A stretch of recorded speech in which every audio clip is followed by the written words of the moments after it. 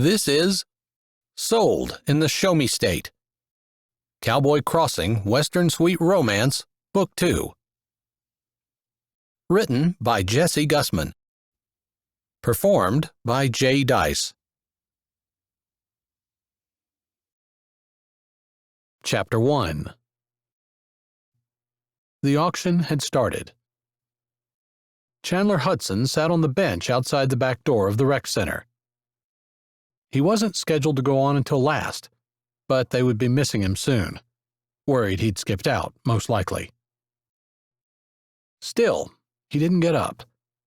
His legs were braced, and he leaned his elbows on his knees, his hands clasped between them. Talk about getting cold feet. Although it wasn't like this was his idea. Miss Lynette, the pastor's wife, had called him with the idea of selling a month of his time at the auction that would benefit the recent tornado victims in Trumbull, which was the next town over from his old Missouri hometown of Cowboy Crossing. He'd said an easy yes, because, hey, the auction was a month away, and for some reason he just had the idea that he wouldn't actually have to go through with it. Who sold people? Even to make money for tornado victims? Someone would come to their senses. He supposed, if he were around Cowboy Crossing more often, he might have a little better idea how tenacious Miss Lynette could be. As it was, he'd figured it out now. Too late. He'd taken a lot of ribbing over the last few days, mostly people joking that they would buy him. For most of the people he'd talked to, he really wouldn't mind. His brothers had teased him that they'd buy him and put him to work on the farm. He was between movie shoots, so he could afford the time off, and it wasn't like the work they'd have him doing would be that hard. He wouldn't be in the field picking rocks. He'd be in an air-conditioned cab of a tractor somewhere, most likely. There had been a few old ladies who had cackled gleefully at the idea of having him around for a month. Even more disturbing, and probably what ate at him now, was there were actually women in their 20s and 30s who had looked at him up and down, like a horse on the block, and suggestively said they wouldn't mind having him for a month. He wasn't under the illusion that he'd have to do anything he didn't want to. There had to be limits. But he didn't really want to spend a month bored out of his mind at some woman's beck and call, especially if she were a fan. He hardly thought the situation would come up in his lifetime twice, but he made a mental note. If anyone ever asked him if he wanted to sell himself at auction again, his answer would be a definite no. The door opened and Chandler looked up. A dark outline appeared against the glow of the door. A man. "Hey," a deep voice said. His brother, Deacon. "Where's Tinsley?" Chandler asked, referring to Deacon's daughter, more to cover his nervousness than because he needed to know. "She's in with Mom, watching the auction, of which you're soon going to be a part of, bro. Nervous?" Deacon came over and stood about 3 feet away from the bench, leaning against the back of the building with his arms crossed over his chest, his eyes lifted toward the sky. Chandler didn't have to see his face to know that there'd be humor there, but also a deep sadness coupled with an upright honesty that Chandler had never seen replicated in another man. Deacon had been born to be a pastor, but he'd allowed that dream to be stripped from him on the day he was to be ordained, without a protest. Chandler would have fought if anyone had tried to take his dream, even though he was about as easygoing as a man could be. But not Deacon. He'd shouldered the responsibility of a child, responsibility that Chandler highly suspected wasn't his, and walked away. Didn't seem bitter about it either. It kind of made what Chandler was facing now look like child's play. "Be crazy not to be, wouldn't I? One of our brothers might buy me. I could be working nonstop for the next 30 days. At least you'll eat well." Deacon always did have an ability to be reasonable and to look on the bright side. That's true. I'm sure they'll feed me, if only because they'll get more work out of me that way. Thou shalt not muzzle the ox when he treadeth out the corn. Deacon quoted the Bible verse in the natural way that most people breathed. Chandler had no idea how he did that. Not only did he have the verses in his head, but they came to him in every applicable situation. If Chandler had said that, it would have sounded stilted and stupid. But with Deacon, it was just as natural as hair blowing in the wind. Why didn't anything that you ever did rub off on me when we were growing up? We're just different. Don't sweat it. No, I'm serious. You'd think with me growing up with you, I'd have been a little more like you. I'm sure you are. You just don't notice it. Sometimes I wonder if it matters anyway. Deacon said that last as an aside, and they were words that were so unlike him that Chandler jerked his head up, peering into the darkness. But Deacon didn't turn his head to look at him, and Chandler let it slide. What would he say anyway? He was no one to give Deacon advice. I thought you might try to get out of this. I was kind of surprised to open the door and see you sitting here. I thought you'd be long gone. I said I'd do it, Chandler said, but they were just words. He knew they didn't really mean anything. He wasn't exactly known for doing what he said. If anything, he was probably known for doing what was easy. Hollywood had encouraged the tendency, which might explain why he was here. He didn't like the man he was becoming. More and more, it had felt like there were two sides, the good and the bad side of him, and being in Hollywood brought out the bad side. He made a lot of money with it, and he liked that, of course. But he didn't like getting up in the morning and looking at himself in the mirror and knowing that the values of his youth were slipping further and further away. No one here holds anything against you. Deacon's voice was unemotional and matter-of-fact in the stillness of the night air. I know. They didn't because he'd done things the folks in Cowboy Crossing couldn't even begin to imagine. Part of him wanted to do better. The better part, of course. Part of him didn't want to give up the money and didn't want to become what he'd spent his life trying to get away from. You know you're always welcome here, Deacon said in the same matter-of-fact tone. I know. He hadn't moved from his position with his elbows on his legs, and he stared at his hands, just able to see the outline from the glow of the stars. He could come home, of course. But what was he going to do? He'd never enjoyed the farm work the way his brothers had. Maybe he just felt the distance from it. Sitting in a tractor, watching the machine put the seeds in the ground, endless cycles of planting, spraying, and harvesting, all of it clinical and scientifically proven to be the best and most accurate in timing and process. His brothers would probably be shocked to find out that rather than less work, he'd always wanted more. To feel the seeds as he was putting them in the ground, to hold a shovel in his hands and feel the sun on his head. Riding in an enclosed tractor and watching a machine do it for him, he might as well be sitting in a boardroom in L.A., talking about the latest script. There wasn't that much of a difference. Other than the company that surrounded him, his brain reminded himself. But no one in today's world could make a living on a small piece of property, wielding a shovel and touching the seeds himself. He wasn't even sure one should touch the seeds with all the gunk they put on them to keep them from rotting in the package. He wanted something simpler. Funny that he ended up in L.A. instead. No one would understand. He wasn't even sure he understood it himself. After all, it wasn't like he was known as St. Chandler in L.A. Maybe there were just some things inside of a man that were destined to never be uncovered. The door opened again, and this time it was his brother Clark's fiancée, Marlowe, who stepped out. "Deacon?" Her voice sounded through the night air. "Is that you?"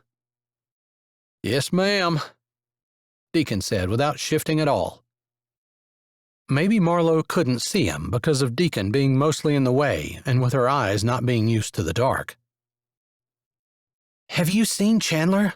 It's probably going to be another 45 minutes until he's up, but I wouldn't put it past him to cut out. And there are a lot of people here expecting to see him auctioned. I know your parents would be embarrassed if he's not there." "He'll be there," Deacon said. It was the kind of assurance that not even Marlowe could argue with. Marlowe was the closest thing to a sister that they had, being that she'd been their only neighbor growing up. "He told you he would be?" "I'll make sure of it." Chandler felt rather than heard Marlowe's disapproval and disbelief, but she mumbled something that sounded like "okay" and disappeared back inside. Chandler didn't move, even after the door clicked closed. He waited for Deacon to say something along the lines of, "Now don't let me down," or something like that. But Deacon didn't say anything, and finally Chandler just mumbled, "Thanks." A few seconds later, Deacon's hand, big and strong like their dad's, settled on his shoulder. "Stop being so hard on yourself. It doesn't matter to me what you do. You'll always be my brother, and that means I love you." Chandler hadn't been expecting that. They were hearty Midwestern stock. They didn't go around talking about their feelings all the time. He had to admit it made him a little uncomfortable. But he also appreciated being accepted for who he was and not having judgment passed on what he did, which sometimes felt like the way it was in Cowboy Crossing, or what part he played, which was the way of the rest of the world. He almost felt like he'd lost himself. He needed Deacon's grounding words. He also appreciated Deacon's trust. Trust, since Deacon didn't feel like he needed to remind him that he just put his neck on the line for his brother, and Chandler had better come through. "Thanks." That's all he could say. Deacon pushed off the wall and opened the door with a flash of light before disappearing inside, leaving Chandler sitting in the dark, alone. Ivory Haines stood in the back of the room. She'd never seen this many people congregated at Cowboy Crossing before in her life. Of course, in her life, she'd never been invited to any of the big get-togethers. She supposed this must be what a wedding would look like. Only the people would be in church instead of the rec hall. Maybe it's what a reception looked like. She wouldn't know. The last time she'd been in a gathering this big had been her high school graduation. She wouldn't even have been to that, except Cowboy Crossing had a truant officer who took their job seriously. Even Ivory, with street smarts that would ensure her survival in any large city, hadn't been able to shake her for long. She supposed she owed Mrs. Davis a debt of gratitude. Not that her education had ever helped her much. She'd been about 8 when she'd figured out how to lie on applications and got her first job. Not in Cowboy Crossing, because everyone would recognize her. She'd been tall as a child, thanks to early growth spurts, and by the time she was 11, she'd been able to convince employers that she was 16. If she worked the night shift, she could still go to school. It had taken her 15 years, but she saved up enough money to buy a small farm of her own.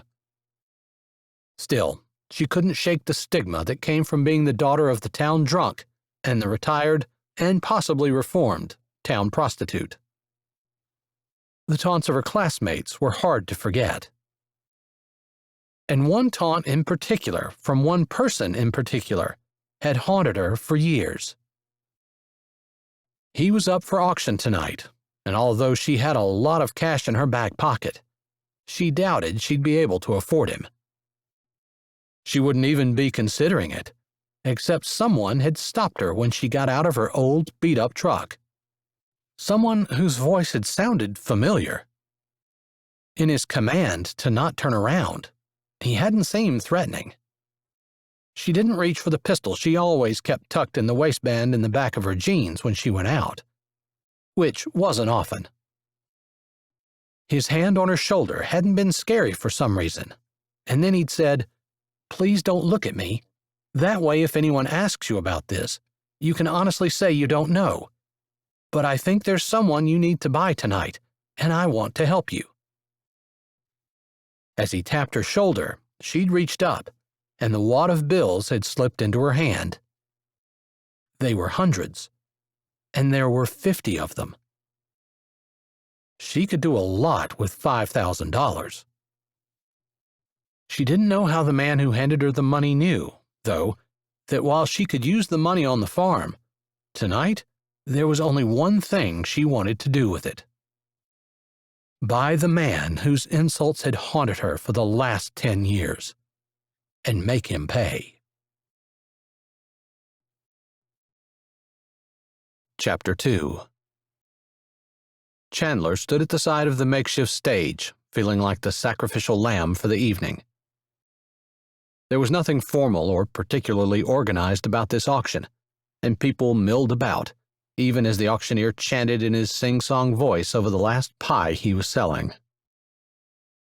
Mr. Long, who'd managed Chandler's family's feed store for ages before retiring not long ago, walked up to him, a plate with a piece of apple pie on it in one hand and a fork in the other. "Guess you must have matured a little since you were a kid." Mr. Long stopped and looked up at him. Chandler figured he knew what the man was saying, so he said, "I hope so." "Oh, I know you have. Even 3 years ago, you'd be long gone." He stuck his fork in the pie and broke off another piece. The smell of apple and cinnamon, which usually was so good, made Chandler's stomach turn. This was about the most nervous he'd been, ever. Even his first on-screen love scene hadn't been this bad. But that was probably more because the grease makeup slathered all over his body to make it look like he was sweating had grossed him out to the point where he didn't really give a flip about anything except getting through it and getting that stuff off him. Mr. Long swallowed the next piece of pie. "I'm impressed with you, boy. I always knew you could do it, but I was never sure if you would. I used to think it was going to take a woman with a magical touch to get you headed in the right direction. But I just think maybe the Lord's working on you himself." Chandler pulled back and looked away. He didn't need to be reminded that he hadn't lived up to his childhood church teachings. It made him uncomfortable in a way he didn't want to face, and so he didn't. It was easier to think that he was good enough and didn't need to change rather than examining his life and knowing he should. Mr. Long slapped him on the back. "Maybe your mom will buy you. Bet she could find some things for you to do, and she'd probably enjoy it." Mr. Long walked away, and Chandler's eyes scanned the crowd, picking out his mom. Maybe even more than God, he felt like he'd let his mom down. She didn't know how he felt, and she definitely didn't know what all he'd done. Maybe she suspected it, but he'd never made headlines. Not because he didn't deserve it, but because he'd never gotten caught. He shook his head, unwilling to think about it. Mr. Humphreys, the auctioneer, banged his gavel on the school desk beside him and held up the pie. "Sold," he called out. He pointed his gavel at a middle-aged man in the back. "To Frank Audrey for $10. Bev Levi, sitting at the side of the stage, with the big account book open in front of her, carefully wrote the name and amount down. Her eyes lifted up, anticipation brightening them. It was pretty obvious she knew what was coming next, as did the crowd. They seemed to push closer, and excited murmuring swept across the room until it felt like it was buzzing. Chandler had been a ham all his life, and he knew how he needed to school his features now. Normally, slipping into a part wasn't hard. The hard part for him was sometimes just knowing who he actually really was. "All right, Chandler, you're up next." Mr. Humphrey said. Chandler sauntered to the stage, confident and cocky. He gave the crowd 2 thumbs up as they clapped, called, and cheered. Normally, he could get into a part and become that person. But for some reason tonight, he felt like he was watching himself from out of his body. Watching himself walk up, watching himself look and act happy when he felt anything but on the inside. But he was a man, and nobody cared about his feelings. Least of all him. He didn't even want to admit he had feelings. So he sank into his part and struck a pose that an underwear model could take notes on. "Okay, Chandler, let's keep it PG. No Elvis impersonators here." Mr. Humphreys fingered the gavel in his hand. Chandler shoved his hands in his pockets and affected a slouched, pouting look, like the latest teen idols. He was pretty sure a couple of girls in the front were wiping drool off their cheeks. Yeah, sliding into the part was easy. Being himself had always been what was hard. Suddenly, the thought struck him. If he were being himself, how would he stand? That was easy. He wouldn't be on the stage to begin with. He'd always loved acting, but he loved it because it was fun, and he enjoyed making people laugh and even telling a story. Somewhere along the line, it had stopped being so simple. Mr. Humphreys took out a clipboard and began to read. Chandler had already seen the instructions and agreed to them.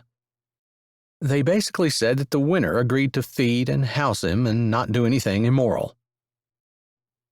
It was an agreement that would not hold up in a court of law, and everyone knew that it was basically up to him to keep his word and up to the person who bought him to be reasonable. He hardly thought there would be anyone purchasing him that would have any issues, and most of the townspeople probably felt the same. The burden was on him. When Mr. Humphreys finished reading, Chandler shifted, like a model on the runway. He'd been offered several modeling gigs and had always turned them down. He wasn't interested in being a clothes hanger, but he could play the part. That was what he did best. Despite the number of people in the room, which included a lot of children, a hush descended as Mr. Humphreys started the bidding off. It quickly went to $200 and continued up.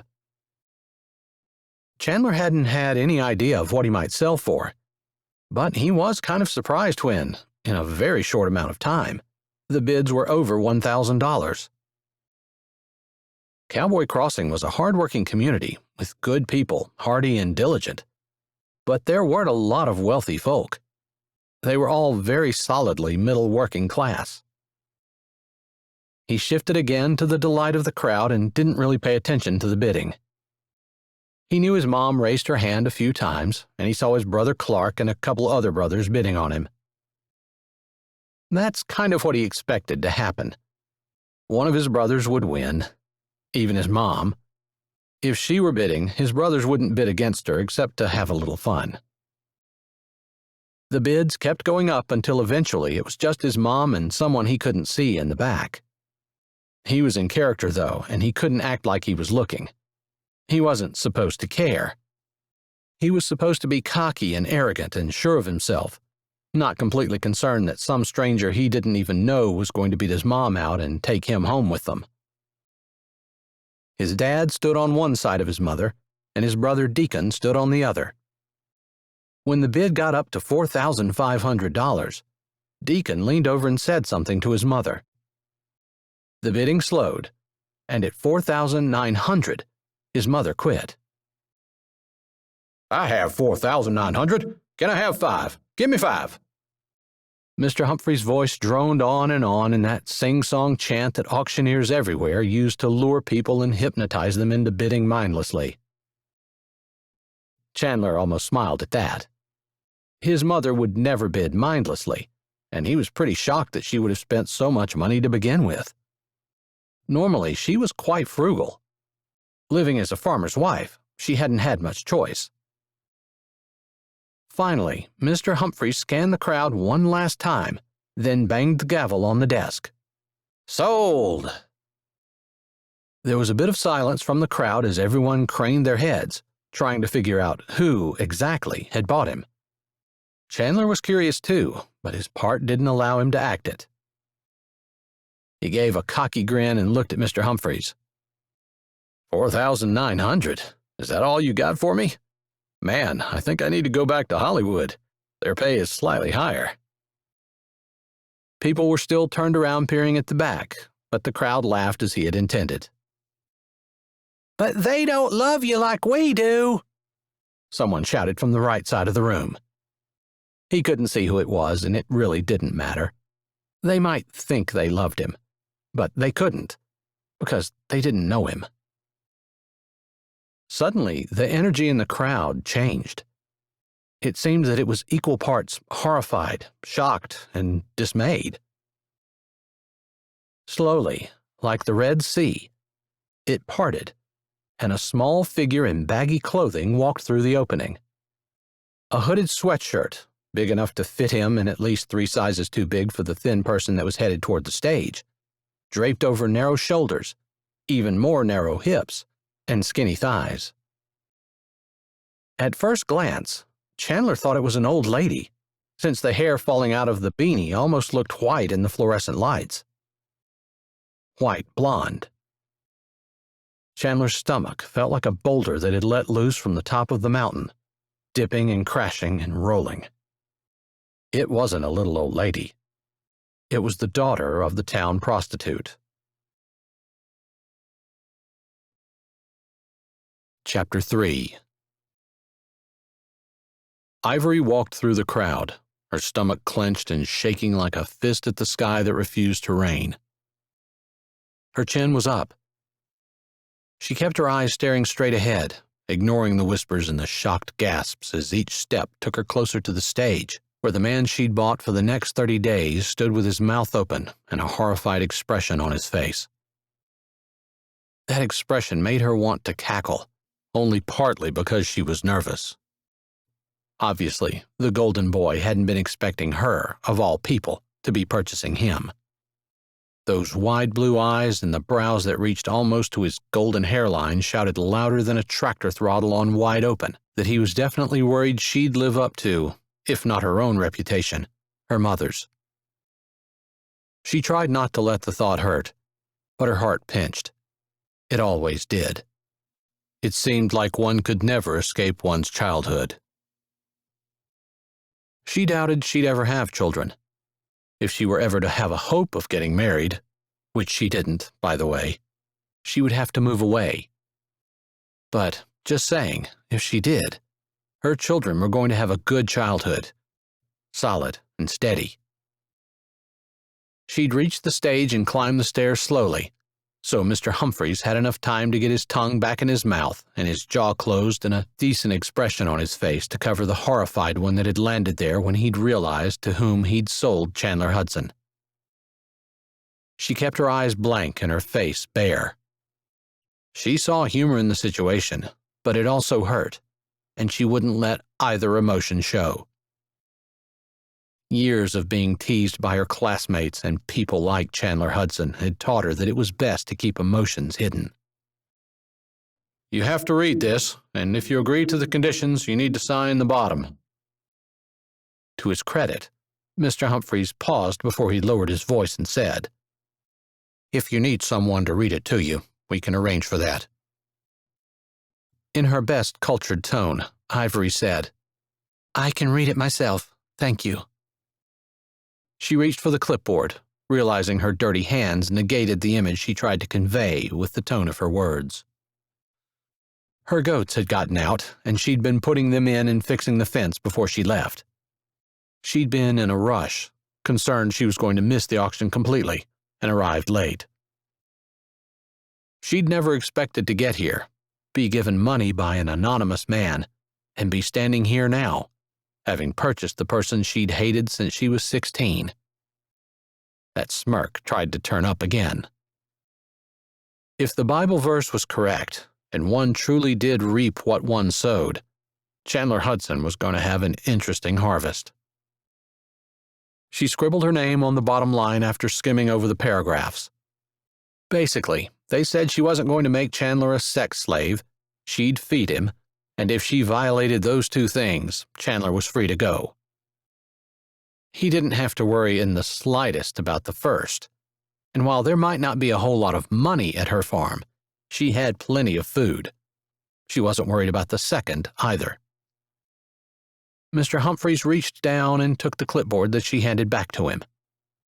There seemed to be some concern on his face, as his jaw flexed, and he looked from Ivory to Chandler and back again. The crowd seemed to hold its breath in anticipation. Ivory wanted to believe Mr. Humphrey's concern was for her, but she doubted it. Still, the man had too much class to tell Chandler he felt bad for him or any other such nonsense. "Well then," he said into the microphone, sounding tinny over the makeshift loudspeakers, "everybody give these two a hand. Ivory Haines just bought Chandler Hudson for the next 30 days. Y'all can say your goodbyes to him if you want." He moved his face away from the microphone and looked at Chandler. "Miss Lynette said you'd be packed and ready to go." "I am." Up until that point, Chandler had been cocky and arrogant, but those two words sounded fatalistic. Maybe he was playing to the crowd because they laughed. Ivory swallowed, still making fun of her, even after all this time. "Guess I've got to do my duty for the tornado victims." He sounded like a martyr ready to be burned at the stake, offering himself for some good cause. She wanted to spit in his face and tell him she didn't want him. Embarrass him in front of all these people like he was doing to her, had done to her. The temptation was almost overwhelming, and her mouth opened, but her brain said wait. She had 30 days to make his life miserable. She shouldn't trade that for 5 seconds of satisfaction where she flicked her nose in the air and walked away, showing everyone she didn't want him. It wasn't worth it. She snapped her mouth closed and straightened her already straight shoulders. She'd never been tall, and on the makeshift platform, Chandler towered over her. Straight shoulders, straight back, lifted chin. None of it mattered. She probably couldn't even headbutt his jaw. That was okay. It wasn't a physical contest. Although it would be kind of nice if Mr. Humphreys saw how much bigger and stronger Chandler was than her, and had a few comments about her safety and protection, rather than just sending sympathetic gazes toward Chandler. "You can pay Miss Bev." He jerked a thumb back toward the desk where Bev sat, her short hair standing on end, like she'd grabbed and pulled it in frustration, pen poised over the ledger. Mr. Humphreys continued. "I think you can take your—" He hesitated as though unsure what to call Chandler. He wasn't merchandise, and he wasn't stuff. "Take your purchase and move out if you've got a mind to." The money in her back pocket burned. She hadn't even used it all, and she had some in her checkbook, too.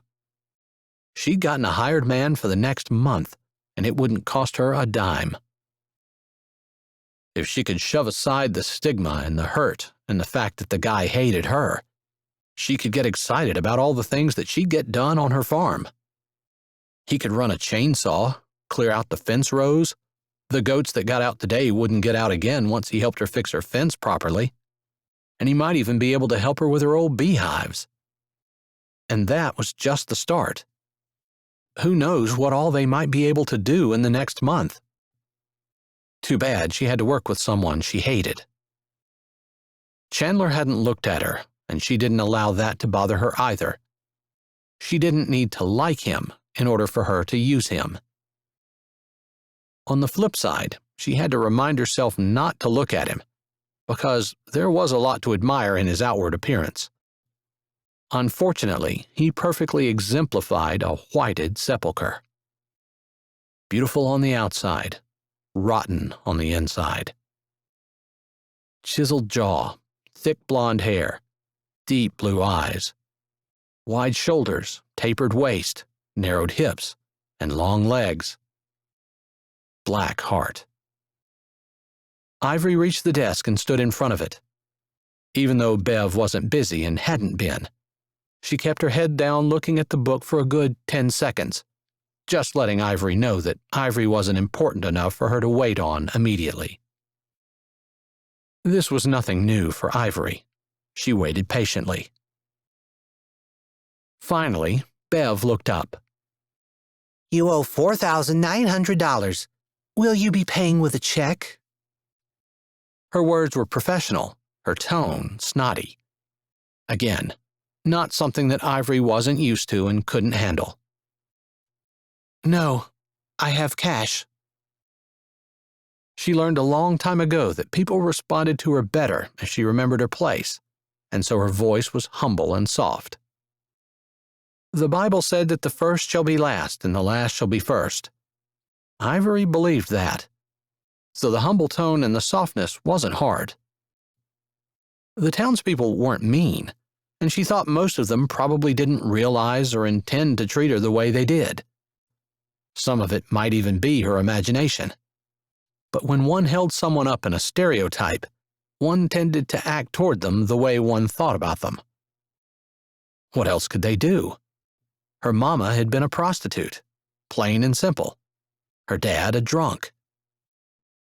She couldn't really blame the townspeople for what they thought of her, and she hadn't done much to dispel their notions anyway. She hadn't excelled at school and had only gone as much as she had to. She dressed like a bum, maybe to hide behind her clothing, because it was easier to be what they thought rather than try to be something she wasn't sure she really was or could be. "Cash?" Bev's eyes jerked up from the ledger where she wrote. "Yes." Ivory reached into her pocket and pulled out the wad that the stranger in the parking lot had given her. Maybe someday she'd find out for sure who it was. If it was who she thought it was, Chandler would probably be pretty upset. That could be the reason the man didn't want to be discovered.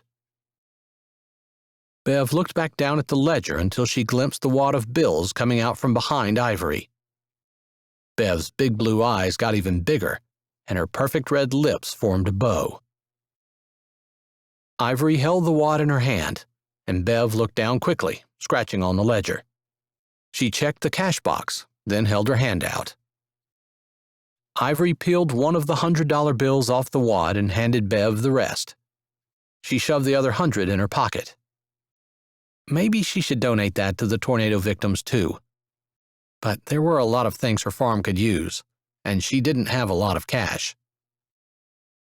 She stood patiently waiting while Bev counted the bills, twice. $4,900. That's correct. She checked the paid column. Ivory fidgeted. At least she still had a home. It might be run down, and it might not be worth much, but she was able to make enough money to pay her taxes and buy the groceries she couldn't grow. She reached in her pocket and pulled out the other 100. "I'd like to donate this too. Not buy anything, just donate." Bev's eyes went to the $100 bill waving in the air in front of her eyes, then to Ivory, like she wasn't sure if Ivory was serious, then back to the 100. "Okay, I've got a column here just for donations." Almost as an afterthought, she added, "Thank you." "You're welcome." Ivory knew her voice sounded a little stilted and definitely a little haughty.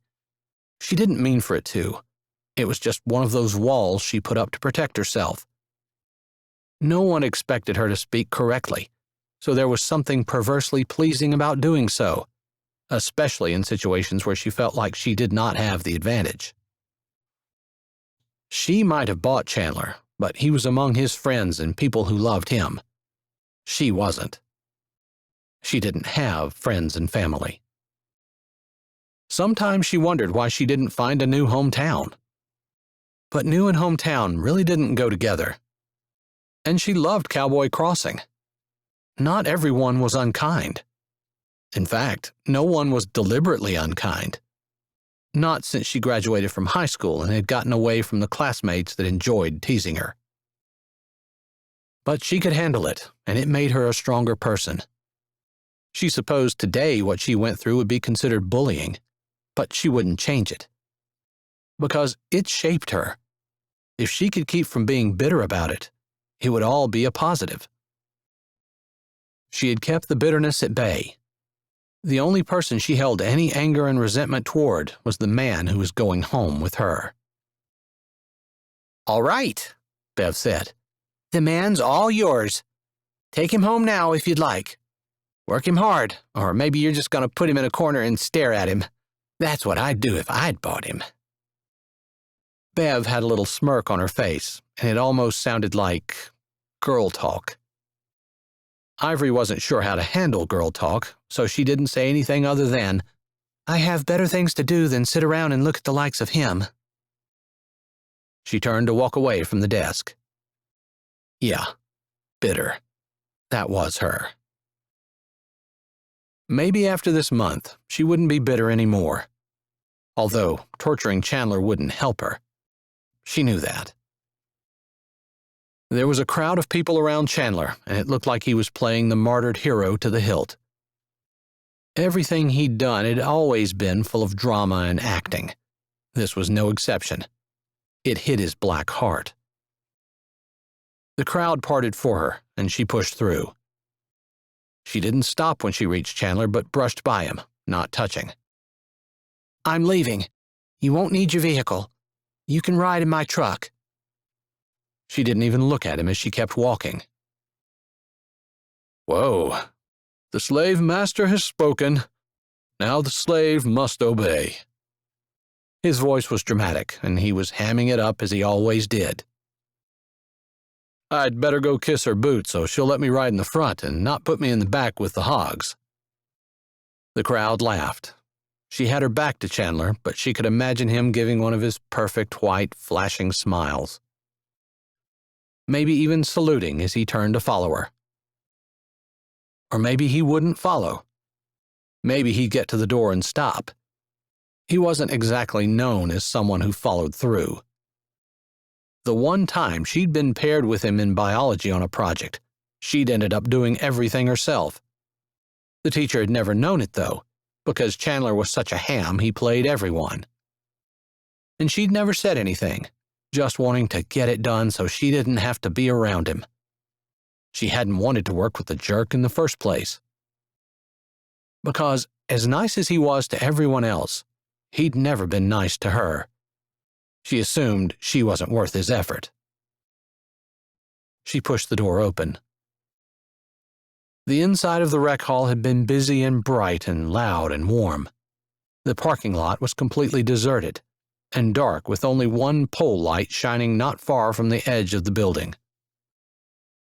Disoriented from going from the brightly lit and busy interior to the dark and still parking lot, Ivory stood for a moment, trying to remember where she parked. Her evening hadn't exactly gone the way she planned. She definitely hadn't arrived thinking she would take a man, Chandler, home with her. It hadn't occurred to her since the moment the man put the money in her hand, but maybe she didn't want to take Chandler home. She had tried as hard as she could her whole life to not be what her mother was, morally, and now here she was. Although she had signed a statement to keep it from going there, that might not mean anything to Chandler. He wouldn't be interested in her. He'd been clear about that her whole life. Those thoughts didn't give her the peace she'd been hoping for. She breathed in deep the night air, trying to steady herself, hoping she hadn't just made the stupidest mistake of her life. She supposed she could send him home, but that would look like failure on her part, and she didn't need anything else to drag down her standing in the town. If she couldn't get along with the golden boy for 30 days, she'd probably never live it down. The door snapped behind her, and a shaft of light broke through the darkness. Heavy footsteps. Then the door closed. She supposed it seemed like she was standing there waiting for him, and maybe on some level she was. But she wasn't going to turn around and look at him. She was certain it was him, because she could smell him. Not a bad way. but the same scent that she'd caught when she walked by him to the table to pay for him reached her again. Only this time it was more pure, undiluted by the pumpkin and apple and other spices and the potpourri of the townspeople's scents. If she liked the man, she would love the scent. But she didn't want to admit that the scent, which reminded her of strength with a smile, belonged to the man she hated. Hated was a strong word, but she felt it applied in this instance. "My truck's this way." She stepped off the stoop and started walking to the right. She was pretty sure she'd parked this way. Her eyes swept the parking lot, back and forth. It was full, but her truck wasn't hard to miss. There were other farm trucks there, but hers was the only one that had wooden fenders and a flatbed with wood sides. The truck bed had completely rusted off, and Boris, her neighbor to the south, who was even more eccentric than she was and 80 years old if he was a day, had fixed it for her. Not exactly fixed it, but put a wooden body on it so she could continue to run it. Still, she didn't see it. Her determined steps slowed, and she racked her brain, trying to remember where she'd been when the man had stopped her immediately after she'd gotten out of her truck, with his hand on her shoulder and given her the $5,000. Which direction had she gone then? And then she remembered she'd come from the completely opposite direction. Now what? Did she admit she'd made a mistake, turn around and go back the other way? Did she try to laugh this off? If she were home by herself, or if Boris were there, or a couple of the ladies that she knew from town who had always been nice to her, she would laugh it off. That was her natural inclination. But with Chandler behind her, she didn't want to admit a mistake. She didn't want to show weakness. So she didn't. She increased her strides until she was almost doing a power walk and swung her arms loosely at her sides. She could own this. She'd pretend she was taking a walk before she got into her truck, one that took her the entire way around the building. She might not fool him, but he wasn't the only one with acting abilities. He might wonder, but he'd never be able to tell for sure whether she were making it up or whether she really wanted to walk. Chapter 4.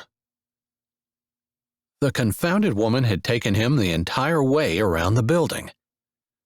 And she'd done it at a speed that almost required him to jog, despite her short legs.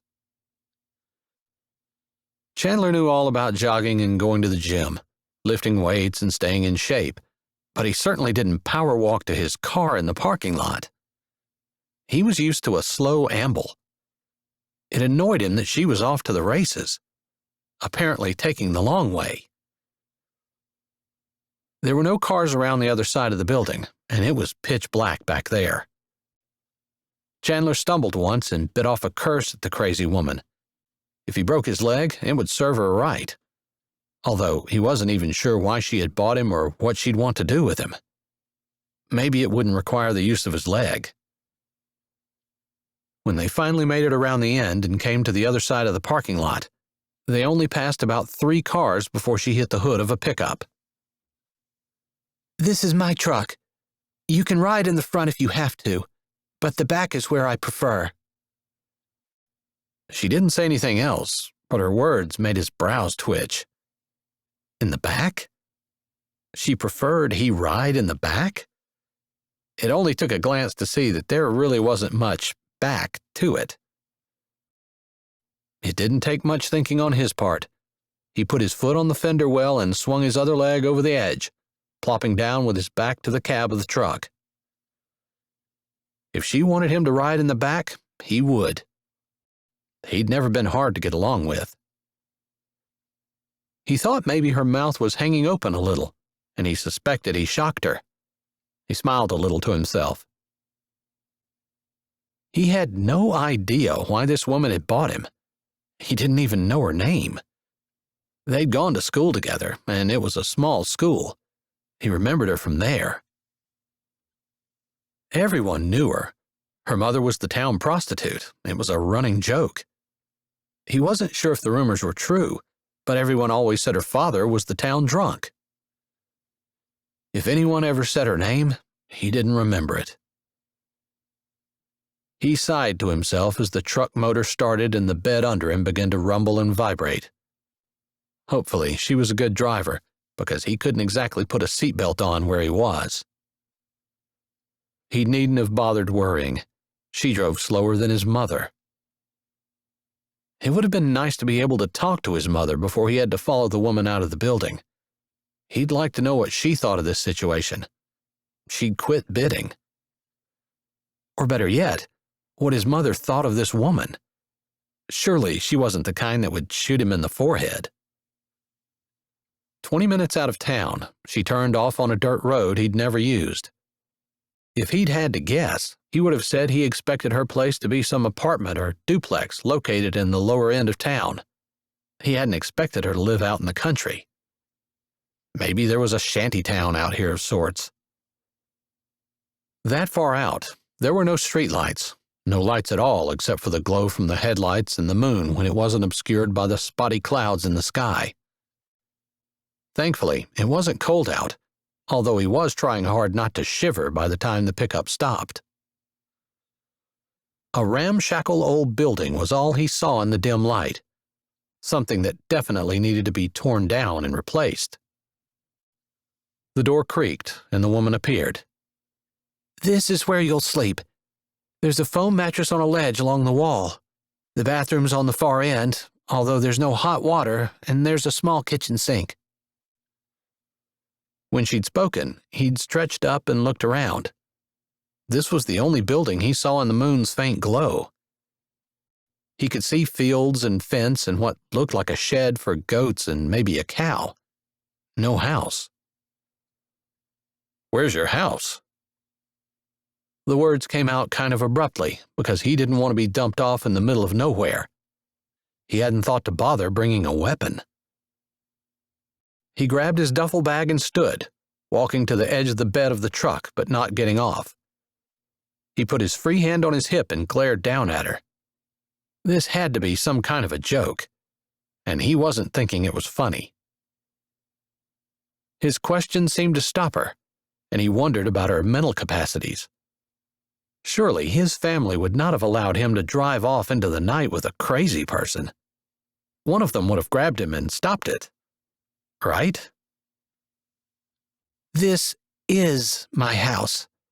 I wasn't expecting to bring you back tonight, so I'm giving it to you for the night. We'll fix something up for you tomorrow." 3 sentences, but it was like she had just read a book to him. She hadn't been expecting to bring him home? This was her house? She really lived in this run-down shack? But if this were truly hers, and she had no other house, she'd just given the best she had to someone she, so far at this point in their relationship, didn't even seem to like and hadn't been expecting. She'd given directions like she wasn't following him in. "Where are you staying?" Her fingers had burrowed into the material of her sweatshirt, or whatever piece of clothing she was wearing, and her eyes dropped, staring at his feet. "I think it's safer for me not to tell you. I don't know you, and I definitely don't trust you, and I don't expect you to trust me." She slammed the door of her pickup shut and walked off toward what he thought was a small shed for what sounded like goats and cows. Either she was checking her animals, or she was going to sleep with them. Maybe both. Whatever he'd been expecting when Lynette had talked him into putting himself on the auction block, it hadn't been this. She still wore a beanie hat, but her white blonde hair stuck out from underneath it, reflecting the light from the moon and almost glowing in the darkness. Well, he wasn't sure exactly why she bought him, but at least she didn't seem to have any romantic interest in him. That would make his life easier for the next 30 days. Touching the rail with one hand, he kicked both feet over and landed beside the truck. Grabbing his duffel, he walked to the shed that was apparently her house. His hand was on the door latch when he remembered he didn't know her name. "Hey!" he called, walking around the corner of the house to where he could still see the disappearing form of the woman. "Hey!" he said again when she didn't turn at his first call. Her stride slowed, although she didn't stop, but he knew she'd heard him. "What's your name?" he called, determined that she would at least give him that much. He wasn't sure if he was staying. He thought it might be wise not to, but he at least wanted to know with whom he was staying or leaving. She took at least 3 more steps. He wasn't sure she was going to answer him. Then her voice rang out over the night air. "Ivory." Then he remembered. Their town wasn't that big, and he'd known her name at one time. She kept walking, disappearing into the night without another word. Maybe he'd offended her feminine vanity. Any other woman he knew would be upset if he didn't remember her name. She wasn't what he thought she was going to be. Maybe she was just tired. Come to think of it, so was he. He'd worry about it in the morning. He supposed good manners dictated he thank her for giving him her name, but he didn't. He ducked back around the corner of the building and walked in the doorway. He felt for a light switch, but couldn't find one, and finally pulled his phone out of his pocket, turning the flashlight app on. She'd said there was no hot water. Maybe there were no lights either. But after shining the light along the wall and then checking behind the door, he found the switch. One light bulb in the middle of the ceiling came on, casting a harsh glow over the small room. A tiny table with 2 chairs, a sink, a little bit of counter space, a stove that looked like it was the first one to come off the assembly line after electricity had been invented, the bench Ivory had mentioned along the wall with a foam mattress on it, neatly made. He supposed one of the 2 doors along the far wall was a bathroom. The other one, he wasn't sure. He strode over and opened it. It held a refrigerator and freezer. Wow. He wasn't sure he'd ever been in a rougher, less furnished place. The floor was wood, and so were the walls. If she had a place to keep her clothes, he couldn't figure out where it was. There were no dressers or hangers or anything of that nature. No loft. Just 2 windows. The foreboding that tightened the back of his neck and grabbed his stomach came back in full force. What had he gotten himself into? If this was her house, and she was letting him have it tonight because she wasn't ready for him, where in the world was she going to be having him sleep tomorrow night? But then he thought of the woman herself. He assumed she was a woman, although she was thin like a young girl. Skinny. At least that was what it looked like with the baggy clothes that hung on her figure. He wasn't going to solve all those problems tonight, and he wasn't going to worry about it. His job was to get through the next 30 days, pay his debt to society in his hometown by helping the tornado victims, and scoot back to Hollywood. Yeah, he might have trouble with losing himself or finding himself, whatever. But at least he had a house there, not some dump like this. He looked around. She must wash her clothes in the creek. There was no washing machine. He shook his head. This was nuts. He should have paid one of his brothers to buy him. Why hadn't he thought of that earlier instead of leaving it to chance? Maybe he could get it straightened out in the morning. Maybe he could pay this girl to let him off the hook or pay someone to take his place. Even as he thought that thought, his hackles kind of raised. Deacon had stuck his neck out for him, and the whole town was watching to see if he was still the same person that he used to be, quitting when things got hard. He didn't want to be that person anymore. Chapter 5. Ivory had the animals fed and watered, the stalls cleaned out, and everything put out to pasture, in the only pasture that had a working fence, well before daylight the next morning. She hadn't slept well. When the first gray light of dawn crept over the eastern sky, she'd been up. It had been tempting to go over and beat Chandler out of bed, just to be mean. She hadn't realized how deeply her mean streak went. But she wasn't sure she wanted to go there. Still, she couldn't avoid her house forever. She had to eat. Putting the 6 eggs she'd gotten so far out of the hen house in her sweatshirt that she'd slept in, she walked over to the house. She wasn't going to knock on the door. The house was hers, after all. But she didn't want to be completely rude. So she knocked. 2 raps, and then, "I'm coming in." She didn't have to ask permission. She could just announce herself. That was well within the rules and bounds of politeness, since she owned the house. It had to be almost 8 o'clock, and she wasn't sure what exactly she expected, but Chandler was still in bed, and from the sound of the snoring, still asleep. Now what? She wasn't sure exactly what to do. It wasn't like he was a regular hired hand where she was paying him for a certain amount of time. Technically, she had bought him, but there were no parameters to specify exactly what that meant. She had all these grand ideas yesterday evening of all the things that they could do, things that had needed to be done for a long time, but maybe she'd just better not depend on him. That was his reputation anyway. Of all the Hudson boys, Chandler was the goof-off, the player, the one that never followed through on anything and always took the easy way out. That's why he was in Hollywood instead of working on his own farm. The idea of having a little help to run the place was nice, even for just 30 days, but it obviously wasn't going to pan out. She put the eggs on the counter, grabbing a bowl and getting some butter out of the fridge. Chandler snored the whole time she cooked them and ate them with toast and honey. She put a roast from the freezer in the crock-pot for a late supper, pared potatoes and set them on the back of the stove, ready to cook when she came in tired this evening, and thought about changing her clothes. She wanted to. There might not be a whole lot of visitors to the farm, but she did try to keep clean at any rate.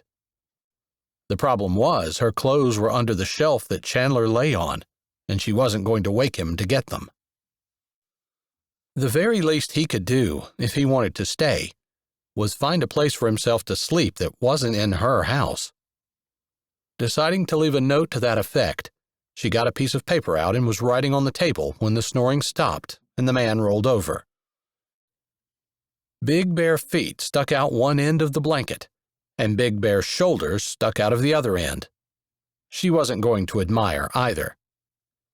After all, the big sot was lying on her clothes, and he hadn't lifted a finger to help her so far this morning. But her eyes didn't get the memo, not right away, and they kind of hooked on the shoulders. Not that she'd seen too many, but they did look nice. She noted the stubble on the chin, the triangle nose. Picture perfect. Everyone in Hollywood loved them. She might as well admire them while they were in her kitchen. The man they were attached to wouldn't be staying long. Finally, her gaze went to the deep blue eyes that were wide open and staring at her. They were still a little cloudy with sleep, and she kind of figured he was trying to figure out exactly where he was and why he was there. She'd taken her beanie off from the night before, which she kind of wished she hadn't.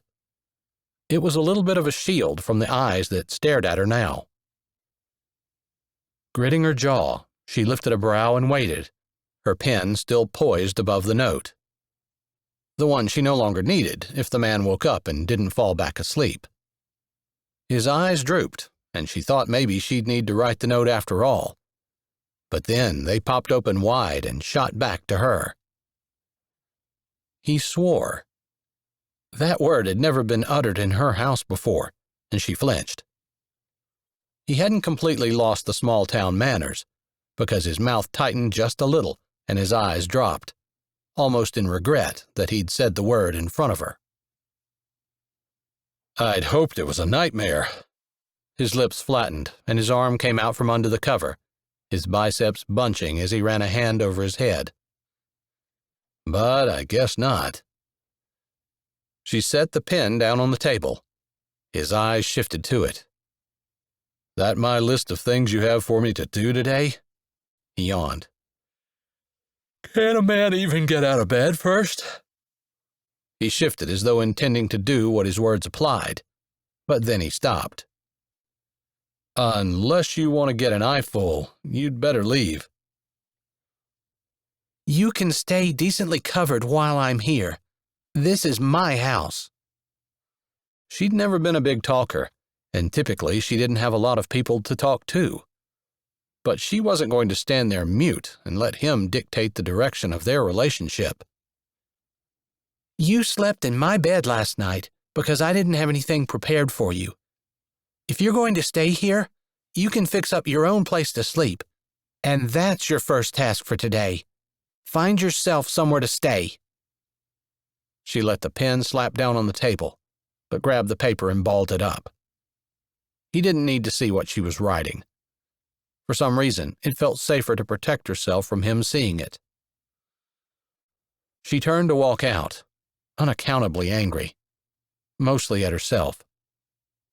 "Wait." She stopped with her hand on the door but didn't turn around to look. She could hear rustling and movement, and if he truly didn't have anything on, she didn't want to know it. She spoke to the back of the door. If you have something to say to me, you need to spit it out. The day's half over and I have work to do. It's barely past breakfast. There's plenty more time to work today. You don't have to be rude. Some of us depend on what we do during the day in order to survive. For those of us for whom that's true, the day is half over. She knew she sounded like a snob, and she also knew she was being mean. It wasn't entirely true, either. The day wasn't half over, technically, but she hated his rich boy attitude, the one that said the world could just wait until he was ready. Obviously, his work didn't depend on sunlight or good weather. And that was fine, but she wasn't going to listen to him criticize her because hers did. "I didn't bring food. Did you cook something?" Taking her chances, she turned her head. He sat on the mattress with the blanket draped over his legs. Mostly decent. Not for you. If you want me to cook breakfast for you, you need to be up when I'm doing it. "Yeah, you could have woken me up or something," he mumbled, and he had a good point. She already felt guilty but couldn't seem to stop the unkind words from rushing out of her mouth. Why would I? If you want breakfast, wake up and get it. How about you tell me what time that's going to be, and I'll be up. It's going to be at 7:30, and you weren't up.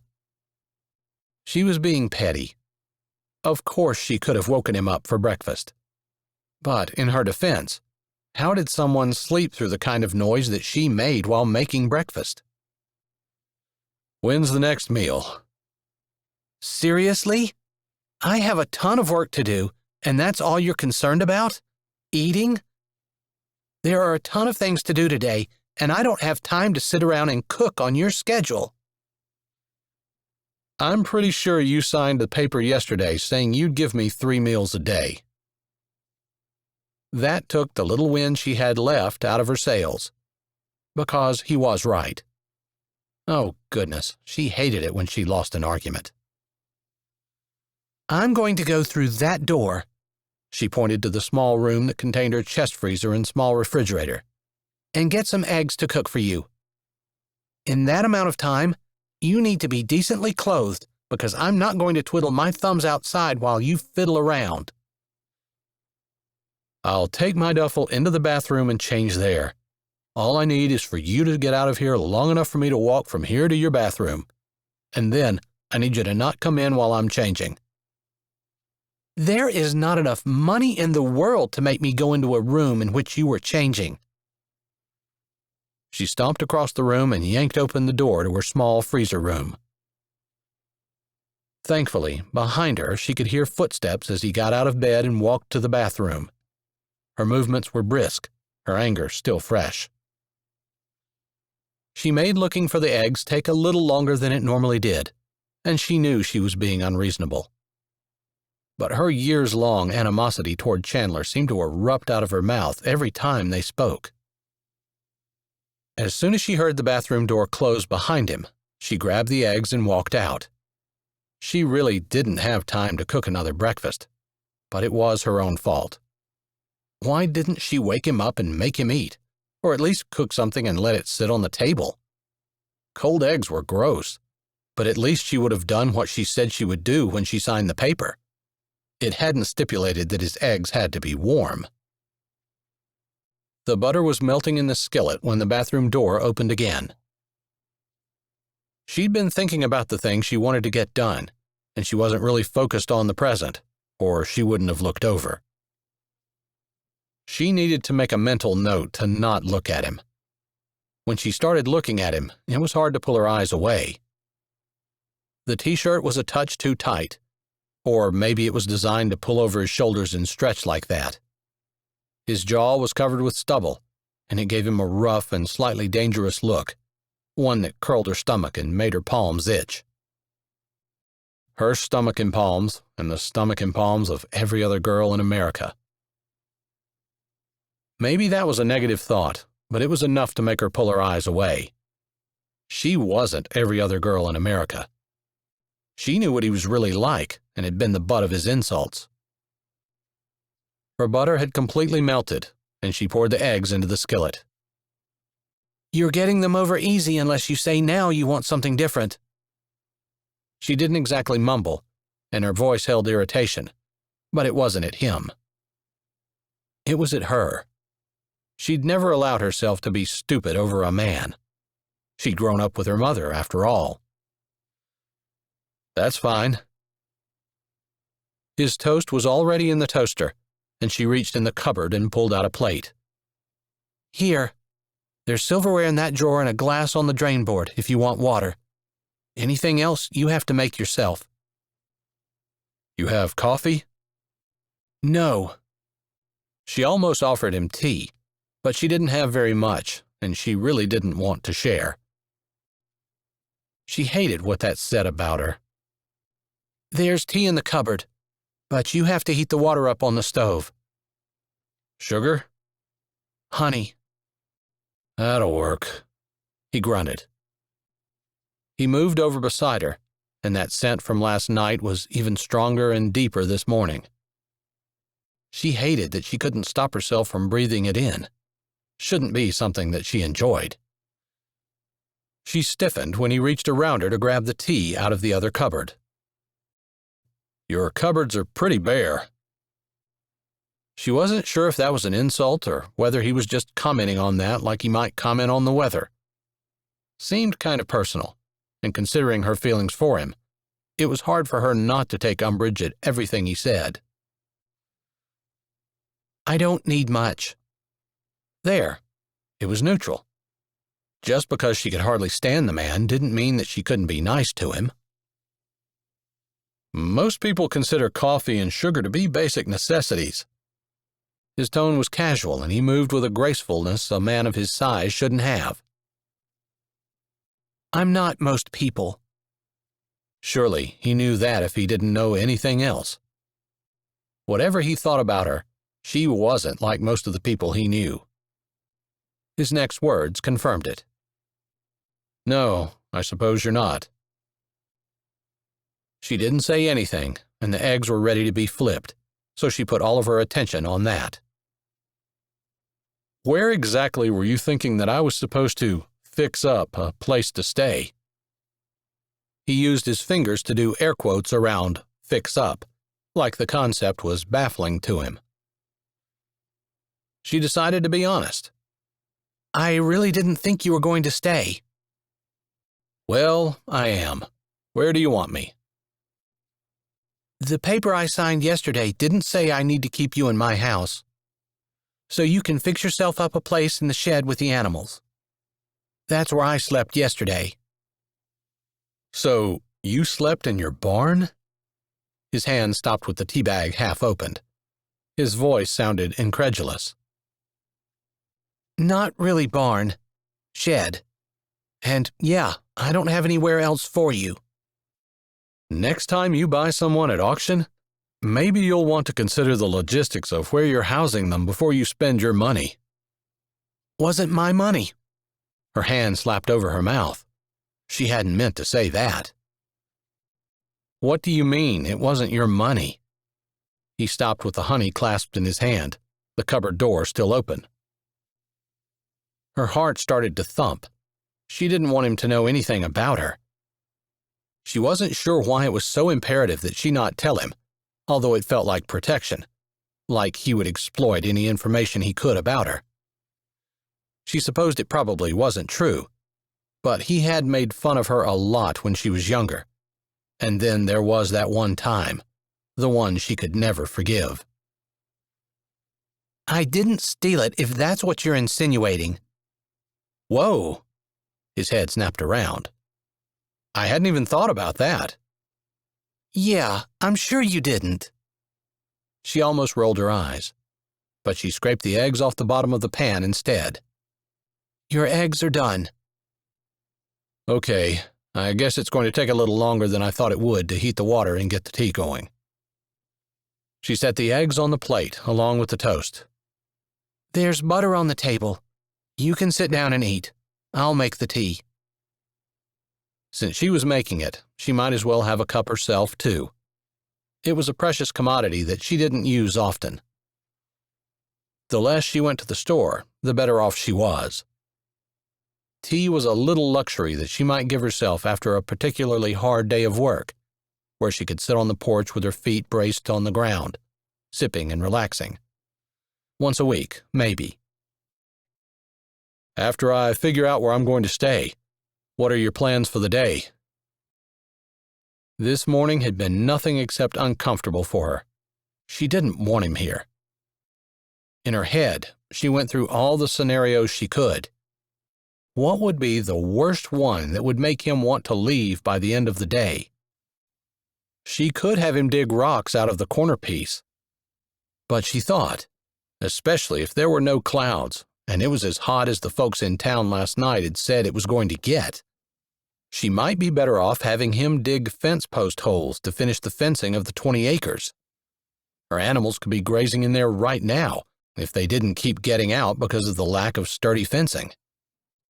If she did it herself, she'd just pound metal stakes and string barbed wire. But if she were going to have Chandler do it, he could dig the holes and then cut trees down for the fence posts. She'd make sure he knew she wanted them sunk in at least 8 inches. She almost smiled at the thought. He'd be gone by supper time. Whatever he got done today would be the start of some good fence. She had to button up her face before she turned around. You go ahead and get yourself situated in the shed, although you can keep your toiletries in the bathroom. When you're finished with that, you can meet me in the back where the beehives are, and I'll give you your instructions for the day. I figured I'd be working 8 hours. He slanted her a glance as he pulled out his chair. She hadn't set his plate at the head of the table, and he didn't move it. I don't believe the amount of time that you're required to work was specified on the contract. Isn't 8 hours a normal workday? Not for me. I'm pretty sure that's standard in America. That's fine. Work 8 hours. She wasn't going to fight with him. Pretty sure after 8 hours of digging fence post holes through that big rocky field, he'd be gone anyway. Chapter 6. Chandler stopped and wiped the sweat off his brow. He couldn't believe it was only 3 o'clock. He felt like he'd been working forever. Last night, as he lay in bed, he'd wondered how he was going to get to the gym. He couldn't show up to the next movie set looking like he'd done nothing for the last 30 days. It wasn't exactly an action flick. It was a romantic comedy. But he still needed to look the part of a Navy SEAL who'd been hired to be the bodyguard of a millionaire's son, who lived with his mother, a brain surgeon. The brain surgeon was his love interest and the highest-paid actress in Hollywood. It was sure to be a blockbuster hit, especially since it was scheduled to come out around Valentine's Day. It was the most romantic movie he had done to date, and also the one with the highest expectations. The star power alone could carry it. There was no question it would be good. After what he'd done today, though, the gym was the furthest thing from his mind. After pounding the hole digger into the rocky soil all day, he certainly didn't need any weights. He stopped, leaning the handle against his shoulder, lifting his hat to wipe his brow, and looking back across the line of holes that he'd dug through the field. Exactly 8 feet apart and 8 inches deep, every one of them. Shoving his hat back down on his head, he looked toward the other end and almost laughed. He wasn't even halfway done. The rocks in this field were outrageous, and he wondered how in the world Ivory would have gotten these fence holes dug if it hadn't been for him. Not that she was helpless, but she was about half his size. It would have taken her all summer to do the holes. At his family's farm, they would have used a hole digger attachment on their skid loader and had this done by now. If Ivory had a skid loader, he had yet to see it. He assumed she couldn't afford to rent one, nor a hole digger to go with it. He looked across the hollow to the hill on the other side, where she stood with her white bee uniform on, doing something with the brown boxes there. He assumed they were hives, although they'd never kept bees on his farm and he'd never been around it much. She seemed pretty set on working with them, and he supposed it was safe enough. At least for him, since he was far enough away that they shouldn't bother him. 2 more hours. His arms felt like they were about to drop off. His hands burned, and he was dying of thirst, but he only had 2 more hours before he could quit. He sure hoped they were doing something for supper, because his breakfast had worn off a long time ago. She had said something about breakfast being late so there wouldn't be a lunch, but when he reminded her she'd agreed to 3 meals a day, she'd thrown together a sandwich for him to take to the field with him. Peanut butter and jelly. He'd eaten that at 10 o'clock and had been hungry ever since. By the time the next 2 hours were done, he was ready to drop in place. It was actually 4:59 by his cell phone when he dropped the post hole digger where it stood and started walking toward the shack that Ivory called her house. She was still at the beehives and, from what he could tell as he'd watched her during the day, seemed to be taking them apart and putting them back together. He wasn't sure exactly what she was accomplishing by doing that, but she'd been working hard at it all day. He'd been back at the shack with his hands washed and sitting on the porch with his 3rd cup of water in his hand, and she still hadn't arrived. His whole body ached, but he stood and walked around the shack, looking up the hill. She was still there, working. Maybe she'd been serious about working until dark. That was like another 3 or 4 hours. Surely she wasn't going to work that long. But at 6 o'clock, he decided, yes, she was. There was no TV, and he did not cook, but he was also tired of sitting on the porch. The signal for his phone wasn't very good, although he could use it. He wasn't used to having to wait forever for anything to load. A little voice inside his head said, "You could text your mom. She'd come pick you up. Or your brothers. They'd make fun of you, but they'd come." He flipped his phone end over end in his hand. His stomach growled and cramped. His hands burned. The blisters that he'd had after 1 hour of work had long since popped, and new ones had formed. They bled in a couple of places. The sharp pain traveled up his arms to his elbows and squatted there, pinching. The idea of leaving was tempting. He didn't want to stay. Could hardly stand the thought of 29 more days like today. His legs and back ached, and now that he wasn't thirsty anymore, all he wanted was to eat and fall into bed. Except he didn't have a bed. He wanted to throttle Lynette, but it wasn't her fault. He was the idiot who had agreed to it. She just came up with the idea. He kept flipping his phone, feeling like the roll and flip was the way his mind was working. Should he stay? Should he leave? Yes, no. Finally, he decided he could at least go shower. Ivory set the last super back in the beehive and closed up for the day. She was a little late this year getting things set up, but for a little bit of work and a little bit of a drive heading to Springfield, she could sell her honey and make a nice, tidy profit on it. It wasn't something that took a lot of money for her to invest on the front end, and most of what she made was profit. It was definitely worth her effort, even in spring when everything demanded her attention. Unlike a lot of other ventures on her farm, she only had so much time and could only do so much. Plus, she loved working with bees. She noticed Chandler quit at 5, like he said he was going to. It irritated her in a way she couldn't explain, but she couldn't blame him. She'd had plenty of time to think all day, and an 8-hour workday for him seemed reasonable. It wasn't his farm and wasn't his business. She couldn't expect him to work like it was. On the other hand, she shouldn't have to cut him any slack. In fact, the more she thought about it, the more she thought she'd been right this morning that it would be better if he left. He had gotten a lot done today and hadn't messed around, much to her surprise. But still, the stress that she had keeping an eye on him had kept her from getting as much of her own work done. All right, if she were being honest, she'd watched him just because she loved watching him. He caught her eye and held it.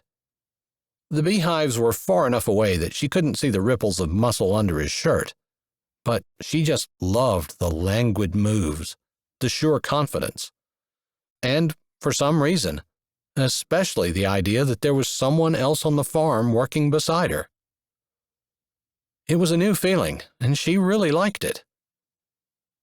Of course, Boris had been there at times, but that was slightly different. Boris was more like a beloved father, and he would help her with anything, but he wasn't necessarily a teammate. He had his own farm and his own life. Of course, Chandler did too. Chandler was a distraction she didn't need. It had been a bad idea from the get-go, and she was going to take care of it. Right now. After removing her suit, she set her equipment in the shed and made sure everything was in order. It was about 200 yards to the shack she lived in. A beautiful walk this time of year. Missouri really showed off in the spring, with the bright green grass, yellow and purple wildflowers, and stunning blue sky. She enjoyed the walk, thinking that she'd love to build a real house, and she was putting money back for it. But unless things changed in a major way, it would be years before she could afford it.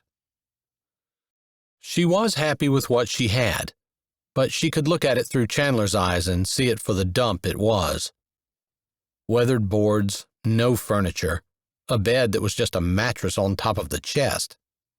She washed her clothes in the creek, and come winter, she didn't wash them much at all.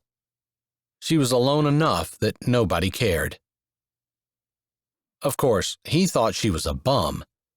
He thought that or worse before he'd even seen the shack or farm.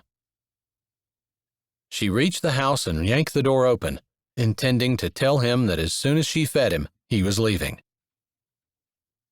He stood outlined in the doorway of the bathroom, in jeans and a clean t-shirt. He hadn't shaved his beard, and his hair was wet and perfectly mussed. His feet were bare. Ivory's tongue stuck to the roof of her mouth, which opened and closed like a fish on dry land.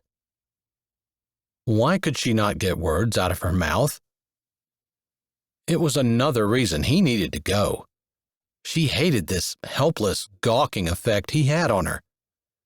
It was disappointing to learn, as much as she tried to be different, she was just like every other female in the country. She put her jaw out and took a breath, intending to force the words if necessary, however she needed, whatever she needed to do to speak. I'll cook supper. Then I'm taking you to town, your parents' house or wherever you're staying. His brows shot up and his hand, which had been running over his wet hair, hooked around the back of his neck. Huh? Maybe she could have said that in a little kinder way. Too late. You're fired. She closed the door behind her. You can't fire me. I quit. She clapped her hands together and then pointed at him. Ha! She shook her head. I knew it. I knew you wouldn't follow through. I knew you wouldn't stick it out. You couldn't. You can't. You never could. Okay, she was gloating. She tried to school her features. You just fired me. His eyes narrowed like he thought she'd played him. Maybe she had, but she hadn't meant to. You quit. Her smirk twitched at the edges of her lips. I'm not quitting. I'll work the next 29 days just like I said I would. You just said you were going to quit. You said you were firing me. But I don't have to fire you because you quit. His voice raised. I said I'm not quitting. If you don't want me here, you're going to have to fire me. Go ahead, do it. She put her hands on her hips. No, I won't. If you want off the hook, you're going to have to quit. I can keep saying it until you understand. I'm not quitting. She shook her head, hating to admit it, but she was confused. She'd walked in, determined to get rid of him, and then she was determined to prove that he was quitting, and now she was determined to not fire him no matter what. What exactly had happened? Stepping farther into the house, she pulled her sleeves up. Her back hurt, and her feet begged to be taken out of her boots. But she needed to cook supper. The sooner she did that, the sooner she could get rid of the man sitting in front of her, and the sooner she could have some privacy and peace and quiet. Maybe her frustration showed in her movements, because she clanked the pot full of potatoes as she set it on the stove and turned the burner on. She jerked the faucet as she twisted the handle to wash her hands. The old towel snapped and crackled as she dried her hands on it and shoved it back into its place. This was her stupidity. Why did she think it was a good idea to have Chandler Hudson here, of all people? Is there something I can do to help you?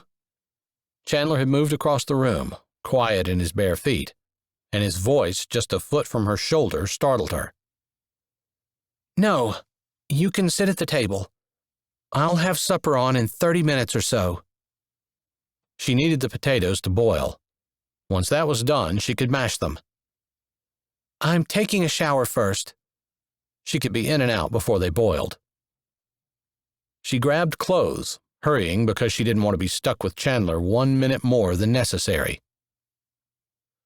Chandler hadn't moved from his spot at the table when she walked back out, and she ignored him, checking and stirring the potatoes which were boiling, and grabbing some broth from the slow cooker for gravy.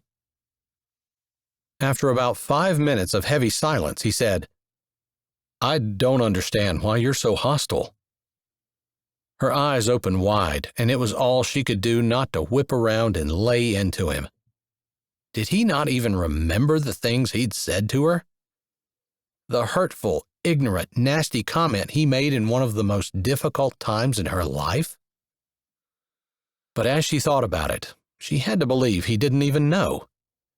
She was sure she had done horrible things when she was a kid, things she didn't remember anymore. That didn't excuse it, but it did explain it to some extent. She gritted her teeth. Maybe I just don't like having people in my house.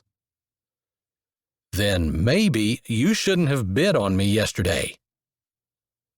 That's the first thing I've ever heard you say that I think you might be right about. Be careful. Keep agreeing with me and you might start looking like me too. I can't think of anything that would make me sadder. Maybe she was angry. Definitely she was angry. But later, she wasn't sure if that was why she was all so clumsy, or if it was just because she was disconcerted that he was there. Whatever it was, she went to pull the potatoes off the stove and drain them in the sink. She'd done it 100 times and never had a problem, but she yanked the pot, jerking it, and boiling water splashed out and landed on her jeans, soaking through and burning her leg. She couldn't help it. She screamed and slammed the pot back down on the stove. Water splashed out again, landing on her wrist. Now her wrist and her leg were burning. She danced around some, trying to pull her jeans away from her leg. Get them off. Get the material away from your leg. Chandler had jumped up and rushed over. His hands yanked on her waistband, trying to get her jeans pulled down. Stop it! She slapped his hands away, but in the process, she hit her burned wrist against his hairy arm and she yelped again. The scraping on top of the burn hurt even worse. Only a few seconds had gone by, and her leg and pants were still burning. He was right. The jeans needed to go. With her wrist and the back of her hand hurting, and maybe from the trauma, her hands were shaking, and she couldn't unbuckle her jeans. He brushed her hands aside and pulled the clasp, grabbing her jeans and yanking them down her legs. Immediately, the cool air against the wetness on her leg made it feel better. He grabbed a chair and jerked it out. Sit. Taking long strides to the freezer room, he came back a moment later with 2 ice cubes which he put under the spigot before setting one on the back of her hand and thumb, one on her leg. The coolness felt good immediately. Her t-shirt was big and baggy enough that she felt covered, if not decently. Although she was barely thinking about that, because the throbbing pain felt like it was coming from everywhere on her body at once and made her nerve endings feel frazzled. Are those the only 2 places? Yes. She snapped her mouth shut before she opened it again and said grudgingly, Thank you. He grumbled something. Maybe it was, you're welcome, but it didn't sound that way. She hated being beholden to him, but she knew she was, although she probably wouldn't have spilled the water if he hadn't been there. Do you have an aloe vera plant? No. She didn't bother to say. Look around, do you see one? She felt like it, though. But she'd been mean, and look where it got her. She didn't think God was necessarily punishing her, but maybe he was using this to get her attention. She hadn't been acting the way she should.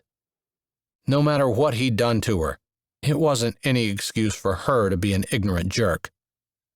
Because one big jerk was bad enough, she didn't have any excuse to make it 2. She closed her eyes and whispered an apology to the Lord. Then she opened them and sucked a breath in to say an even harder apology. I'm sorry I was unkind to you. He seemed to study the ice cube she held for a bit before he spoke without looking up at her. It seems like you're angry at me for something, and I'm not sure what I did. She swallowed, somehow more conscious that her t-shirt only covered her to mid-thigh and her jeans were around her ankles. The ice cube moved slowly over her burn, and she concentrated on not letting it slip out of her hand. Doesn't matter. It was a long time ago, and it's no excuse for me to be unkind now. I appreciate your help today and just now. You're free to go if you want. I told you I wasn't quitting. That's fine. Then don't. He pulled another chair out and took the ice cube from her hand. She couldn't hold one on her leg and on her wrist and hand at the same time. I'll get this one. You do the leg. Tell me if I leave it on too long. She nodded. Until this point, she hadn't even considered crying. This kindness, and the gentleness with which she held her hand, made her eyes want to tear up. More than anything else that had happened. She sucked in a couple of deep breaths. Tell me what I did. Must have been pretty bad. A vein throbbed in his forehead, but he didn't look at her. I thought it was. She swallowed against the brick in her throat, pretty sure she had her eyes under control, but keeping them turned down just the same. But I guess we all make mistakes. No. I know I was a jerk when I was younger. Sometimes I'm still a jerk. If you tell me what I did, I can apologize for it. You don't need to. It won't change anything anyway. I just saved your life. The least you can do is tell me what I did. She jerked her head up. Saved my life. Someone has an exaggerated sense of their own importance. He chuckled a little. Kidding. It worked to get your attention. His eyes narrowed. Tell me. She didn't want to talk about it. It was true. His apology wouldn't make any difference. And God had been working on her heart, to the point where she knew that she couldn't keep being angry about it. Maybe she'd only figured that out just now, but whatever. She didn't want to dredge up those awful and painful memories. But she supposed he deserved to know. Not because he just helped her, but because of the way she'd acted. She'd been mean. And a fitting punishment for herself, in her opinion, was she got to relive the pain. She picked the ice cube up off her leg, turning it in her hand. When my half-sister died, no one was very sad about it. Lena had been her only sister. Ivory had loved her and had taken care of her since she was a baby. Ivory had been 10 years older than Lena, and she felt like her mother sometimes. You mean you're mad at me because I wasn't sad that your sister died? His voice held incredulousness. No. She didn't roll her eyes. She couldn't blame him for coming to that conclusion, since it took her a while to get the rest of the words out. She choked on a hot dog. I was eating with her, and I couldn't get it out. I couldn't save her. She swallowed, fighting back the tears. She died in my arms. She was the only person in the world who loved me. She flexed her jaw and put the ice cube back on her leg. The pain was muted as long as the ice cube was on it. Some kind of pain medicine would be necessary, because she'd never sleep tonight with that sharp burning. I don't understand what that has to do with me. When I got on the bus the next morning, because Mom made me go to school, someone said, "Where's the other little girl that gets on with her?" And you said, "Who cares? She's just one more brat in a world that's full of them, and we'd all be better off without her." Chapter 7. She wasn't kidding. Chandler knew that he probably actually said that, although he didn't remember. His chest ached like he'd just run 5 hard miles and was sucking in cold winter air in big gasps. He could say he hadn't known. Of course he hadn't known her sister died. At least, he didn't think he had. News did travel fast in a small town. But even though he knew he could be a jerk at times, he knew even he wasn't that much of a donkey's butt. Sorry. It seemed so inadequate. That was inexcusably ignorant, and I'm sorry. I don't know what more I can say. I know there's nothing I can do to make up for it. He moved the ice cube on her hand. It was already red and blistered. We should take you to the hospital for this. Burns can get infected, and then you're really going to be in trouble. No. She didn't say anything more, and he assumed, although he did not say, she probably didn't have insurance. Is there anything I can do to make it up to you? She shook her head, and that nasty, wormy feeling just intensified. Because she was looking down at her leg and wouldn't even look at him. He didn't deserve it anyway. Man, he'd been a jerk. He held her hand in his, not much bigger than a child's hand. Was it small because she'd been malnourished as a child? He wouldn't have noticed when he was growing up. Kids didn't notice those things. At least, he never had. And now, he kind of wondered exactly what her life had been like living with the town prostitute. No dad. Or a dad who was drunk all the time. Her dad had died at some point, but he didn't know when. Her white blonde hair hung on either side of her shoulder, a contrast against her dark t-shirt. As he sat there, staring at it, feeling awkward and clumsy in the silence, he started to realize how delicate her bone structure was, how small and fragile she looked, almost like a child. And yet, she'd outworked him today. He suspected she could outwork him every day. He looked around the house with new eyes. Everything was run down, there was no denying it, but it was neat. Still, living here would be harsh, and she didn't look like she could stand up to much of anything. How long have you lived here? The last he'd heard about her, she lived in town with her mother, who had a room in the back of one of the bars in town. At one point, he thought Ivory's mother had lived behind each of the three of them, and possibly the Mexican restaurant as well. Depending on her relationship with the owner, or maybe depending on the favors she was providing the owner, making money on the side providing those same favors to others. Everyone knew it, and everyone looked the other way. It helped that one of the county judges had been one of her biggest customers. What a life for a little girl.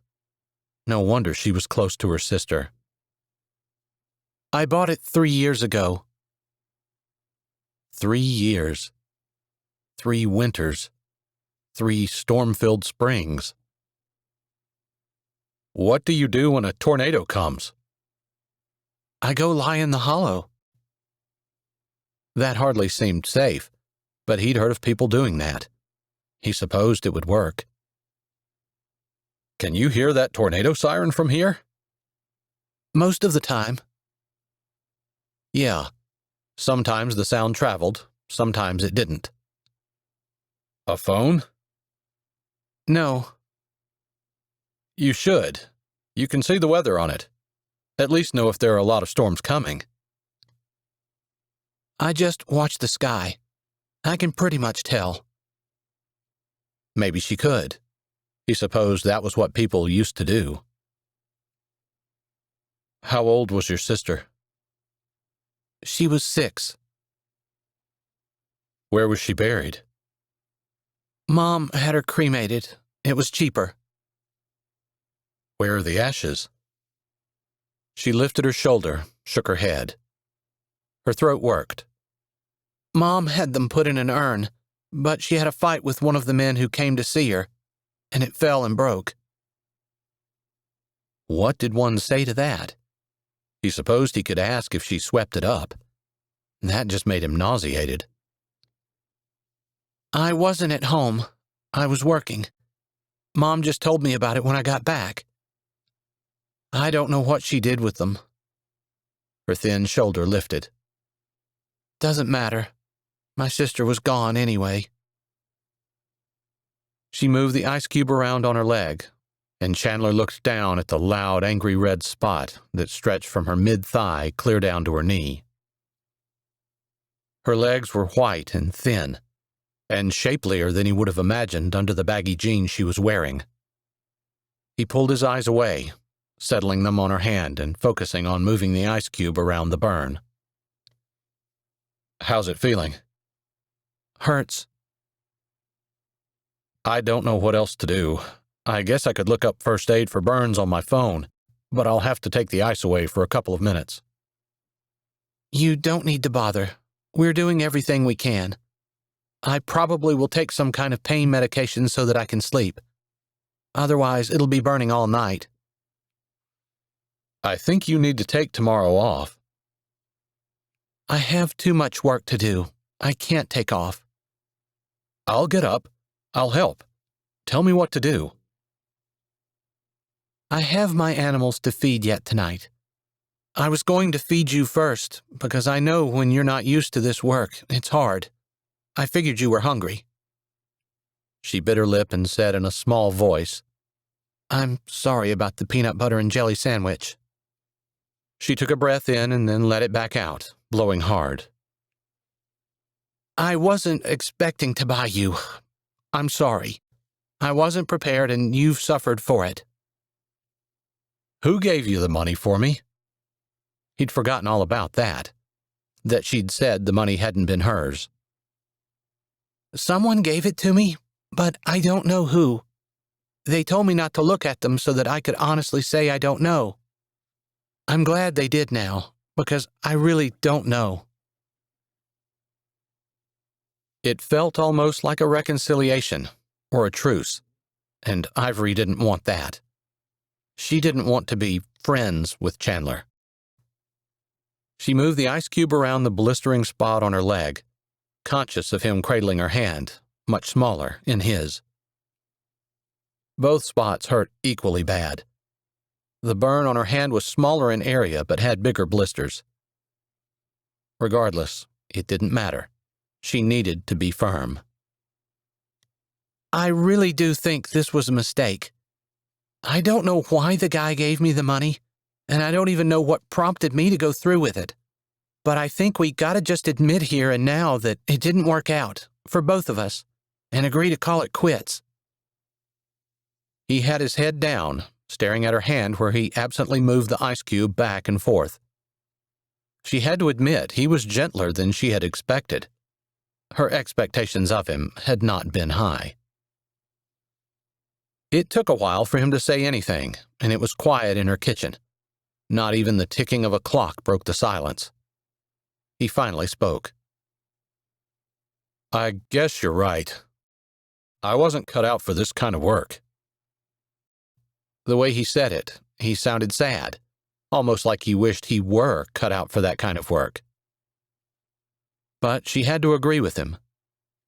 "I'm sure you'll make a great action hero, but farming is a completely different scenario, and it doesn't really fit who you are." She tried to word her statement nicely, considering their newfound neutral ground. But basically, the man wasn't cut out for physical labor. God made him to look good, and maybe even made him a good actor, although she'd never seen any of his films, so she wouldn't know. He nodded, but didn't reply to her comment. "Whenever you're well enough to drive me back into town, I can be ready to go."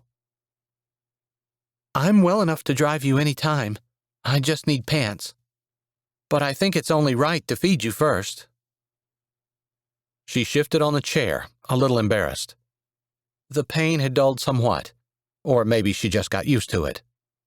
And now the completely bare state of her legs, clear up to her underwear, hidden only by the length of her t-shirt, definitely made her want to squirm.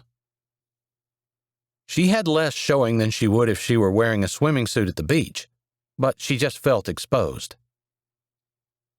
She cleared her throat. "If you wouldn't mind leaving for a minute, I'll get dressed and get supper on the table." His eyes came up, and she thought she read a little confusion in them, but it was hard to tell. They were a rich, deep blue, and there seemed to be thoughts there that she hadn't even guessed at. Maybe it was her imagination because she had trouble pulling herself away, feeling like she was caught and falling.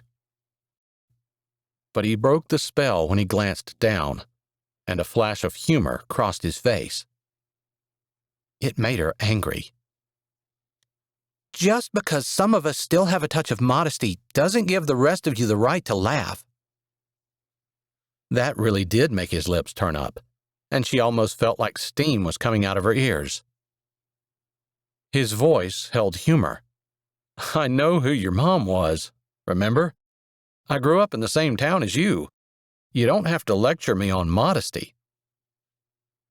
Now, not only was she angry, but she wanted to smack him right in the nose. You have no right to judge me based on what my mother was. You don't know me at all. Her lines were trite, and she knew it. But they were the truth. Wasn't judging you. He still didn't seem to understand how close he was to getting socked in the kisser. Yes, you were. You were assuming that I'm not modest. You can make that assumption all day long if you want. I don't care. Just get out so I can get dressed. He blinked, with his mouth half open. Maybe he really didn't think he was judging her. But how could he not know? I'm sorry.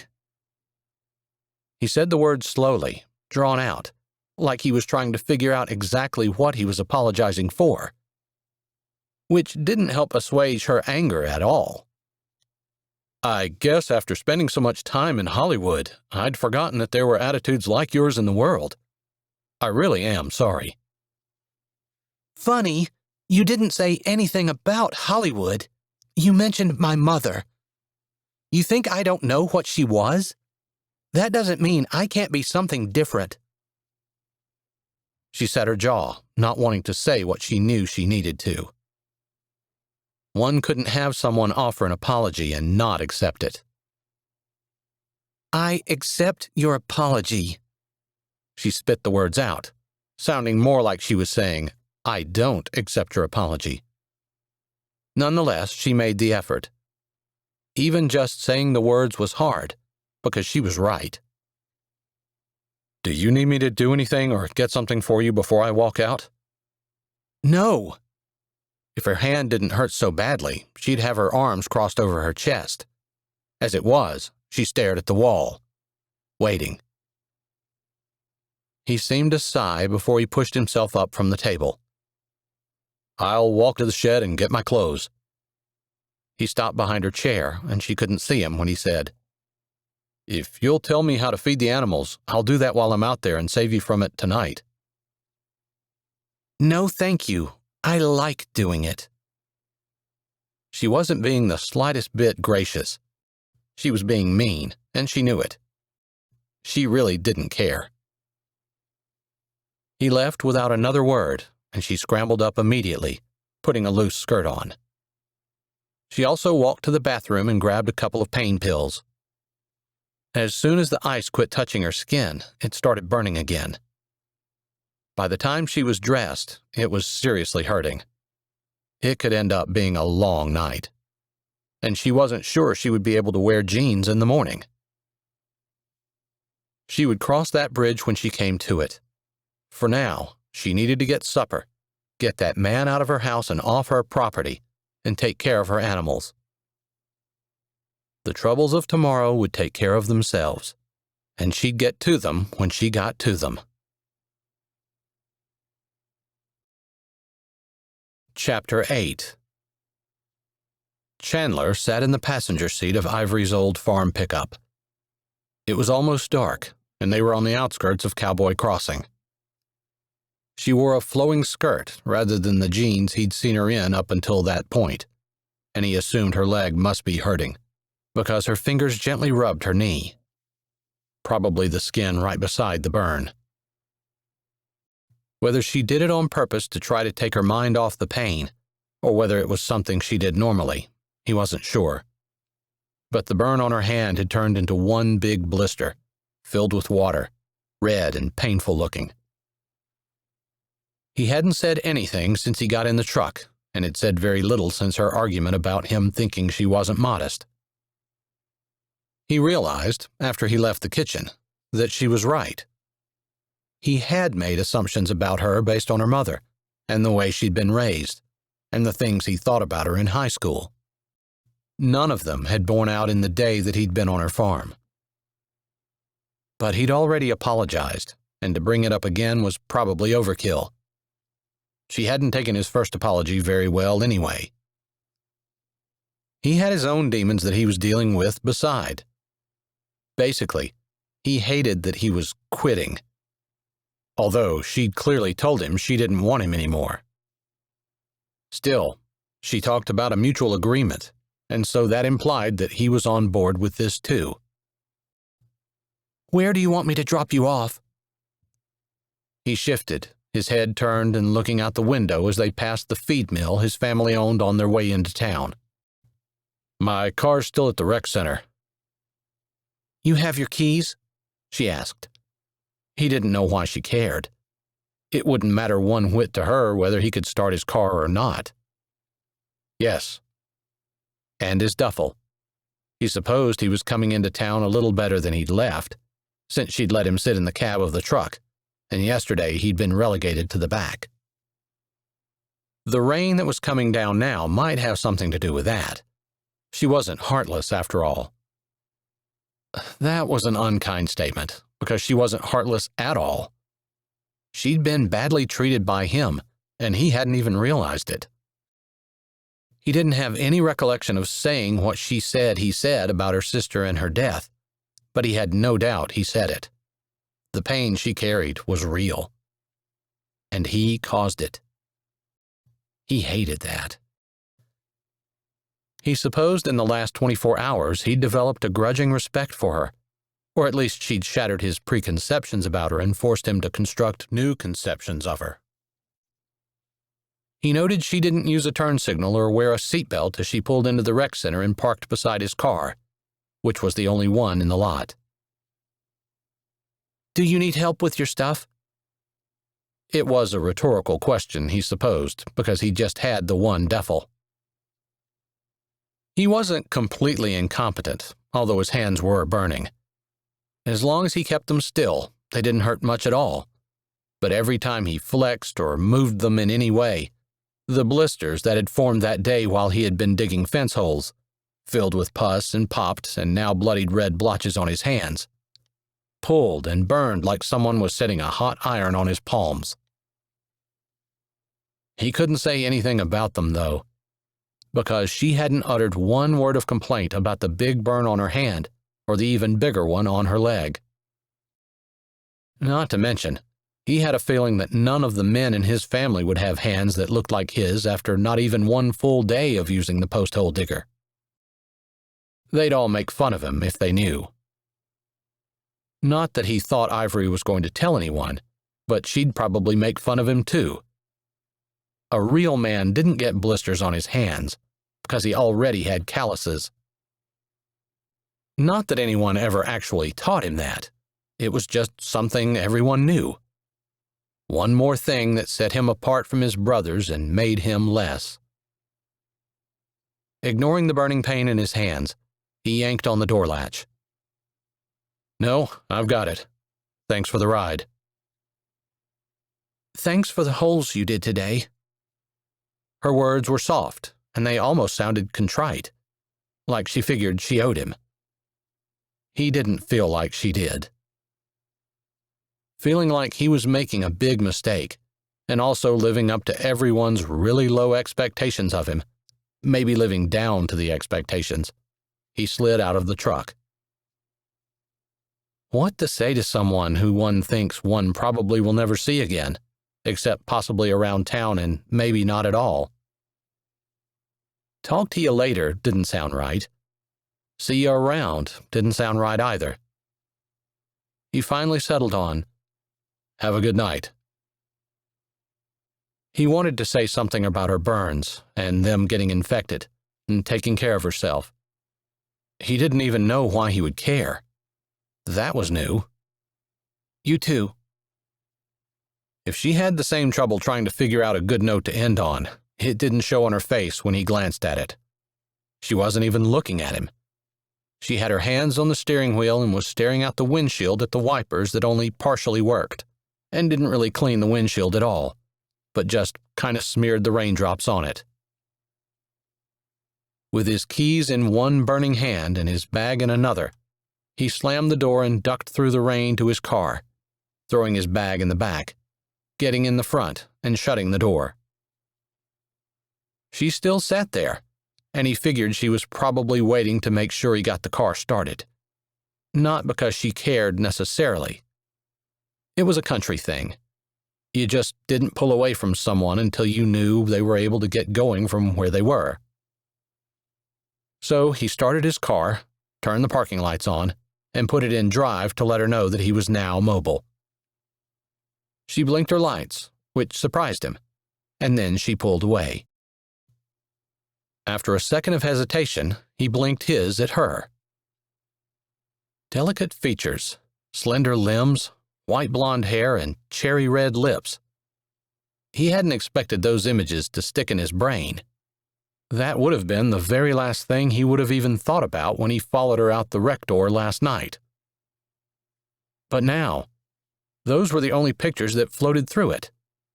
And they were underscored by steely determination, stubborn refusal to be like anyone else, and the gritty insistence that she could survive and thrive on her little plot of land. It had only been 24 hours, but how could he not admire that? Chandler thought of his parents' house. That was probably where he'd end up. But he didn't want to go home. Not yet. He didn't even know where he actually really wanted to be. He pulled out of the rec building and drove slowly down the street to the diner. The rain had made dusk come earlier. It was only about 8 o'clock. He wasn't hungry, but he figured he'd go in to drink a cup of coffee, and that would delay his homecoming a little bit. He paused with his hand on the door, seeing through the window that Deacon and Pastor Wyatt sat at the table in the corner. He would have turned around, but just then his brother's eyes lifted and met his through the glass. He could hardly back away now, so he opened the door and went in. Deacon was already standing up, smiling and welcoming, but also a little confusion on his face. Of course, Chandler thought. They were probably all expecting him to quit, but not after just one day. "Chandler!" Deacon walked across the diner to him. Pastor Wyatt got out of his seat and followed. "We were just talking about you and we're about to come out and see you. We didn't want to interrupt supper or feeding time." Pastor Wyatt joined Deacon and held out his hand. "All of that is true, but we also both needed sitters for our children before we could come. My wife has been out visiting and just got home." Chandler clasped Pastor Wyatt's hand and tried not to grimace. It didn't matter. The pastor noticed anyway. "What in the world have you done to your hands?" he asked as he looked down. Chandler snatched it back and shoved them both in his pockets, ignoring the pain that traveled like electrical pulses up his arms and made the back of his neck hurt. "Ha! Looks like someone has soft hands, huh?" Deacon, who would give him the least hard time of all his brothers, smirked and slapped him on the shoulder. "Maybe you should wear gloves next time, bro." Yeah, gloves would have made it all better. But he hadn't even thought about it, which probably showed just how much of a fool he was. "What were you guys going out to see me for? Is there a problem?" Chandler asked, as much to change the subject as he wanted to know what they wanted. "No, we just wanted to check and make sure you're doing okay. She's treating you good." Deacon smirked a little at that too, and that was about the most smirking Chandler had ever seen Deacon do in one day in his life before. "I was fine." "Then what are you doing here? Didn't she feed you supper? And aren't you supposed to be staying there?" Pastor Wyatt asked. Although his questions were probing and a little bit nosy, they didn't seem that way coming from him, because his eyes shone with genuine caring. We both decided it was better if we went our separate ways. Both men froze. You quit? Deacon said softly. Maybe he was trying to hide the disappointment in his voice, but he wasn't entirely successful. Chandler's chest constricted. His breath hitched painfully, rivaling the pain in his hands. Want to come over here and sit down and talk to us about it over coffee? Deacon asked, pointing to their table and leading the way over. Chandler thought about not following, about turning around and walking out, but he couldn't do that to his brother. They'd barely gotten situated at the table, with Chandler around one side and Deacon and Pastor Wyatt on the other, when Amy, the waitress, bustled over with the coffee pot. "You two boys want refills?" she asked. Deacon held his hand up as a no, but Pastor Wyatt said, "Yes, please." She filled his cup up, then turned to Chandler. He knew her from school, although they never really hung together. "Chandler, saw you at the auction yesterday. You looked mighty fine standing up there on stage." She put her hand on her hip and tilted her head. "I'm surprised to see you here."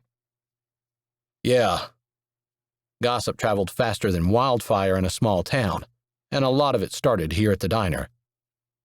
He wasn't even going to go there. He didn't want to do that to Ivory. "Well, can I get you anything? A cup of coffee? Piece of pie? We got some mighty fine pumpkin in the back there. I think there's one piece of lemon meringue left. Grandma Baker made that. It's really good." "No, thank you."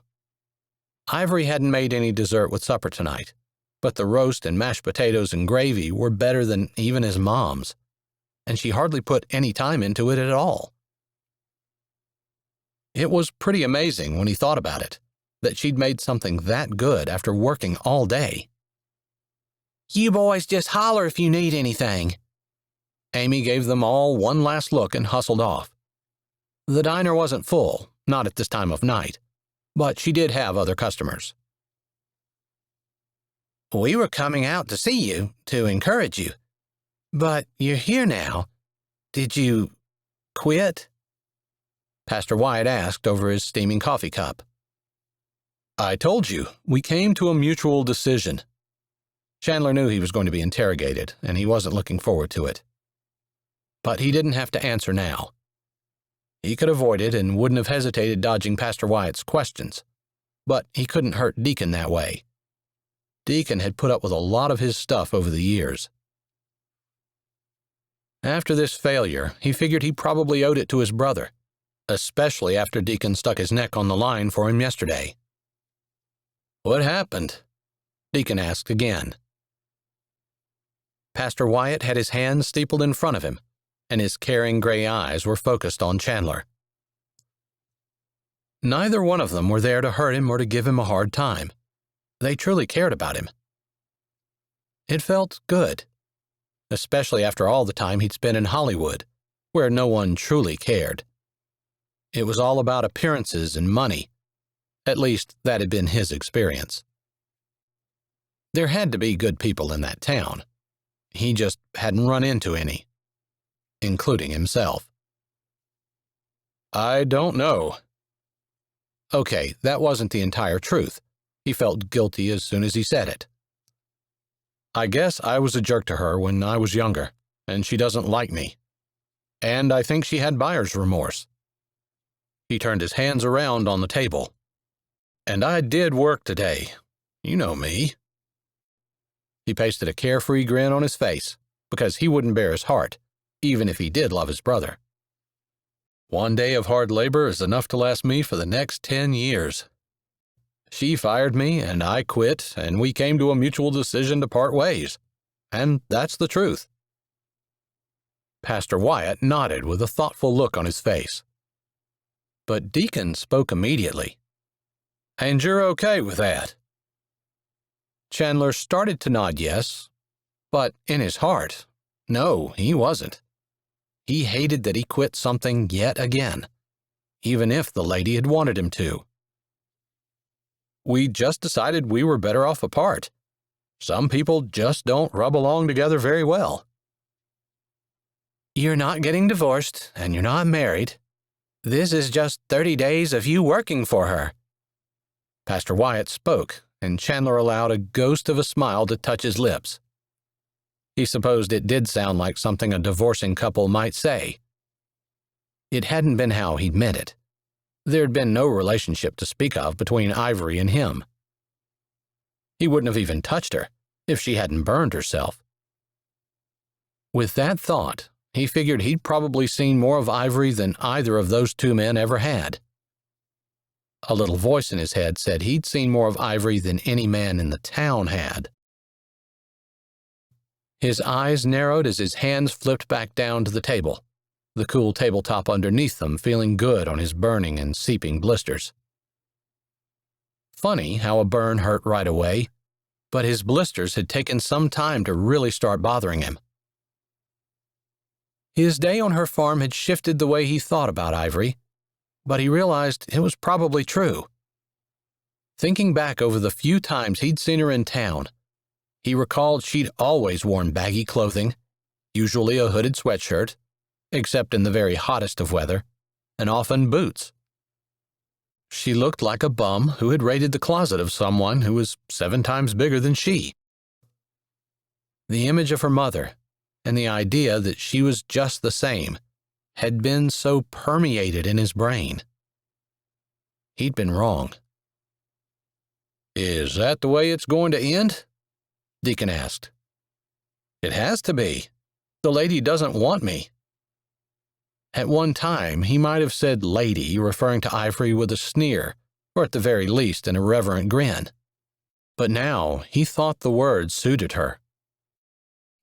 The pressing together of Deacon's lips showed that he was disappointed, but he didn't say anything more. Pastor Wyatt set his coffee cup down. "My wife has been working with Ivory for a few weeks. She's finally started to come to some of the ladies' meetings. I didn't grow up in this town, but I understand her upbringing and experiences haven't been the best. I was very happy, and my wife was happy, when she bought you." His lip twitched just a bit, and Chandler thought maybe the good pastor had been concerned about the auction taking a turn toward the unbiblical. He wouldn't have been surprised if Pastor Wyatt and Deacon had a plan B to keep that from happening. Pastor Wyatt continued. "She could really use a hand out there, and there are not a lot of people who'd be willing to do it for nothing, because, as I understand it, that's all she can afford to pay." Pastor Wyatt glanced at Deacon, and Deacon shook his head just a bit. Chandler wondered at the byplay between them. Did it have anything to do with the $5,000 Ivory had been handed? Because when Pastor Wyatt said she couldn't afford to pay, that money would have been a man's wages for a few months over the busy time of summer. He imagined that Ivory wished now she'd kept the money and used it to hire someone who would actually have been a help to her. Too late. At least the money went to a good cause. "I can go back out." This was one of those times in his life Chandler wanted to take his lips off and examine them. That thought hadn't even been in his head. How did it come out of his mouth? He had to make his lips turn up in a smirk, because he didn't want them to read too much into that statement. It shocked him to realize he wanted to go back, almost to the point of needing to go back. Deacon's eyes lit up, and Chandler didn't need a crystal ball to know that was what Deacon really wanted him to do. Deacon glanced over at Pastor Wyatt, and Chandler got the impression that whatever Deacon was going to say was something Pastor Wyatt didn't know. "I wasn't going to tell you guys this, but after you left, there was a big bunch of guys in the corner in the back of the rec hall taking bets. Most of them said you wouldn't last for 30 days, and more than half of them said you wouldn't last 10. Chandler blinked at Deacon, who looked down at his hands, which were big with rough knuckles and wrapped around his empty coffee cup. His first finger tapped one tap every 2 seconds. Just a little tell. Deacon wasn't quite as relaxed as he looked. A little thought crept into Chandler's brain. He said the words before they had completely mulled around in his head. "Did you bet?" Chandler would have said without reservation, even 30 seconds ago, that Deacon would never bet money on anything. He would never bet. It was wrong. Deacon swallowed, and his finger tapped a little faster. Pastor Wyatt looked over, his eyebrows up, his mouth open. Dishes clanked somewhere, and someone laughed. The bell for an order coming up rang, and a low murmur of voices filled in the air pockets as Chandler waited on Deacon. Deacon's head lifted, and his chin jutted out. "I bet $5,000 you'd last the whole 30 days. Chandler's eyebrows shot up, and his hands fisted, sending seeds of pain up his arms. $5,000? Chandler didn't need to repeat it. Deacon hadn't stuttered, and he hadn't had a problem hearing him. He couldn't believe the faith his brother had shown in him, and he let him down. Unless he went back. It's what he wanted to do. He hadn't wanted to quit, not really. And yeah, Ivory didn't want him, but she'd bought him, and they both signed the paper agreeing to 30 days. He had every right to be out there for the next 29. He nodded. "That's all I needed to hear, bro." He slid out of the booth seat and stood. "You know where I'll be if you need me." "Do you need something for those hands?" Deacon asked without getting up. Chandler almost said no, but he didn't even own a pair of gloves. And he'd guess, if Ivory had any, they'd be way too small for him. "Gloves? I have some in my truck." Deacon slid out of the booth and walked out of the restaurant with him. Chapter 9. Ivory didn't know what she was expecting in the morning, but it wasn't to wake to the sound of pounding. She didn't have a clock, but the sun wasn't even up, although the gray light of dawn poured in her window. Her leg burned along with her wrist, and she was careful how she moved as she rolled in her bed, leaned up on her elbow, and peered outside. Chandler was out in the field that he'd left last night, and he was slamming the post-hole digger up and down on the ground. He must have hit a rock, which was what woke her. She noted the gloves on his hands and wondered, for the first time, if he needed them yesterday and if he had blisters on his hands that she'd missed, because of being more concerned about the pain of his comments and then the pain of her own burns. Regardless, she wasn't sure whether she was happy or irritated to see him out there. There definitely was some kind of stirring in her chest and a feeling that made her lips want to turn and tilt and her heart smile. But there was also the idea that she had to deal with him. She hoped she'd forgiven him. He'd apologized, but she'd hated him for so long she wasn't sure exactly how she felt about him. She got out of bed and put the flowing skirt back on after taking a good look at the burn on her leg. If she wore jeans today, it would be rubbed raw before breakfast. She didn't want to go to the hospital, and she wasn't going to, but she wasn't going to be foolish about it either. Burns really were easy to get infected, and she wanted to take care. 10 minutes later, she was walking up the field toward Chandler. There was no point in putting it off.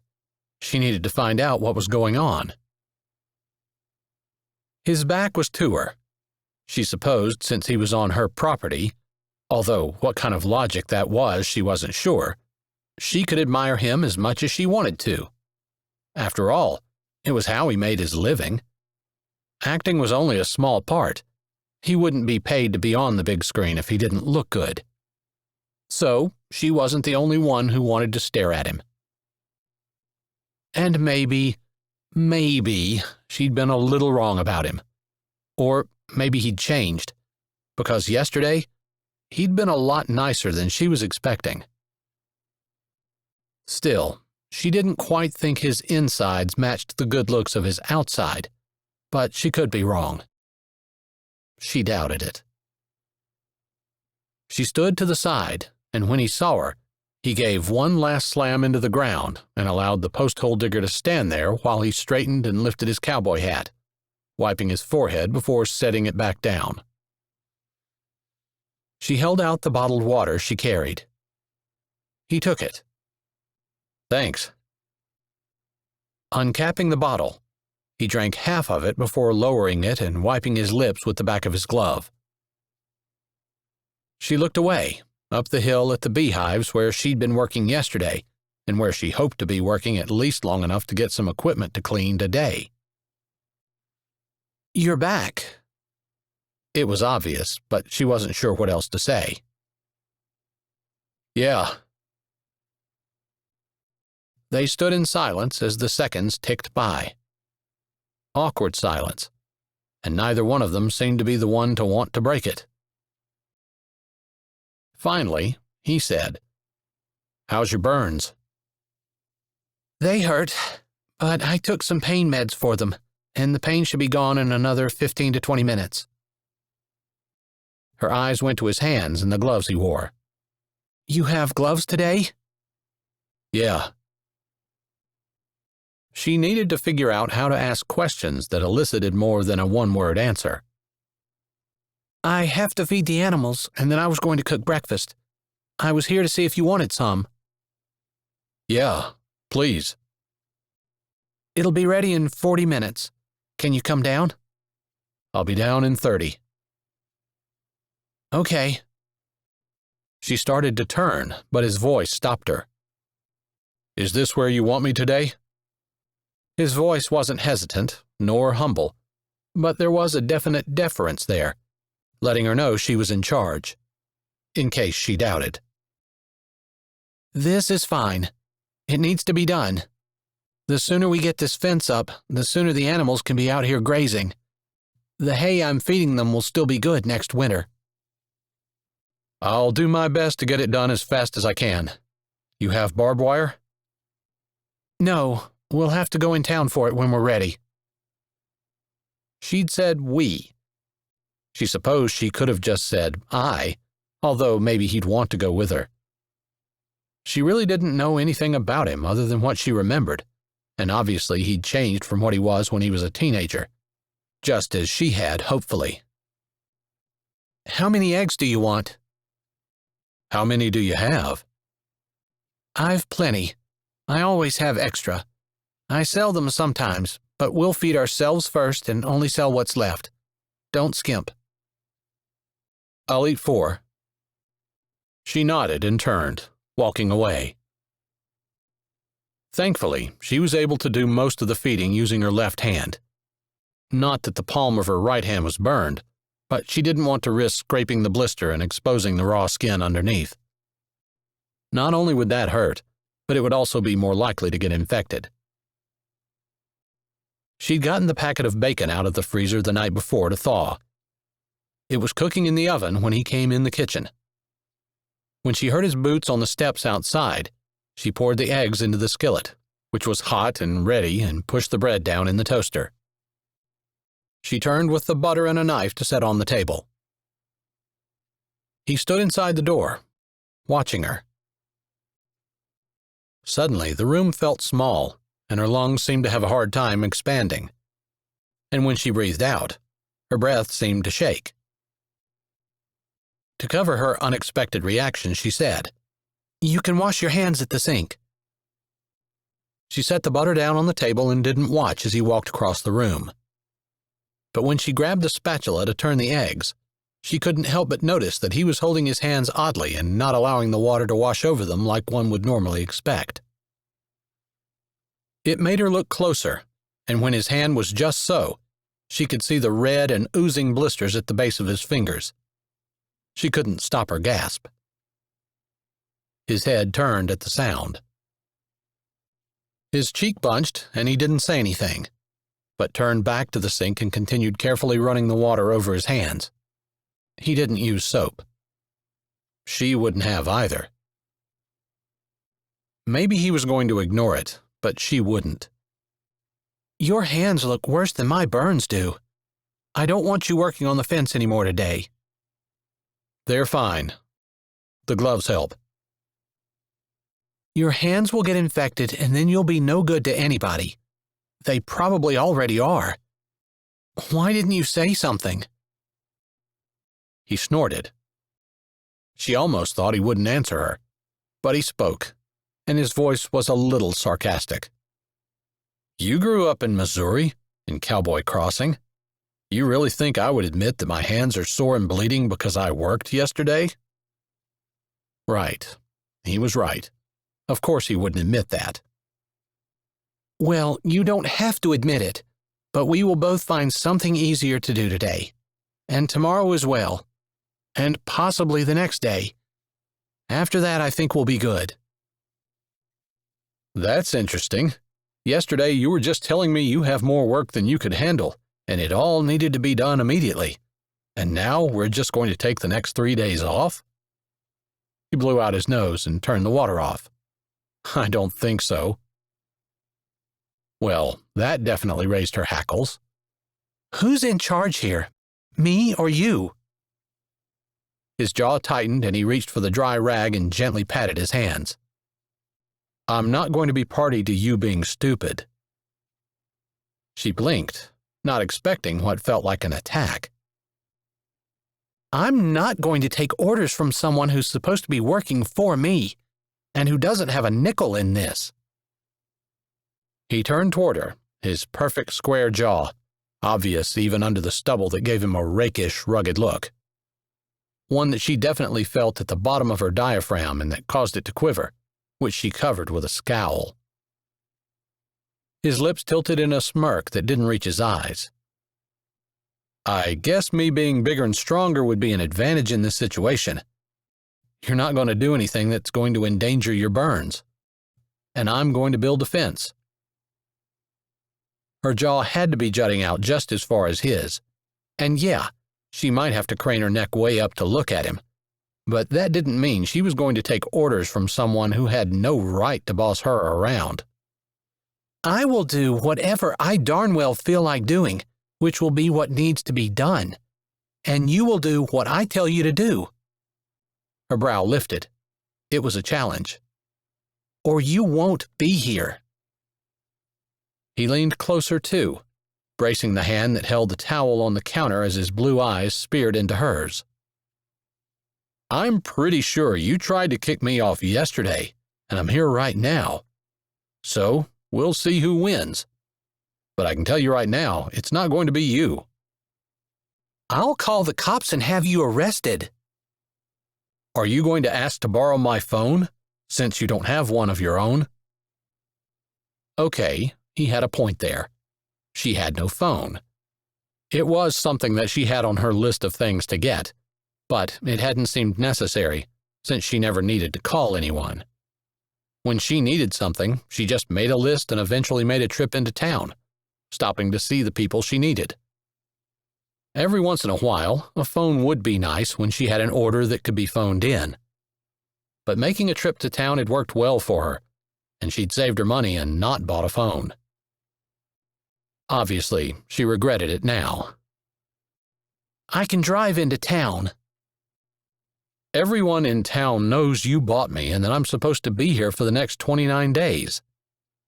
His face was so close his breath fanned across her cheeks. You're not getting the police to remove me. They're holding a paper that says I'm supposed to be here. I'll tell them I changed my mind, that I want you gone. His jaw muscles bunched in and out, and his eyes blinked, almost like he wanted to tell her something but was holding himself back. Finally, he pulled back, just a little, not conceding ground. Maybe I want to be here. Maybe I feel I owe you. Maybe I learned some things about myself yesterday that I didn't like, and maybe I learned some things about you that I did. If he took a squirt gun out of his back pocket and shot her in the face with it, she couldn't have been more surprised. She touched her tongue to lips that were suddenly dry. She couldn't even remember why she didn't want him here to begin with. Why were they fighting about this? It was like yesterday. Their argument turned into something she didn't even understand and couldn't remember how it had begun or what had instigated it. Funny how she never had that problem in her life before, until Chandler. Your hands won't get better if you use them again today like you did yesterday.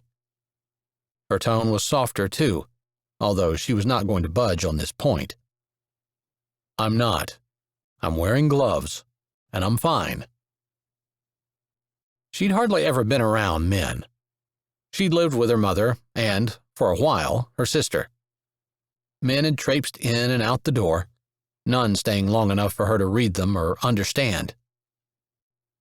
But maybe there was some part of her, some feminine part, that recognized what seemed like a male need to prove himself. Or maybe it was just written on his face, although she didn't read that in so many words. Still, she didn't want to set the precedent where he was the one in charge. Even as she thought it, she wished for someone to share the burden with. It couldn't be a stranger, though, or in Chandler's case, some man who was only here on a temporary basis. Not for the first time, a thread of longing went through her.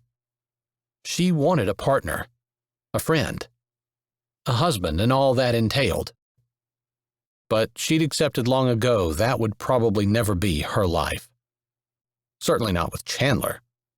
She hated that he made her feel things and long for things she couldn't have. Still, apparently she wasn't strong enough to resist, because she said, I guess you know your limits. The fence needs to be finished. His head barely moved, but he nodded. She felt like they'd come to some kind of understanding, although she wasn't sure exactly what it was. Just that she'd allowed him to win. Surprisingly, it didn't bother her like she thought it would. She almost felt relief. Aware that they were still standing almost nose to nose, she realized he'd moved closer, and his eyes seemed to be searching hers. His breathing was just as shallow as hers, and the pulse in his neck ticked and jumped along with the sporadic beating of her own heart. His eyes narrowed slightly, and his hand reached up. She leaned forward. Suddenly, she realized the stench that she'd been breathing was the eggs, which she'd completely forgotten about, burning. She yanked her eyes away and jerked her body toward the skillet. The burned part of her hand bumped into his fingers as they reached out. She could only assume that he was reaching for her, and sent sharp pain down her arm, balling at her elbow and exploding up her arm and back. The big blister on the back of her hand popped from the friction, and the liquid in it seeped out, dripping off the bottom side as she grabbed the skillet and spatula and yanked it off the burner. Rats! There were other words she could say, words about the pain that was in her wrist, words she'd heard from the men who'd come to see her mother in the back room behind all the various bars and restaurants all through her childhood. But she never said those words. They represented the evil from when she was little. Somehow, she'd always known that she wanted to be different, and those were words that she couldn't say. They didn't cross her lips now, but one or two of them tripped across her brain. The bottom of the eggs was burned black, and the skillet smoked. It was her only one.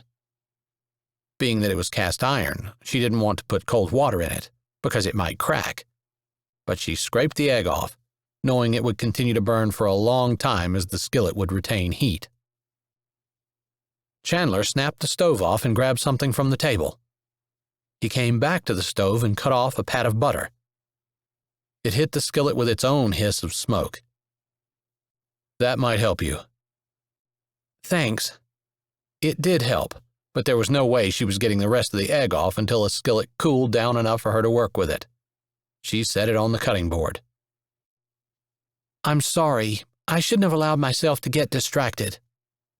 Her frustration with herself was clear in her voice. I don't have another skillet, but I can cook them in a pan. Let me see your hand. Chandler held his hand out. Her hand still burned, but she knew it would be okay. She'd scratched a small corner off and all the liquid had drained out, but her hand was still mostly protected by the skin of the blister. Still, she didn't argue with him but held it up. He took it in his, twisting it this way and that before nodding. Now let me see yours.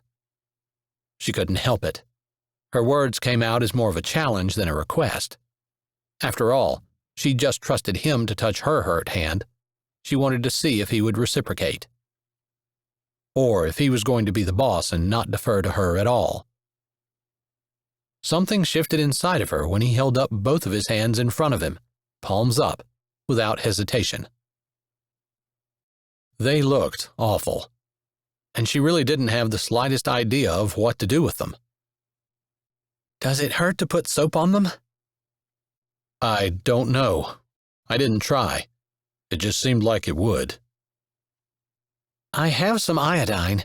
It might sting the parts that have been rubbed raw, but it will keep the infection away. She pursed her lips and tapped her toe, thinking. I think we ought to wash them with soap and water and put iodine on them. I'll see if I can find some kind of ointment and a bandage. I'm not wearing a bandage. He glowered down at her. She met his gaze, but not in a combative way.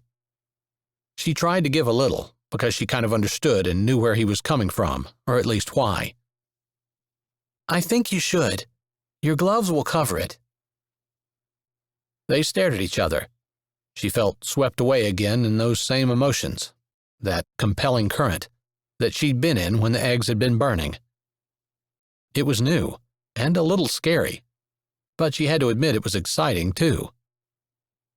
She had a feeling, although she couldn't prove it, that she wouldn't feel this way with anyone but Chandler. You have stuff to make a bandage? Yeah, just something to keep the ointment from rubbing off in your gloves. Then I think, but I'm not entirely sure, that you probably want to leave them open to the air tonight after you shower and are done working. It might help harden it. He nodded. It seemed like a good compromise to her. He would work on the fence, but he would wear a bandage like she'd asked. He seemed satisfied with it too. She took his hands and guided them to the sink, but she didn't put them under the water until she'd tested it so that it was still room temperature and not coming out too fast. You don't need to be all He-Man on me. If this is too cold or too much water at once, just say so. I've never seen blisters this bad. I know they have to hurt. They do, but I've kind of gotten used to it. I don't think I believe that. There are painkillers in the bathroom medicine cabinet. They might help you get through the day too if you insist on building the fence. I might take some when no one is watching. Her eyes shifted to his. He looked at her with a little grin hovering around his mouth. She wasn't sure if he was thinking it, but she was definitely going back to yesterday when she was going to put her pants on, but not while he was watching. It's a little different, she said. Not much. His lips parted even more, and his teeth poked out. His smile grew hers. She shook her head and looked back at their hands. Her stomach had funny little flutters in it, and she had the oddest desire to stroke his hands instead of washing them. Okay, I think we've run the water on them long enough. I'm going to put a little bit of soap on them. Just a little, and you can tell me if that burns. Okay. She ran her fingers back and forth over the bar soap, lathering them up, before she took them and ran them carefully over his palm, just touching the edge of his blisters, careful to do just a little at a time, waiting to hear him tell her to stop. His breath hitched, and her eyes flew to him. Hurt? He shook his head. She searched his face for just a moment before she went back. She had to believe him. But she didn't know what the caught breath meant.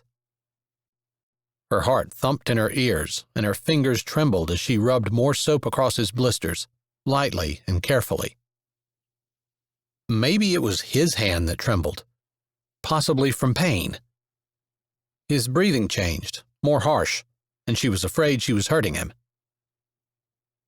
Her hands stilled, and she turned her face, looking at his clenched jaw and his hooded eyes.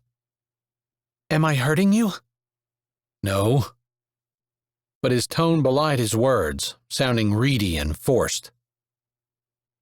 She turned back to his hand but didn't resume with the soap, unsure. He pulled his hand away. "You're being too gentle," he said in the same tone that didn't fit with the words he spoke. Confused, she looked at him, although she moved back and allowed him to have the sink to himself.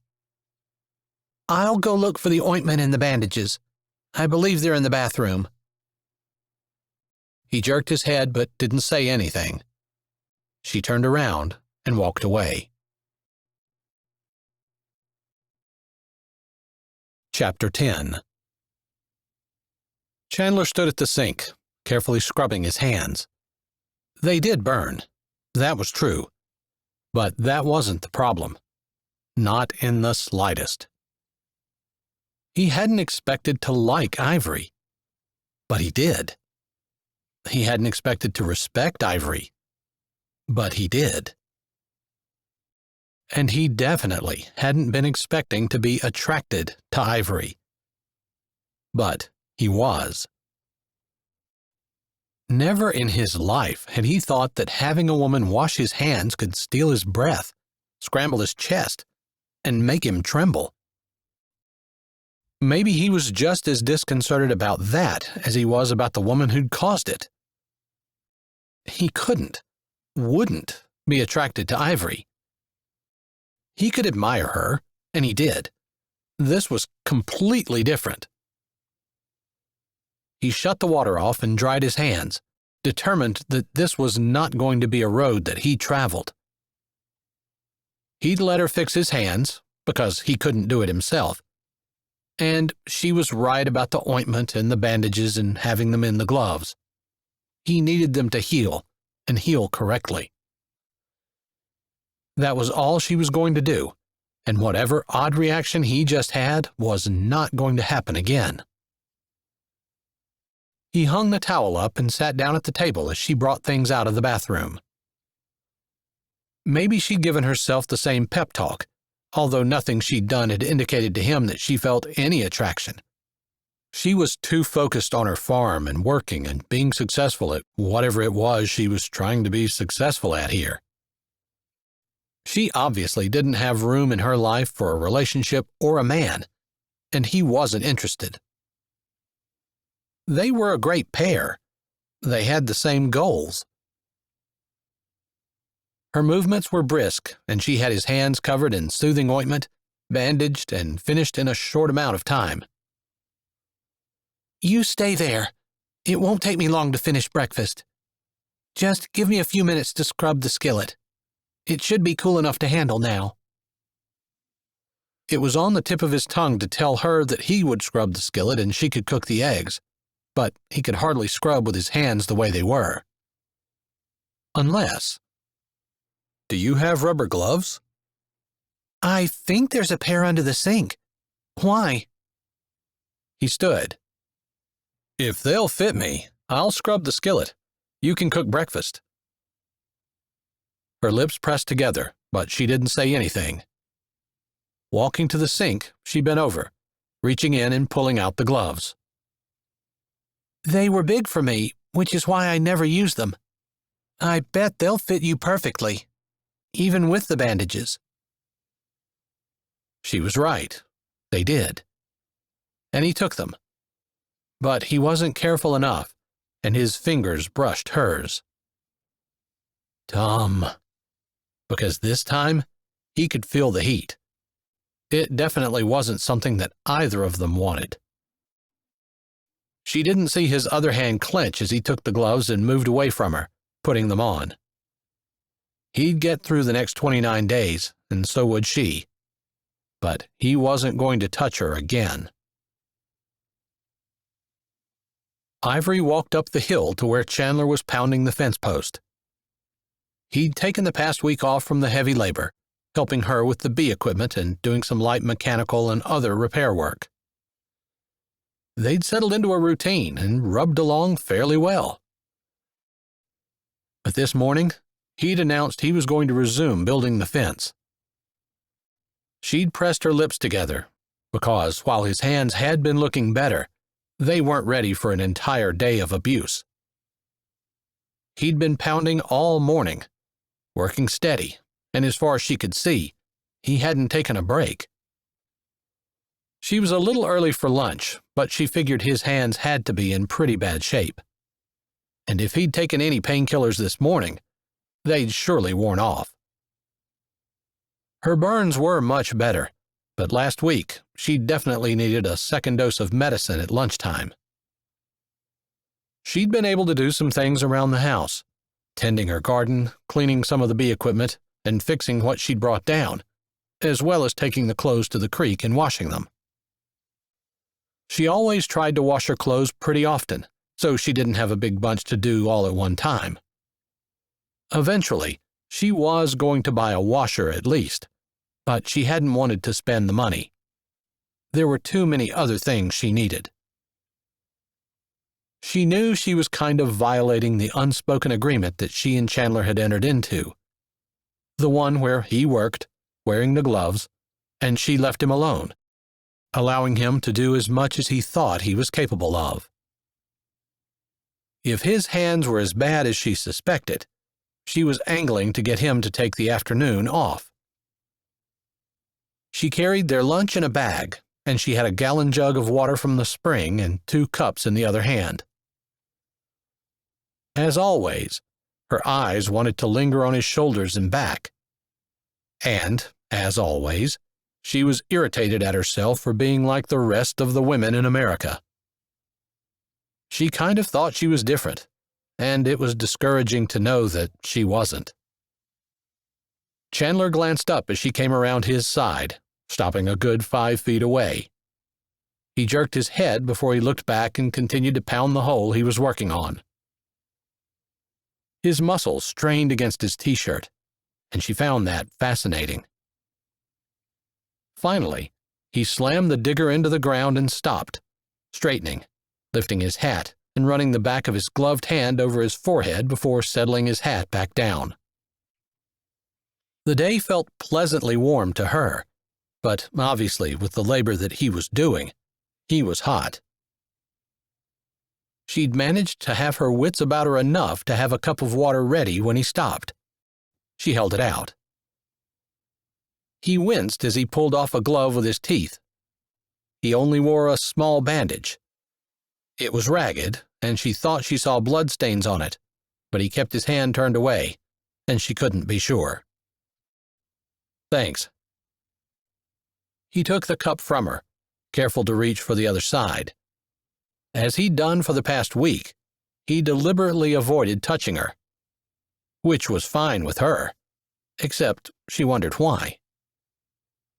Not that it mattered. Her goal was the same, so they were on the same page with that. He drained the cup and handed it back. "Another?" He nodded. "Please." She uncapped the gallon of water and poured him another glass, unsure why she was always so aware of his presence. Thankfully, her hands weren't shaking, although her heart wobbled some. She handed it over again, and again he took it the same gingerly way, then drained it. She lifted the bag. "I have lunch. I thought we'd eat outside today, if that's okay with you. It's nice out." He nodded, looking at his cup. "That's fine." "I thought we'd go to the creek." She kept her face bland. She felt like she was deceiving him, but really she wasn't. She just had a few more things that she wanted to happen, things she wasn't telling him about. "That's fine. Sounds nice." She turned to walk across the field on a diagonal to hit the creek at the spot she wanted, but his voice stopped her. "I'll get that." She stopped and turned, not sure what he meant. He dropped his gloves on the ground next to the post hole digger. Obviously, he thought he was coming back. Not if she could help it. He had his hand out, reaching for the jug of water in the bag she carried. It was on the tip of her tongue to tell him no. She was fine, she wasn't helpless, and she could carry everything. Plus, his hands were hurt, while hers were healing just fine. But she closed her mouth. There was something about the way he looked, or maybe it was the set of his shoulders, but she thought it was a pride thing. She'd never really been around a lot of men who thought it was their duty to take care of women, but she'd read books to that effect. She assumed they were fairy tales. But Chandler looked like he'd be offended if she didn't hand over what he was asking for. She gave a mental shrug. It wasn't going to hurt him to carry them, and he was doing it to be nice, not because he thought she couldn't. She handed the bag over. "Thanks." "Lead the way." Maybe that was their compromise. He carried the bag, and she walked in front. Probably she was just being fanciful, but she liked the idea that there was some give and take in their relationship. She didn't really want to be in charge all the time, although she needed to remember that this was her farm and he didn't care about it. Still, the way he had been working the last week, he'd certainly gotten a lot done. The sky was blue, and the spring flowers were bursting out all over the place, purple and yellow, and the smell of honeysuckle filled the air. She breathed deep and looked at the sky. It was perfect for what she wanted, with puffy white clouds floating lazily above them. A slight breeze blew, and off in the distance, one of her cows lowed. She couldn't wait until she could get them in the pasture. They needed it. She had to be patient. So much of farming was patience. She led them to the spot along the creek where it flattened out, rippled over rocks, and went over a little ledge where the trickle of the creek made a lovely music that was relaxing in any language or country. Chapter 11. There was a nice grassy spot beside the creek, tucked in like the crook of an elbow. Ivory took the blanket that she'd packed in her bag and spread it out. "This is really pretty. I didn't even know it was here." Chandler sounded surprised as he stood and looked around. "Yes, it's kind of hidden with that copse of trees there and the way you kind of go around the end of the hill. It's where I washed the clothes, and before I had a bathroom, it's where I bathed." She dropped to her knees. He had been moving closer, but he stopped. "Before you had a bathroom?" He said it like it was the craziest thing in the world for someone to not have a bathroom. "It took everything I had to buy the farm. I didn't have money for updates."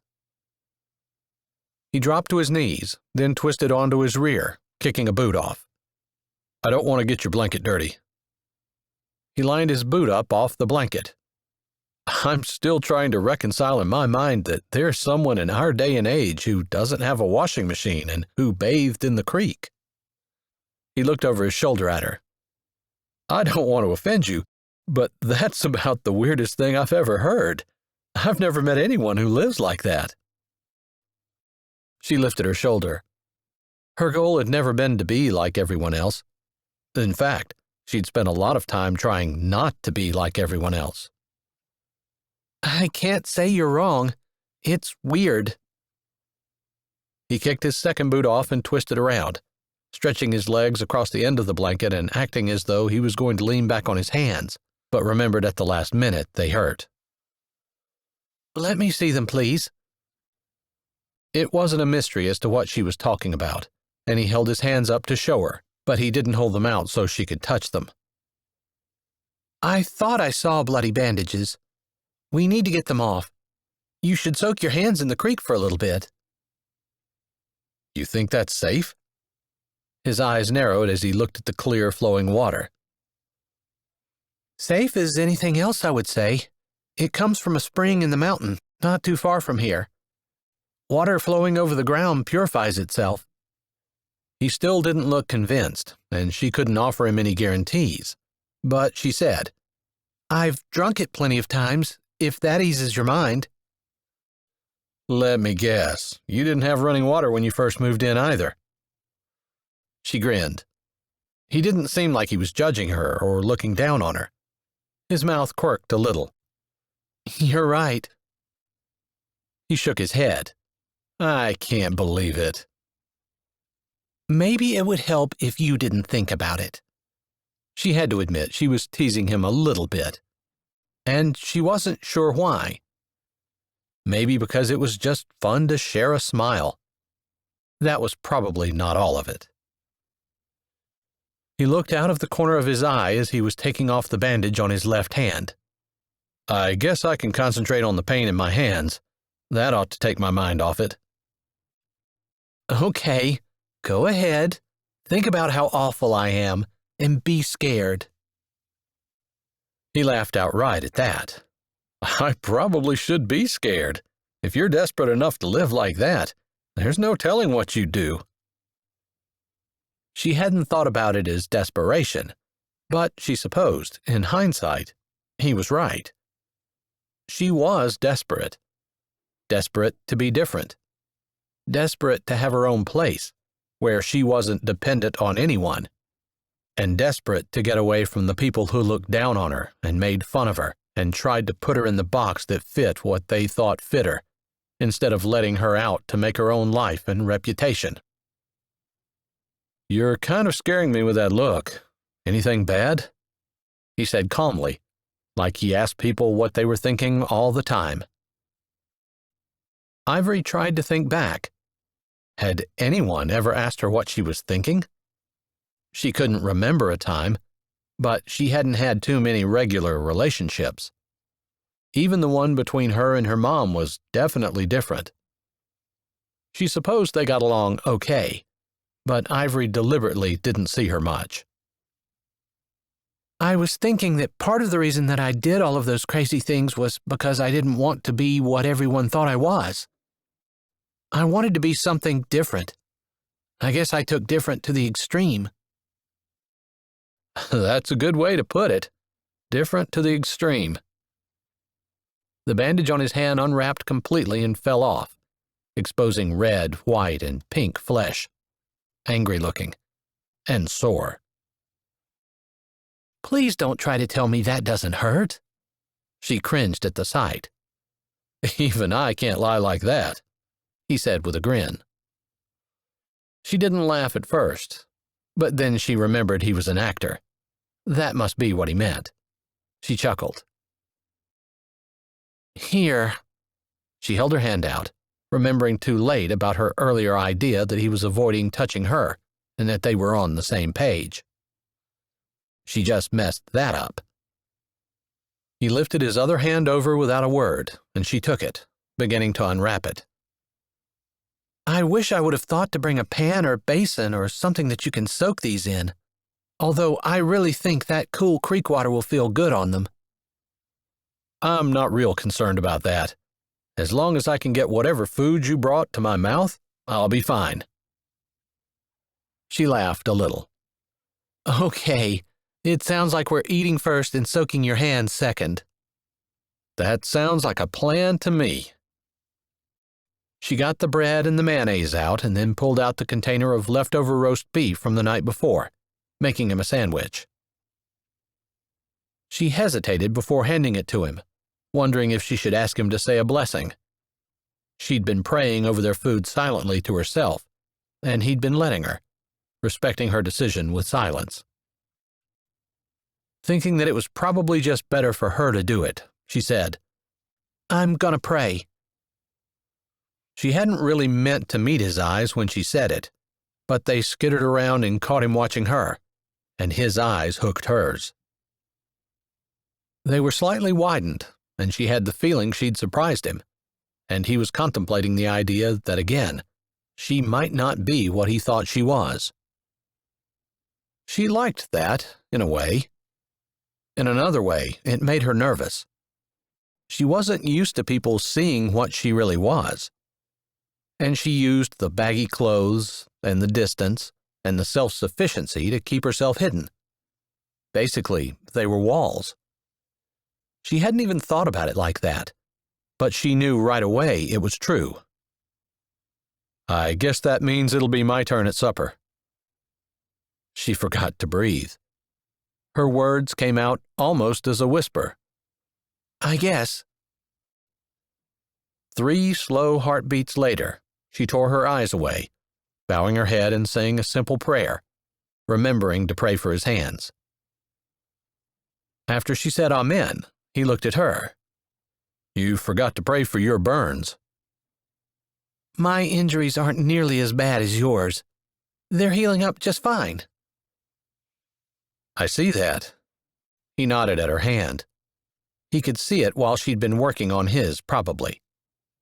It still looks sore. How's your leg? It's fine. Better than my hand. I let you take the bandages off my hands, and I'll soak them after we eat. You can show me your leg. This is one of our compromises? His mouth tilted up, and her stomach flipped. I think so.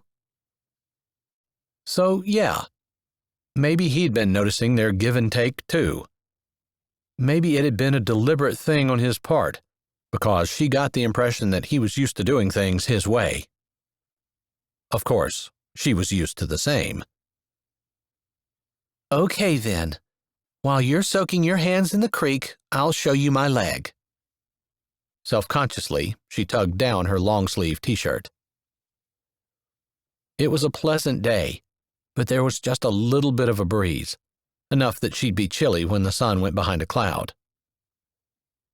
Her long skirt wouldn't be a problem to lift up, but it did make her uncomfortable. She'd spent so much of her life trying to hide herself and not be like her mom. Chandler looked at her like he was trying to figure her out. But he could just go ahead and do that on his own, because she wasn't going to help him with it. It was hard enough to think about showing him her leg, even though he'd already seen it. And she knew it wasn't that big of a deal. Not to everyone else in the world.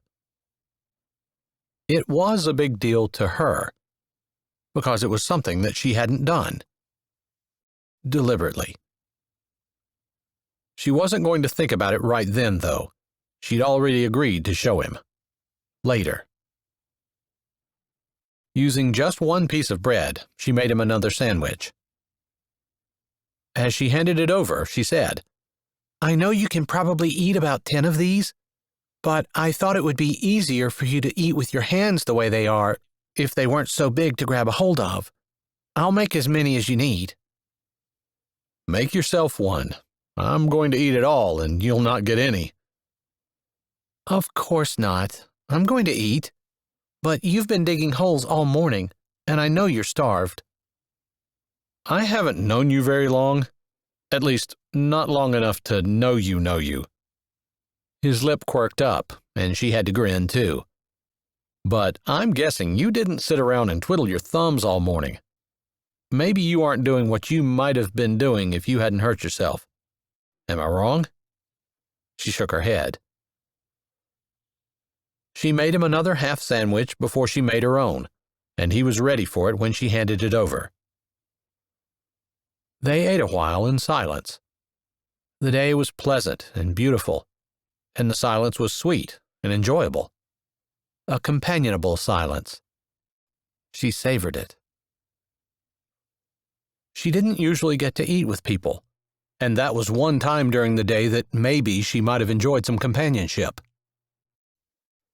He'd eaten 4 half sandwiches before he spoke. So, why are you doing all this? It was almost like he could read her mind. What's the point? He waved the hand that held the 5th sandwich, indicating her farm and the work that she was doing. She didn't know what to say. Nothing deep or private. Doesn't everybody have to have a job? This is mine. It wasn't the answer he was looking for, but she hoped he would be satisfied with it. She didn't want to dig any deeper. I think you know that's not what I meant. She lifted her brows, being deliberately obtuse. She'd probably tell him if he asked directly, but she wasn't going to volunteer the information. She didn't want to offend him by refusing, though. Even in high school, he wasn't shy, and he asked again, "Why did you choose this job? Why did you choose this?" She took a breath in through her nose. He'd phrased it a little differently than what she was expecting, and she thought she could answer this one semi-safely. "I grew up here in rural Missouri. Everyone farms. It was what I always wanted to do." When you say always, you mean it. You must have saved up for a long time in order to be able to afford this. "That's part of the reason why it's so run down. I had to buy what I could afford. But, yeah, I saved for a long time." His eyes narrowed, considering. "You were working before you were legally allowed." "Legal work, though." She said it almost offensively or defiantly. She didn't want him thinking that she had followed her mother into that profession. "I hadn't doubted it." She wasn't sure exactly if he meant that, but she appreciated the sentiment. She wanted to believe him. "Are you ready to soak your hands?" she asked as she put the lid back on the mayonnaise and put it in the bag. "Yeah, I didn't realize how much they were hurting until I stopped."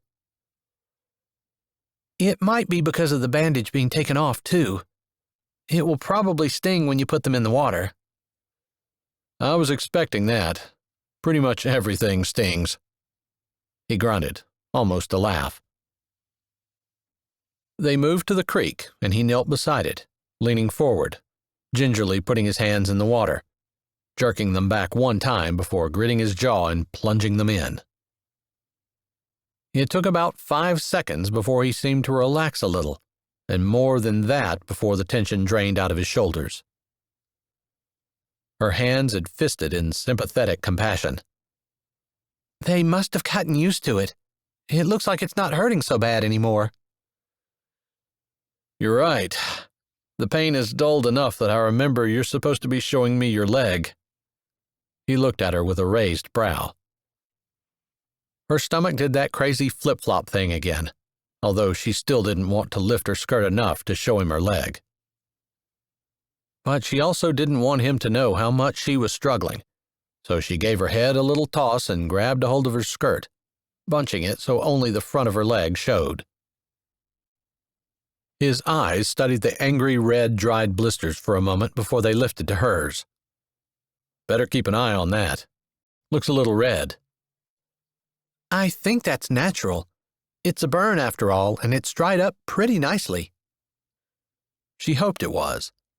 Her leg actually hurt less than her hand, so she figured it must be okay. They didn't say anything for almost 10 minutes while he kept his hands in the water. Finally, he lifted them up. "Do you think that was long enough?" He twisted them this way and that. They really did look a little better. "Probably." She really had no idea. They might not even be doing something that was helpful, but at least they were doing something. "It's crazy, but that actually made them feel better." "It makes sense that it would, but I think we should let them dry out before we bandage them up again."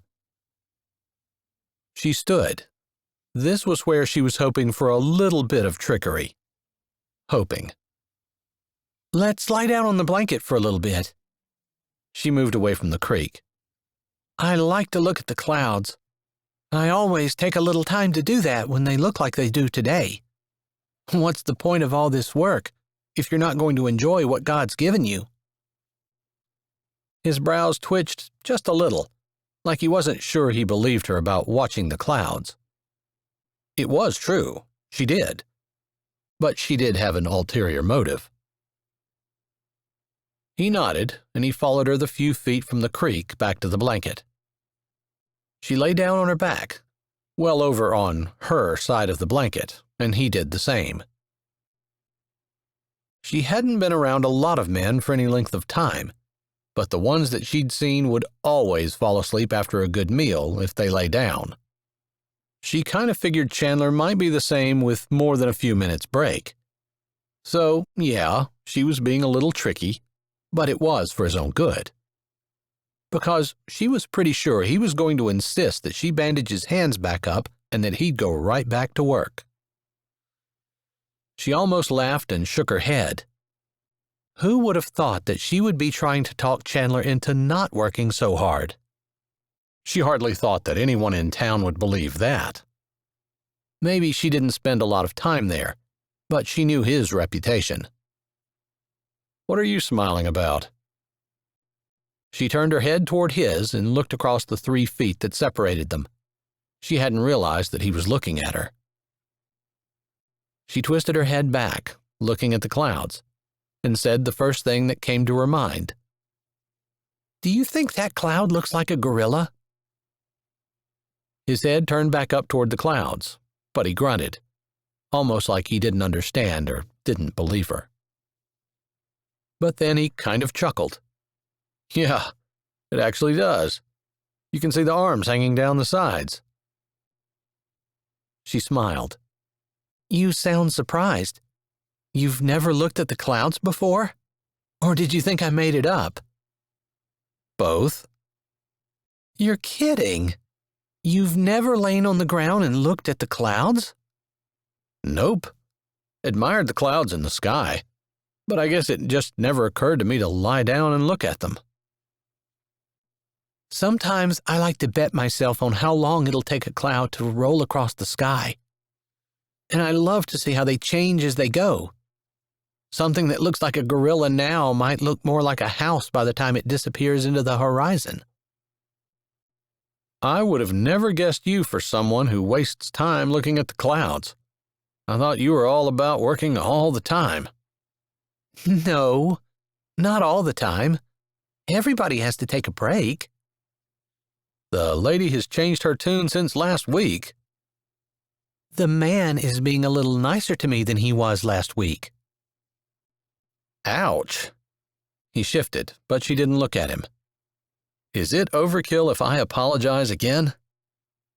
"No." She allowed herself a smirky little grin, thinking that maybe he wouldn't take it wrong when she looked at him. "You can apologize every day for the next 23 days, and it won't be overkill." "I think your expectations are a little high." "I think you can step up." "You're the one that's mean to me." He held his hands up. "Look at my hands. That's mean." "Oh, no, you don't. You can't blame that on me. You're the idiot that didn't stop. And I told you I didn't want you working today. You wouldn't listen. So, no, no, and no." It was worth a try. His hands fell back to the blanket. For the next 15 or so minutes, they pointed at the clouds, talking about them some. And each time, the silence lasted longer and longer between them, until after about 20 minutes, he didn't say anything for a long time. Then she heard a faint snore and smiled to herself. It worked. Now, what in the world was she going to do? She supposed she could lie on the blanket and look at the clouds, but she wasn't sleepy. She had to congratulate herself on a good job, though. Why had she cared? Why had it mattered whether or not he took a rest and took care of his hands? She wanted to say it was just because she was a good person and didn't want to see him hurt any more than what he already was, especially since he was working for her. That was probably true. But she also thought there might be a little bit more to the situation. More about herself that she didn't want to face. Chapter 12. The next morning, Chandler was still slightly shocked that Ivory had been able to so completely get him to stop digging the fence post holes. He had to admit, as they left the house after breakfast, it actually made him feel pretty good, almost like she cared about him. Of course, he wasn't entirely certain, because she wouldn't admit it, but he was pretty sure that she lay down on the blanket and made up that baloney about the clouds just to see if she could get him to fall asleep. And then, when he'd woken up mid-afternoon, she'd said she needed help moving a bale in the barn before she fed. He never had come back to the fence other than to get his tools and put them away for the night. Now, today, she was asking him to take a look at her tractor since she was going to be using it to bale hay soon. He suspected this was another ploy to keep him from using his hands on the fence, but again, he didn't ask. What did you say was wrong with it again? Fixing machinery wasn't his best area, although he'd done it growing up. What farmer hadn't? Something was always breaking down. I'm not sure exactly, but maybe you can just go over it and make sure everything is running correctly. It's always helpful to have an idea of what one is looking for when one is trying to fix something. She couldn't see his skeptical look since she was walking in front of him, but surely she could hear it in his tone. He followed her down the path, his eyes on her bulky sweatshirt and the gentle sway of her skirt around her ankles. Her leg must still be hurting her, since she was still wearing a skirt. She hadn't complained. She walked with confidence, and he just couldn't bring himself to ask if this was her way of getting him out of using his hands. They did hurt. As long as he kept his hands still, they were fine, but the idea of gripping the post hole digger and pounding it into the ground made his back muscles tighten painfully and twitch, simply from anticipating how bad his hands were going to hurt. Whether it was a ploy, or whether she really needed help with the tractor, he was going to go along with it.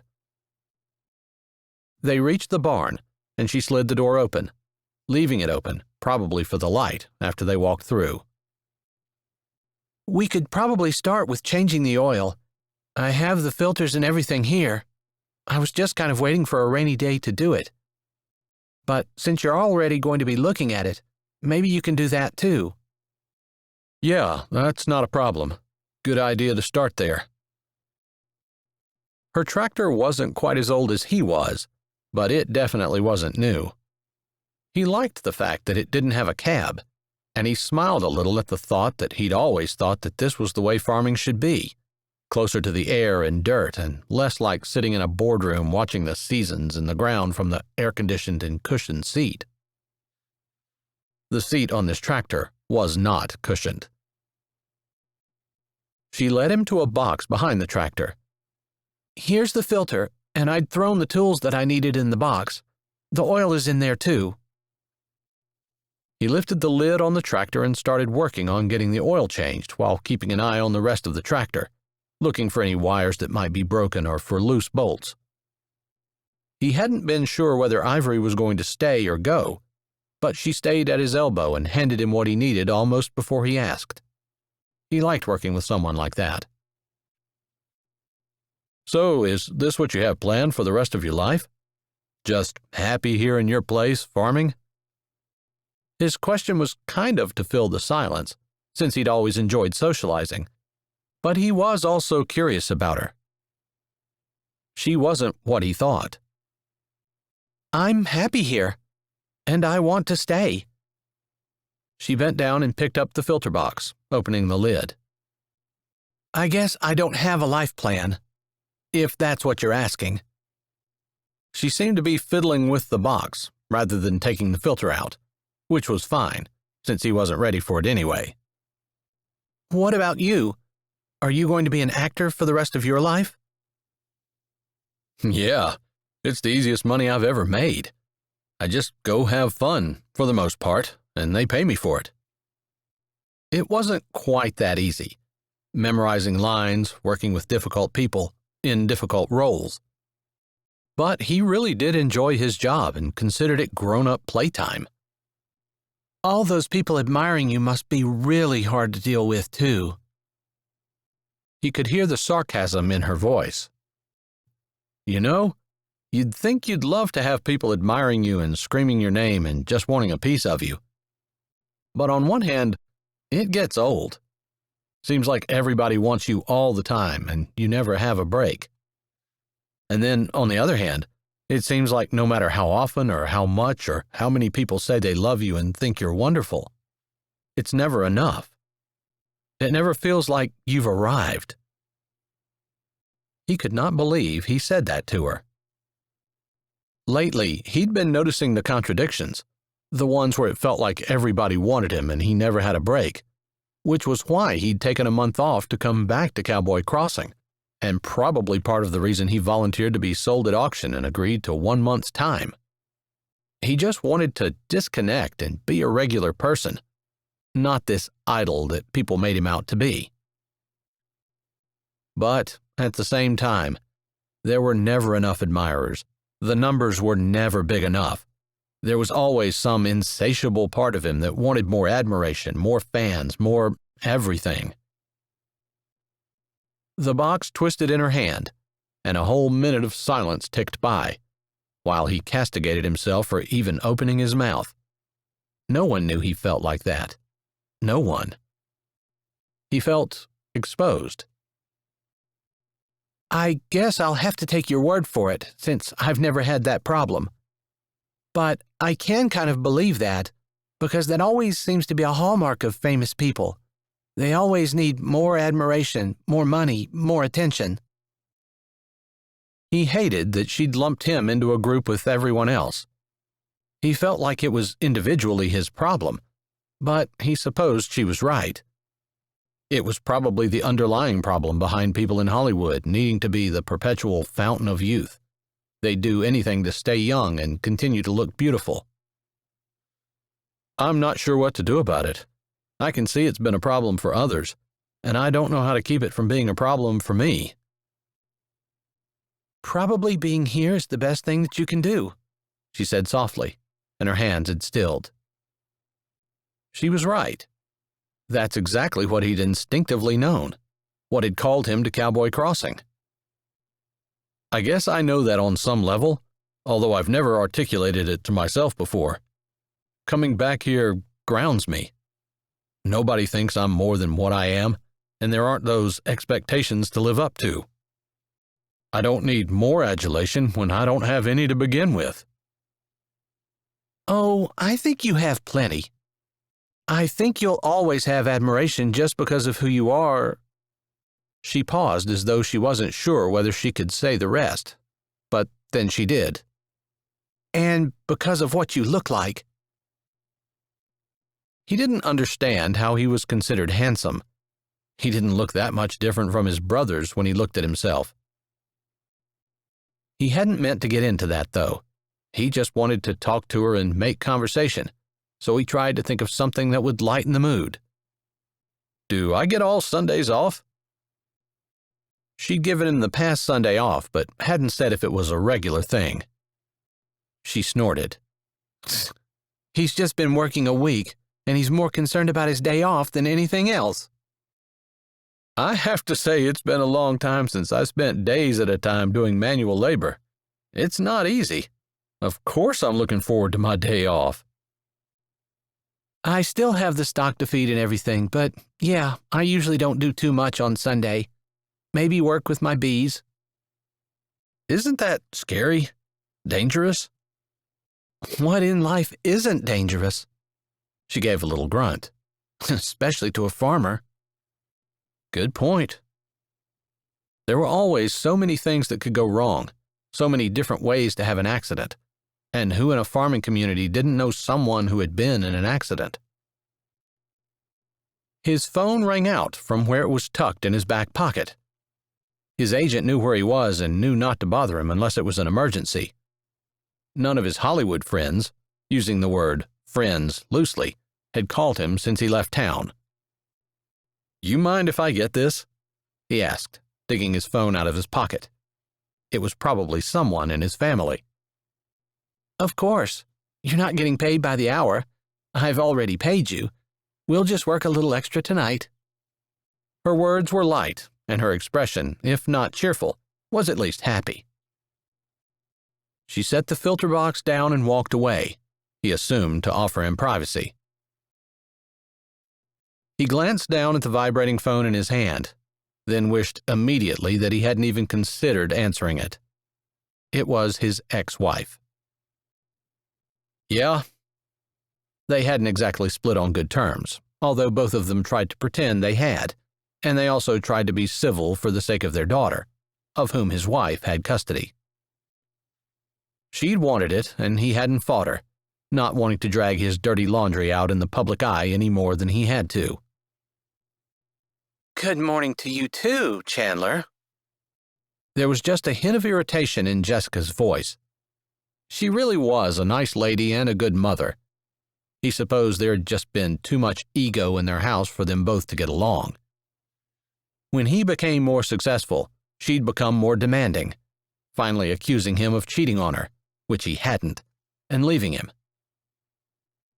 There hadn't been too much he could do about that. Protestations of innocence had been met with assurances of his guilt. She'd judged him guilty with no evidence. She'd taken Rayanne, their daughter, with her. Good morning, Jessica. It's awfully early, especially in Las Vegas. He did have a tendency to be a little gruff and forego the niceties. He could try to be civil, even though he knew she wasn't coming back. In the 2 years since she'd left him, she'd lived with 3 guys that he knew of, and she didn't seem to miss him at all. He missed being married and the companionship it provided, but he didn't miss Jessica. Too much ego in one house. That was what his agent said, and Chandler couldn't disagree. He wasn't an easy guy to live with either. Now that you mention it, it is early. You know, I wouldn't be bothering you if it wasn't something of the utmost importance. As he stood there, listening, he remembered he'd read a headline somewhere that said she and Bruce Swinger, her latest boyfriend, had split up. He never read the article, but was pretty sure he'd seen it in the grocery store checkout line. Who knew whether it was true or not? What can I help you with? He tried to infuse a little bit of friendliness in his voice, just for the sake of his daughter, but it was hard to imagine that he and Jessica had ever been more than passing acquaintances. He had no idea what they'd been thinking when they got married. I've been offered a movie role that I just can't turn down. She named an actress, one of the best in the business and one of the most sought after. She's gotten sick on set and won't be able to film the movie. My agent told me that they want me to come and take her place. But it's on location in Africa, and I don't want to take Rayanne with me. I want you to keep her. Chandler didn't say anything for a minute, resting his hand on the exhaust of the tractor and staring down at the old barn's wood floor. What Jessica was saying didn't make sense, and he was trying to put the pieces together to figure out what she actually meant. It was what he always had to do with Jessica. She never said what she meant. There was always an angle. Finally, he just came right out and asked, You and I both know there's no reason why Rayanne couldn't be on location with you. You have a tutor and a nanny for her, and movie sets always have all the resources you need. He paused to give his words weight. Then he asked, What's up? Jessica sighed. He wasn't sure whether it was a put-out sigh or whether it was a sigh that indicated she was going to level with him. You're right. I know you know all of that as well as I do. I didn't really want to tell you, but the set seems to be jinxed. There have been some freak accidents. You know how rumors swirl around this town. I just didn't want to take Rayanne. I know it's perfectly safe, but I know that you're taking a month off and you can have her anyway. Jessica was right. He was taking a month off in Cowboy Crossing. Then he had to be in LA to get ready for his next film. There was just one small problem. He committed to working for Ivory for the next 3 weeks. He could hardly do that if he had his daughter with him, and he couldn't just bring her to town and drop her off at his mom's. Still, he'd do whatever he needed to do for his daughter. You know I'll take her, anytime. How are we getting her here? The nanny will bring her. She was going to visit relatives in New York anyway. He'd never met the nanny. She probably came highly recommended. Jessica was responsible and caring.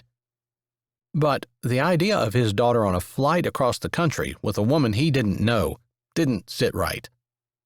No, I'll come out and get her. He wasn't sure exactly how that was going to work, but he was pretty sure he could get Ivory to allow him to tack a couple of days on to the end if he took a couple of days off to go get Rayanne. Or, if he needed to, he'd come back after his movie was filmed. Chandler, you don't have to do that. Larissa is perfectly responsible, and she can deliver Rayanne wherever we need her. You can just pick her up at the airport. I'll be out. The fact that Jessica didn't argue with him anymore meant she was pretty desperate to get away, because he usually didn't win that easily. They agreed he'd be going out tomorrow to get her and flying back the next day. He let out a deep sigh as he swiped his phone off and let his hands rest on the tractor fender. He wasn't sure how this was going to work. Do you need a few minutes? Ivory's voice startled him, and he looked up. He didn't know when she had left, but she was walking in the barn door. He hadn't even noticed she was gone. No, but I do need to talk to you. I know that things have been a little rough between us, but I need to ask for a favor. Yes?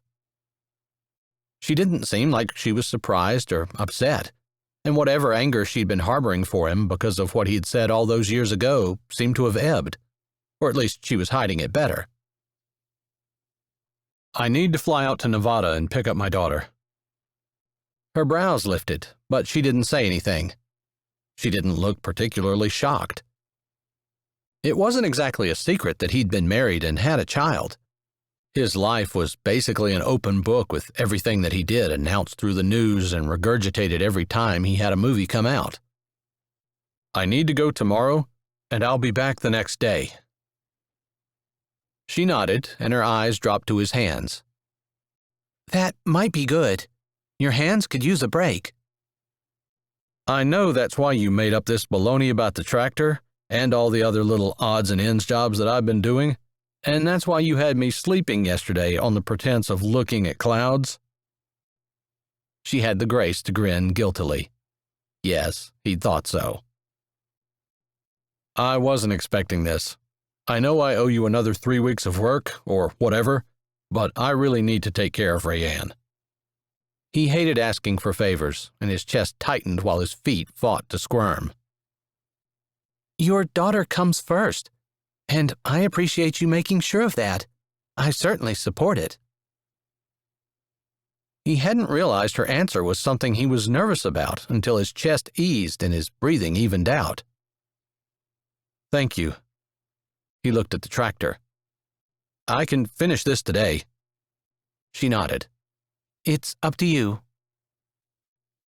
He grabbed the filter wrench and picked up where he left off.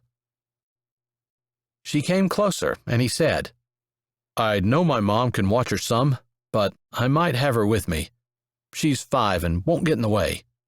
Much. It's okay. Whatever we have to do to make it work, we will. And if it's too much, it's fine. She put a finger on the tractor fender and ran it along the smooth edge. I bought you anyway, not really to help me, but because of my anger and bitterness at what you'd said. And after we talked, for this last week, I've been thinking, and I've realized how ridiculous it was that I was still holding a grudge about something that you'd done years and years ago. It doesn't matter, and I need to let it go. So, if you're here, that's great. She looked up, and her hand dropped back down to her side. But if you're not, it's fine. Really, taking care of your daughter is far more important anyway. Her eyes held steady, and they stared at each other. He didn't know what he had expected. Since they'd talked last week, they had kind of a little bit of a truce, maybe. she'd managed to surprise him. Again. Thanks. His hand had stilled around the wrench, and he had the oddest desire to move closer to her. He shook it off, recalling all too clearly how tempting she seemed to be to him. And he wasn't sure why. She certainly shouldn't be. I'll assume you won't be here until I hear from you. It should only take me 2 days. After I get this oil changed, I'll look at flights. But I plan to fly out tomorrow and get her the next day and bring her back. I know my mom will want to watch her, and she's the same age as Clark and Marlowe's children, so I imagine she'll spend some time with them. I don't know exactly how it will work out, but I appreciate you working with me. Sure. She backed up some and stepped away from the tractor. He wanted to reach his hand up and stop her. He wanted her to come closer, not back away. But he didn't move, just felt a little of the emptiness in the hollow beat of his heart. I have some other things to do. I'm going to go get started on them. When you're done here and you have your ticket, if you still have some time and want to do something, please come see me. If we continue to take care of your hands, they'll heal faster. 2 days away should really give you a good start on it. He nodded, unsure what brought it on, but noting that there was a bit of a change in her. More of a distance. He didn't like it. Even if it was for the best. Chapter 13. Ivory was working in her garden in the late afternoon, 2 days later, when she noted a cloud of dust coming up the driveway. It could be anyone, but her heart beat a little faster, and she looked for the red color to come into sight that would say it was Chandler. She didn't know why. They hadn't even spent that much time together, but when he left, everything seemed still and quiet, and for the first time in her life, she almost felt lonely. She just needed a glimpse of the crimson before she tucked her head back down and kept on weeding the onions. She grew almost everything she ate, with the exception of flour for bread and a few spices and other things, and her garden was a big part of that. She couldn't afford to neglect it. What would Chandler's daughter be like? Even at 5, she would probably be beautiful. With genes like her dad, and the beautiful woman whom he'd been married to, she would have to have perfect bone structure and features. Not that Ivory cared. Her own genes weren't exactly top-notch. She almost snorted at that, but she'd gotten over it years ago. For the most part. Maybe she had a little chip on her shoulder, but there wasn't anything anyone could do about their genes. She had left a note at the house to say where she was going to be, since she'd been expecting him to possibly show up today, although she hadn't talked to him since he'd left early in the morning the day after he talked to his ex. He must have found her note, because barely 5 minutes after she'd seen his car, he came striding through the grass with a little girl skipping at his side, holding his hand and swinging it. The girl's hair was in pigtails which curled down her shoulders. She looked happy, and it seemed like she was chattering. Chandler, of course, looked amazing as always, and even better with the little girl beside him. Her rebellious heart scattered and skipped and started to clap. Ivory tried to concentrate on the weeds, but her lips wanted to curve up, and her whole body wanted to jump up and start walking down the hill to meet them. She stayed where she was, head down, pulling weeds, until they arrived at the edge of the tilled patch of ground, and she looked up, hoping her face had at least a modicum of decorum still on it. "Hi." Chandler's eyes landed on hers, and they didn't move. The little girl had stilled, too. Ivory sat back, resting her hands on her knees. She wore gloves today to protect her healing burn, which was also wrapped. Normally, she didn't use gloves in the garden, preferring to be able to feel the soil. For some reason, she felt a little self-conscious with them on. Not that it mattered. She was being silly. Hi.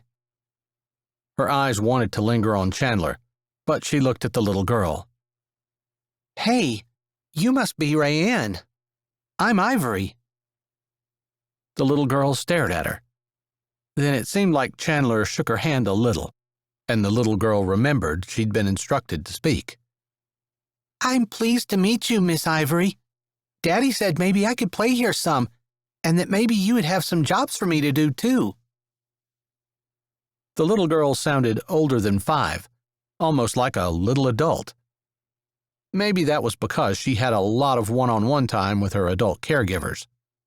Not that Ivory knew that much about children. Of course. I would love it if you would stay here and play.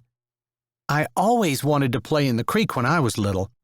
It's nice and warm, and the creek will feel good after we work some. Maybe you can help me in the kitchen a little, too. Tomorrow I have to bake bread, and I could always use help with that. The little girl's eyes had lit up, and Ivory wondered if she was used to being ignored.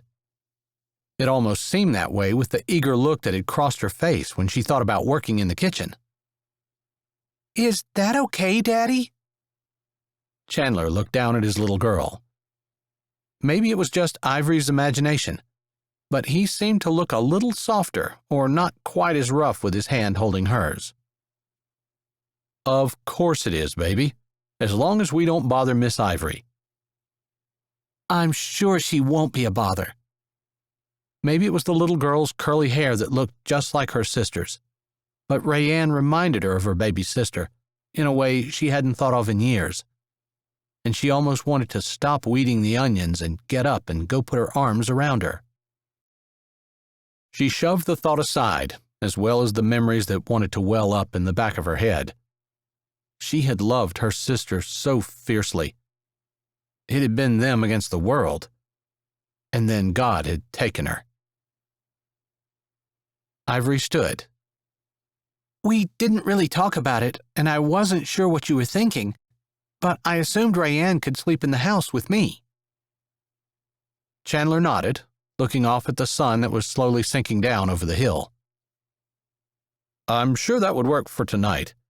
I think my mom will want to have her stay there some as well, and she can play with her cousins, particularly for this weekend. He shifted on his feet and shoved his hands in his pockets. Ivory's eyes narrowed just a little. She brushed off her hands. Chandler seemed to have more to say, but he was uncharacteristically stalling. He cleared his throat. My brother Deacon's always been pretty good at building things. It's warm enough now that we could add a little lean-to the back of the house and put a bed there. It would only take a day or two to throw that up. Nothing fancy. I just didn't want to impose. Ivory blinked. She hadn't been expecting this. Honestly, it had only been about dinner time today when she thought about trying to find a place for Rayanne to stay. Probably because she'd been mooning over Chandler and hadn't been thinking of much else lately. She had to admit his idea was better than hers. But she said, I couldn't ask you to do that.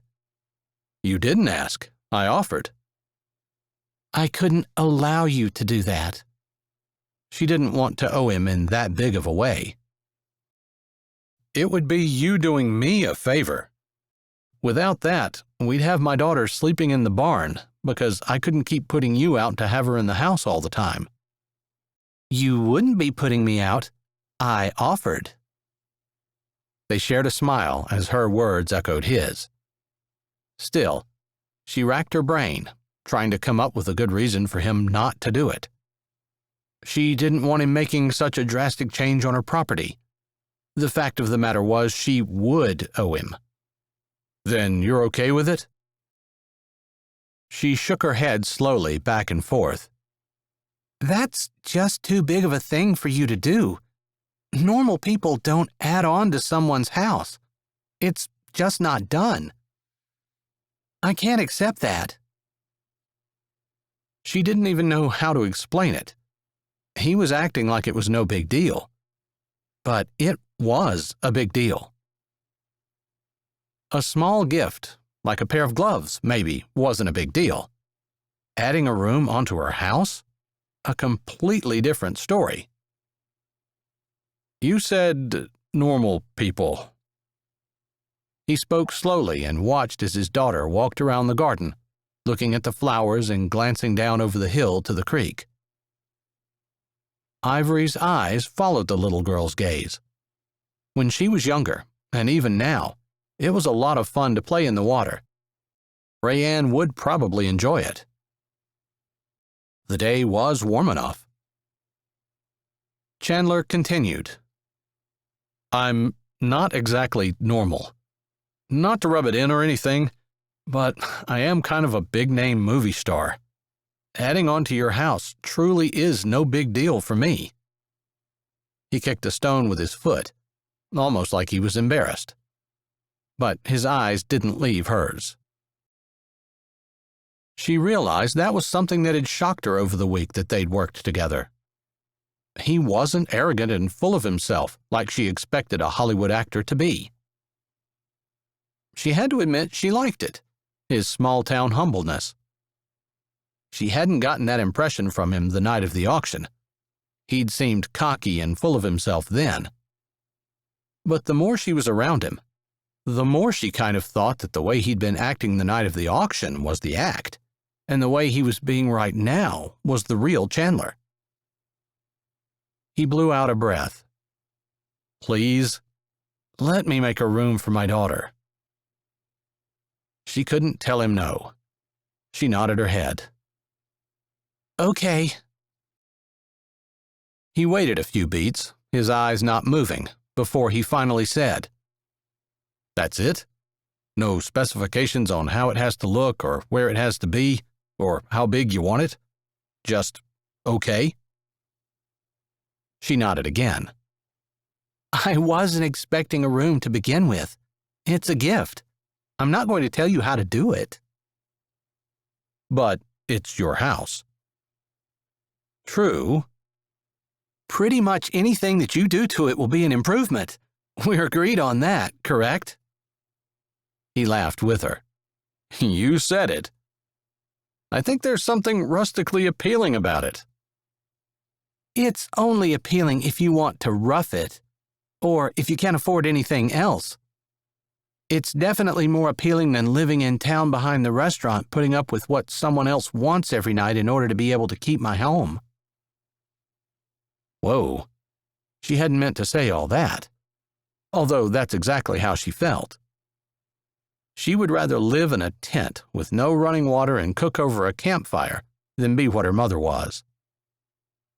She didn't think that made her a bad person, but she supposed it did make her look like a fanatic. Chandler nodded. He seemed to understand and not judge her. If you don't mind, I've already talked to Deacon about it, and he said he can come out tonight and measure things off so we can figure out how much lumber we need and get started setting the footers on it first thing in the morning. Her mouth popped open and she put her hands on her hips. You already talked to Deacon about it? You assumed I was going to say yes? He had a sheepish look on his face, and he lifted his hands up like he was somehow innocent. That was just me thinking positively. I didn't know what you'd say. Although I really wasn't thinking that you might reject the offer to improve your house. I was hoping you wouldn't. She shook her head. What more was there to say? Come on, Rayanne. Let's go down to the house so I can get a hold of Deacon and we can do some measuring before the sun sets and it gets too dark. Do I have to, Daddy? I want to go down and explore the creek. Rayanne turned to her father but didn't start walking toward him. Not today, honey. It's not safe for you to be down there by yourself. And if I'm going to get a place for you to sleep, I need to get moving on it. But I don't want to go back to the house. I want to see the creek. Can't we walk down there first? Of course the little girl was used to getting her way. Ivory couldn't blame her. She'd much rather play in the creek than go stand around the house waiting for adults to get done with whatever work they were doing. Ivory looked at the onion row. She had 3/4 of it weeded. If Rayanne can wait 15 minutes until I finish this row, I'll take her to the creek. I wanted to wash the dirt off myself anyway. You don't mind? Chandler asked, low but serious. No, not at all. I was going to go down there anyway. He nodded. Give Miss Ivory 15 minutes to finish her work, Rayanne. Then she'll take you down. But I want you to listen to her. His voice was firm with an obvious command in it. Ivory wasn't sure that would get Rayanne to obey, especially if she hadn't been taught that obedience was necessary. But Rayanne nodded. Okay. If you want to, Rayanne, I'll show you how to weed and you can help me. We'll get done faster with 2 people working. Ivory didn't think the little girl would take her up on it, but she walked over. Chandler's eyebrows went up too, like he was surprised as well. Let me know if you need me to come get her or if she gets in your way. I will, but I think we'll be fine. Ivory smiled at the little girl as she stopped beside her. Rayanne gave her a tentative smile back. If you kneel down here, you can see the difference between the onions, which have spiky things sticking up like this, she pointed to the onion tops, versus the weeds, which have kind of flat leaves. Her fingers touched the leaves of some weeds between the onions. Can you see the difference? Rayanne nodded solemnly. Ivory smiled. The little girl truly did seem interested, as some children were. Gardening wasn't for everyone, but from the time she could remember, she loved looking at the differences of plants and considering how they grew. Rayanne might not be as easily entertained as she was, but for now, it was new and interesting to her, and Ivory figured she could take advantage of it. She taught Rayanne to pull the weeds out carefully so she didn't pull the onions out with them, and Rayanne did pretty well for a 5-year-old, only pulling out 3 onions in the 15 minutes that they worked. By that time, Ivory was more than ready to go to the creek and rinse off, and Rayanne was excited about wading in it. It surprised her when Rayanne took her hand as they walked down the hill toward the creek. Ivory looked down, and Rayanne grinned up at her. Their hands swung between them, and Ivory started singing a catchy song about horses and ponies. Before they reached the creek, Rayanne was singing some with her. No matter how hot the day got, the creek was always cold, coming as it did from a spring up the side of the mountain. After they took their shoes and socks off and set them aside, Rayanne squealed when she put her feet in and jumped right back out. If you can stand to keep your feet in it, you get used to it eventually, and it won't feel so cold. Ivory stepped in, bracing herself against the icy water. She hadn't exactly been planning on getting completely wet, but she'd worn shorts and a t-shirt, and she didn't see any reason why not.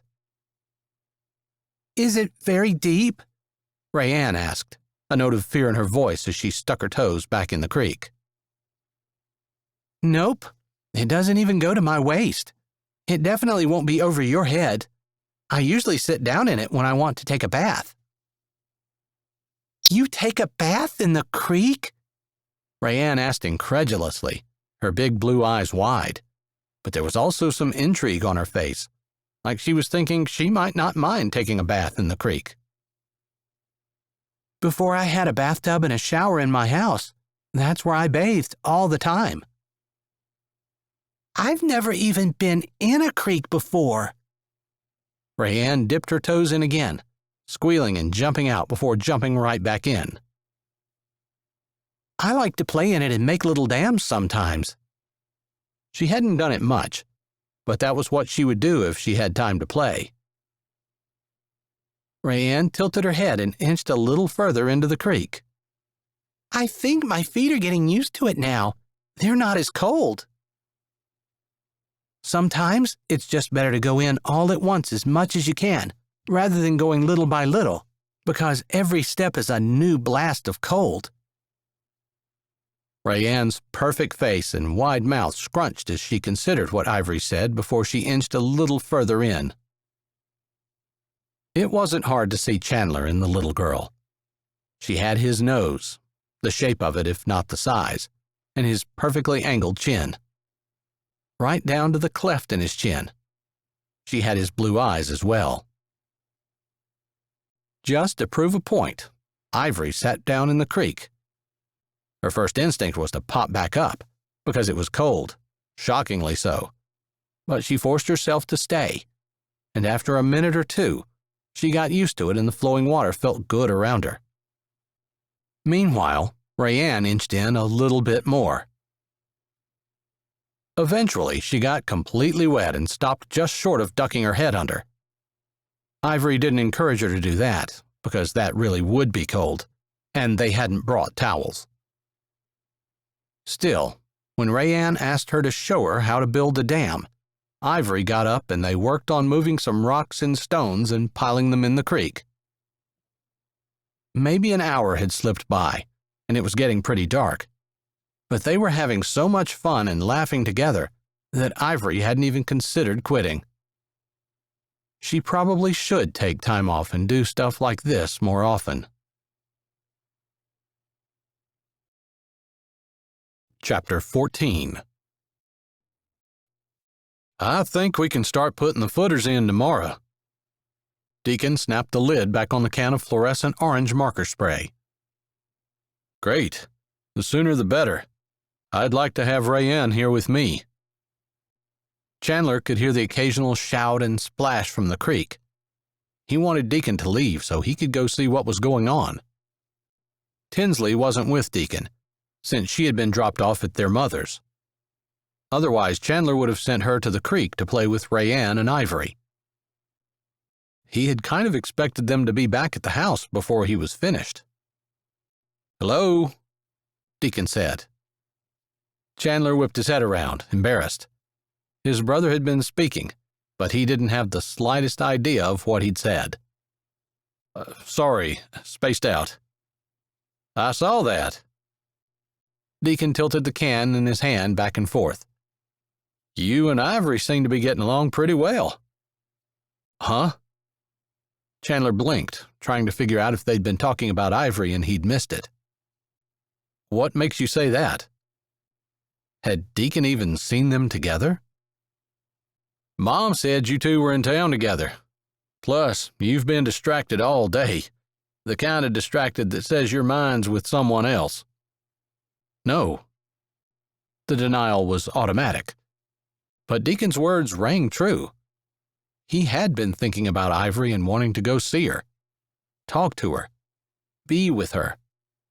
He'd been gone for 2 days, and it felt like years. Deacon shrugged. "See you tomorrow, bright and early." "See ya." Chandler didn't wait for Deacon's truck to leave. He took off with long strides, more eager than he could admit to see Ivory. He didn't even really think he liked her that much, but he sure missed her when he was picking up Rayanne in Nevada. He didn't even want to think about how much. Deacon had hit the nail on the head. As he went down the hill and rounded the bank, the splashing and laughing got louder, and he stopped for a second to watch. It looked like they were building a dam, because they were lugging stones from the edge of the creek and dropping them in the middle. They'd gotten a bit of the foundation laid, although it didn't seem like they were aiming to completely stop the creek. Just maybe having fun moving rocks and having the water come up a couple of inches. No doubt his daughter was enjoying it. She was splashing around, soaking wet, laughing and dropping rocks. He would have expected Ivory to be a bit more subdued, but she seemed like she was having just as much fun as Rayanne, skipping and laughing and splashing. Rayanne had just asked her how many more rocks she thought they would need when Ivory, with a big rock in her hand, looked over at the dam. She didn't stop walking, though, and tripped, splashing down in the water.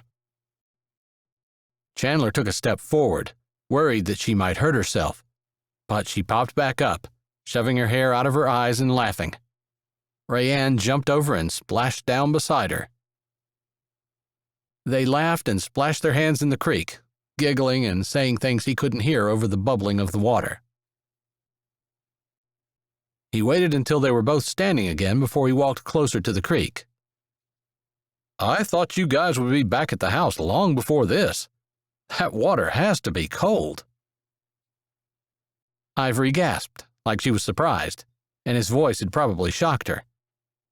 But then she crossed her arms over her chest, like she was naked or something, and scrunched down, looking at him with wide eyes before plopping down completely in the water.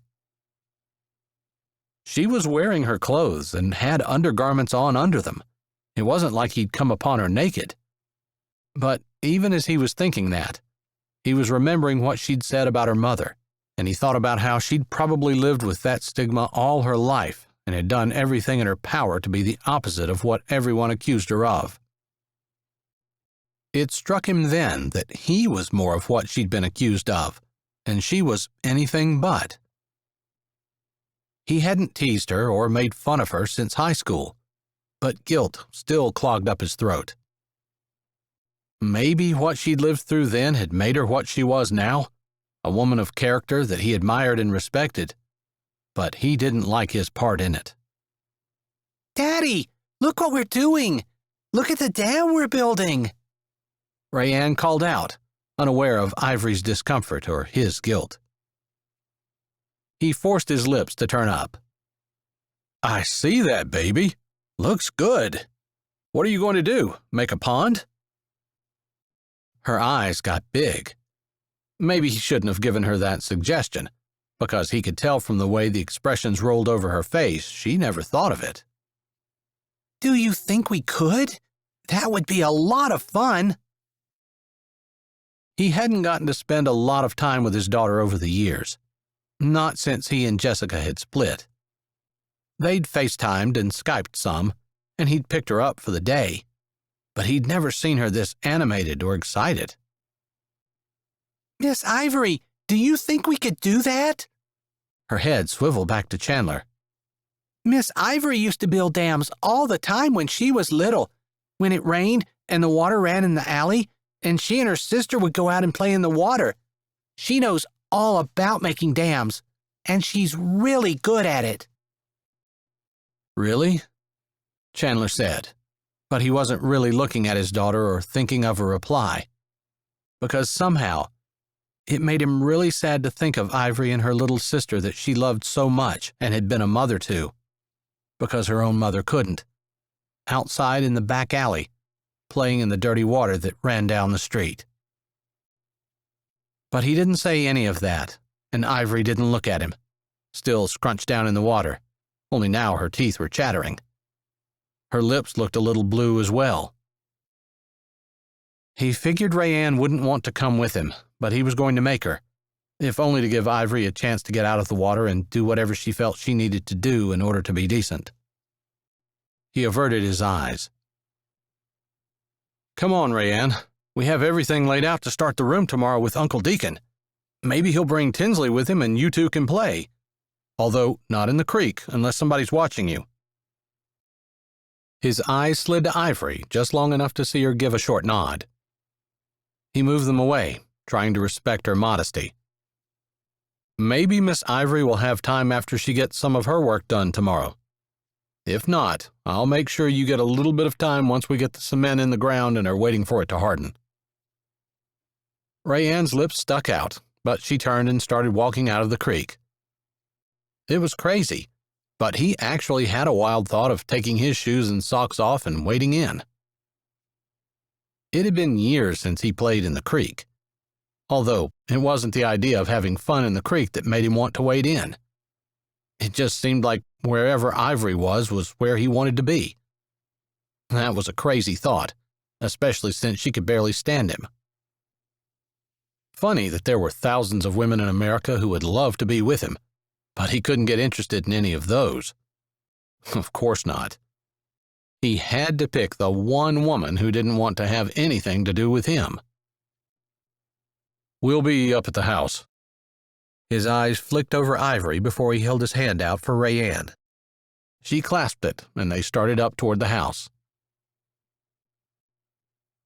Ivory took the last loaf of bread out of the oven and set it on the small counter. Golden brown and domed, it looked picture perfect. "I think you might have a knack for making bread, Rayanne. These are the best loaves I've made in a long time." She smiled down at her little helper, who had turned out to be a pretty good right hand. Rayanne beamed. "They smell really good. I'm sure they taste good, too." "I might just have to test that theory." Ivory's head jerked up.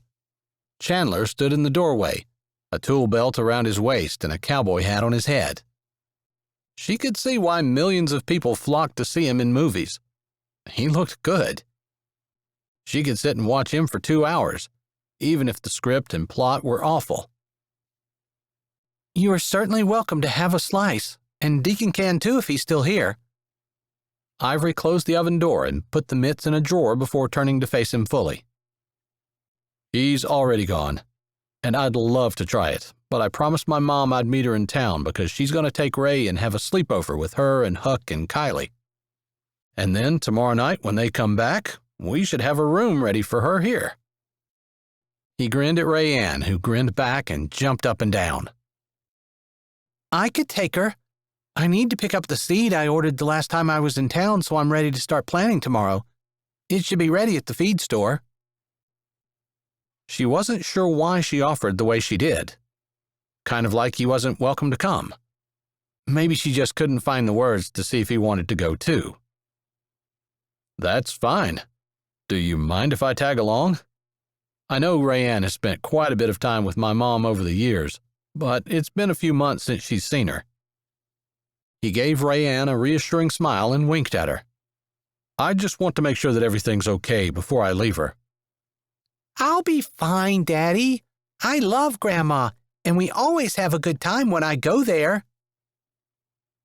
Rayanne wasn't shy. Ivory had already figured that out.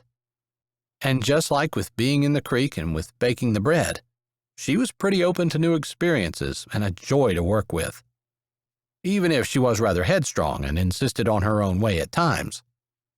What kid didn't? "I certainly don't mind." She turned the oven off. "The bread is all out, and I'm ready to go. If we go now, we'll be back in time for me to make supper." "I thought we'd just grab it at the diner." He sounded kind of hesitant and unsure, but it wasn't like he was asking her on a date. They were just conveniently going to eat at the diner since they would be in town at supper time. "Oh." She had never eaten at the diner. Growing up, she'd lived behind the bars in town and the Mexican restaurant, and she'd had plenty of food from those places, but she'd never eaten in the dining rooms there. If she did get food, she'd taken it back to their apartment to eat. Still, if Rayanne could do all these new experiences, Ivory figured it wouldn't hurt her either. "That sounds nice. Am I dressed okay?" Chandler's lips curved up in that heart-stopping smile he had. Her stomach turned over, and she tried to pull her eyes away unsuccessfully. "Just like a girl to be concerned about what she's wearing. I'm sure you'll fit in. I'm wearing this." His hands indicated the dirty t-shirt and jeans he'd been wearing while they worked on the room. They matched hers, although somehow it seemed more socially acceptable for a man to not be entirely cleaned up than it was for a woman. But as long as Chandler wasn't embarrassed to be seen with her, she'd go the way she was. "Okay, let me grab my keys." They left, closing the door behind them, and headed toward her pickup. They got in with Rayanne in the middle, buckling her in her booster seat. After Ivory had hers buckled, she pressed the clutch in and turned the key. All she heard were clicks. Her stomach dropped and her head started to throb. She wanted to lay her forehead on the steering wheel. "I think the battery's dead," she sighed. She had a battery charger, but she wasn't sure she had an extension cord long enough to plug it in and bring it over. It was going to take a while to figure things out. "Let's go in my car. I'll get your truck started tomorrow morning, first thing. Okay?" Chandler unbuckled his belt and put his hand on the door latch. "I couldn't ask you to do that. It will only take 45 minutes or so to get things hooked up and get it charged enough so that it'll start." She probably ought to get a new battery while she was in town. Chandler looked at his phone. "If you don't mind, I'd really rather drive. I told Mom I'd meet her in an hour and 15 minutes. We'll have enough time to eat supper together if we leave now. Otherwise, we'll be late and Rayanne won't be able to eat with us." She almost told him to go ahead and go by himself, but she didn't want to seem rude or snippy. He'd been so nice to her, and although it made her uncomfortable to accept the room, and now the ride, that wasn't an excuse to be mean. "Do you mind putting the seat in the back of your car?" Not at all. His jaw was set, and she believed that he really didn't mind. They got in his car, and he drove to town, answering a call from his mother on the way. After he hung up, he said, "She's at the feed store now, and she said we could go ahead and drop Rayanne off. I figured we would pick up your seed there, too. We'll eat afterwards. She said she had supper in the crock pot for the kids." Ivory didn't figure she could argue with his plans, although the idea of eating alone with Chandler made her nervous. As long as Rayanne was there, it definitely wasn't a date. Being that it was at the diner, it still really wasn't a date, except she'd never eaten there before. So it was kind of special for her. Mrs. Hudson stood out on the sidewalk as they pulled up to the feed store.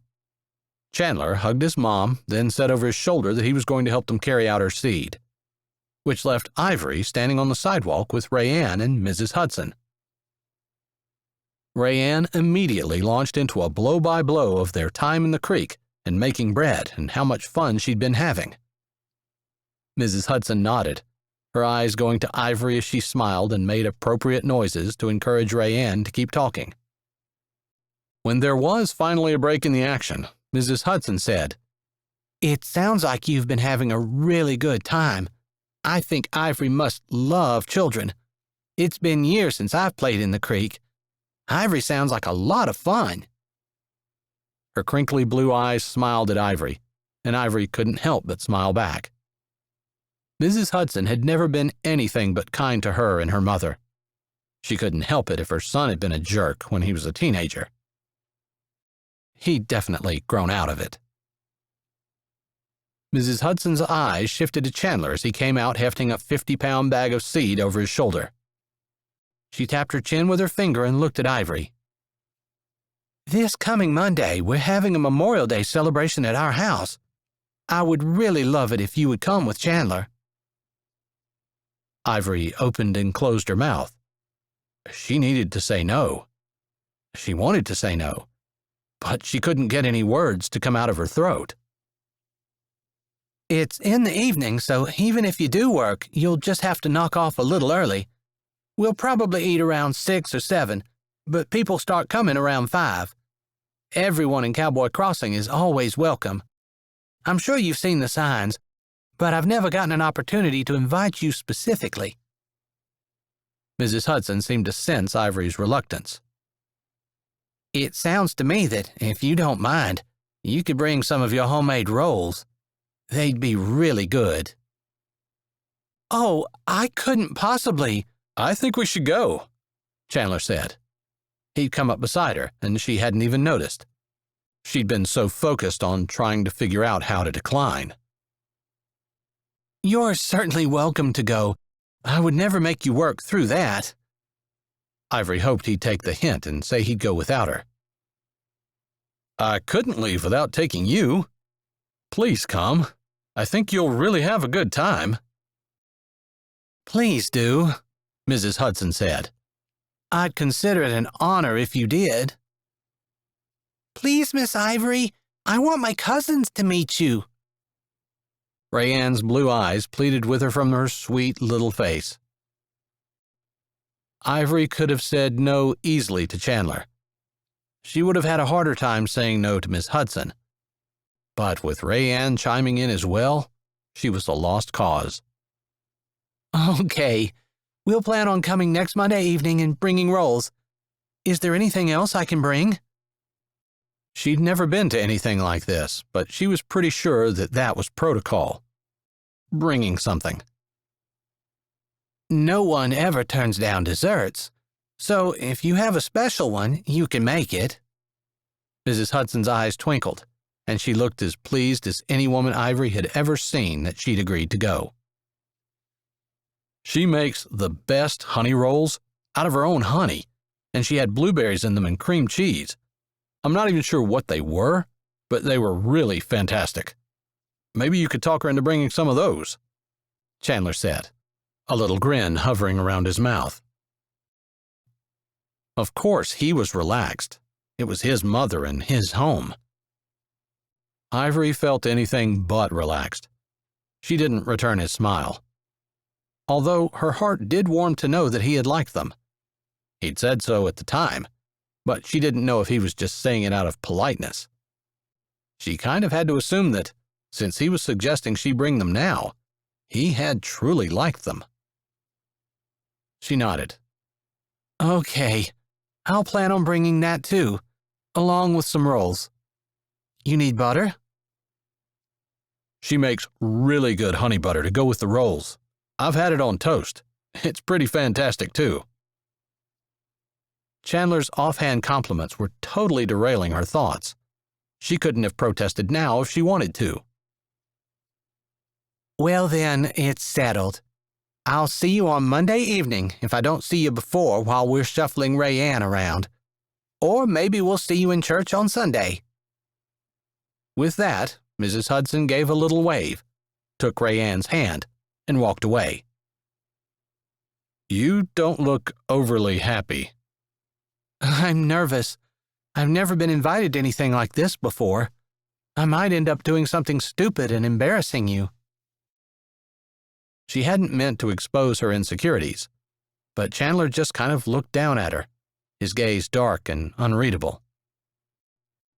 Finally, he said, "There's nothing stupid you could do that my family hasn't already done. And don't be nervous. I'll be with you. I won't let anything happen to you." It wasn't exactly what she needed to hear to calm her nerves, but she knew he was doing the best he could. She nodded, adjusting her wallet in her hand and walking into the store to pay for her seed. Chapter 15. Chandler sat across the booth from Ivory and looked at the steaming plates of food Amy had just set in front of them. Ivory acted like she'd never been in here before, had no idea what the menu that he had memorized said, and couldn't decide what to order. For a few minutes, he wondered if she could even read. It was funny, but even if that were true, it hadn't changed anything for him. Maybe it just solidified the fact that he liked her more with every minute he spent with her. She was proud and industrious and nothing like what the town might have thought of her reputation, but she'd been quietly going about forging her own identity and her own place in the world, and she hadn't let anything stop her from doing what she felt was right. Not hardship, not lack of support, not lack of a social structure around her. She'd been so sweet and kind to his daughter. Even though she had a ton of work to do, and would probably never get it all done, and certainly wouldn't get caught up, she'd taken the time to play with her in the creek and taught her to make bread. Rayanne couldn't stop talking about how much she loved and adored her. Kind of like her father. "Have you ever been in here before?" The question just slipped off his lips. The diner was kind of busy, and he saw some people he knew, including Wilder and his new bride who were neighbors to his parents' ranch. They raised expensive racehorses. Wilder might be from North Dakota, but they sure grew them smart up there because the guy knew his horse flesh. No. Her word was soft, her face pointed down at her food. She had a spoon in her hand, but she hadn't taken a bite. Maybe she was waiting for it to cool. "Are you okay?" He kept his voice pitched low, although there was enough murmuring and talking that he didn't think anyone would overhear them. "I'm just not used to being out this much and around so many people." He nodded. He could see how being on the farm all the time would make her feel isolated and unused to social situations. Her experiences with those hadn't exactly been good either. "Do you want to leave?" Her head jerked up. "You haven't eaten yet." "I don't need to if it's going to make you uncomfortable." She shook her head. "Normal people do this all the time. I can do it." "I think we already figured out that I'm not normal. I guess it kind of makes sense that you aren't either." He slid to the end of the booth. Her eyes widened. "You're not really leaving?" "It's more important to me that you're comfortable than I'm not hungry." She glanced around the room, her eyes wide. "Sit down," she hissed. He hadn't stood up, but he had been getting ready to. "Are you sure?" She nodded. "Just eat fast." She grinned a little. He slid in, grinning back at her. "Try your food. You might find it's good." "Good will taste like sawdust right now. Maybe tomorrow I'll remember that it was more than edible." "Actually, after tasting your cooking for the last week, I doubt anything they have in here will compare." He took a bite, chewed, and swallowed before he said, "Maybe you could sell some of your honey here. They might like it." "It's a drive, but I can sell all the honey I produce in Springfield. Easily. I'm not really looking for new markets. Right now, I'd like to get more hives up. That's one of the biggest moneymakers on the farm, with some of the least amount of overhead." "And you like it?" She nodded, surprise coloring her features, like she hadn't thought he'd notice. "I do." "Maybe you get more money for it in the city, but I think it would be popular here too." She nodded like she was considering it. Maybe she was. But he noticed that she avoided doing business in town if she could help it. He wondered how much of that was because of the way she'd been treated when she was younger that had left the stigma in her mind about the way she'd be treated now. He hadn't noticed anyone snubbing her or being unkind. Sometimes it was just hard to let those memories go, like the way she'd held on to them with him. Not that he was excusing himself, because he deserved her condemnation and wrath for what he'd done. And maybe these other people did too. But to think that they were doing it now, he didn't think that was true. Maybe Ivory and he would never be anything more than almost friends, but possibly he could help her a little bit to find her place in the town, or at least help her realize that the town didn't see her the way she thought they did. "I'm glad you agreed to go to my mom's for Memorial Day. I would feel guilty going if you hadn't been going too, and I'd really like to see Rayanne enjoy a holiday with my family." "You're so good with her. How much time do you get to spend with her?" Her question was a little hesitant, almost like she was afraid she was prying. But he thought she meant it as a compliment, because she just called him a good dad. "Jessica has full custody. I didn't fight her on it. At that time, my career was just taking off, and an ugly custody battle would have been hard on everyone. I wanted to do what was best for Rayanne." "So you see her during the summers?" He nodded. "Depends on shooting schedules. I can go visit her anytime I want. So when I'm not shooting film, I usually do. But Jessica and I can only spend so much time together before we want to kill each other." He smiled a little at that, but Ivory's brows drew closer together. "Why?" He set his jaw, his smile fading, and he sighed, looking at his plate. I always kind of thought we both had an ego that was too big to get along with the other one. I have no idea how we stood each other long enough to get married.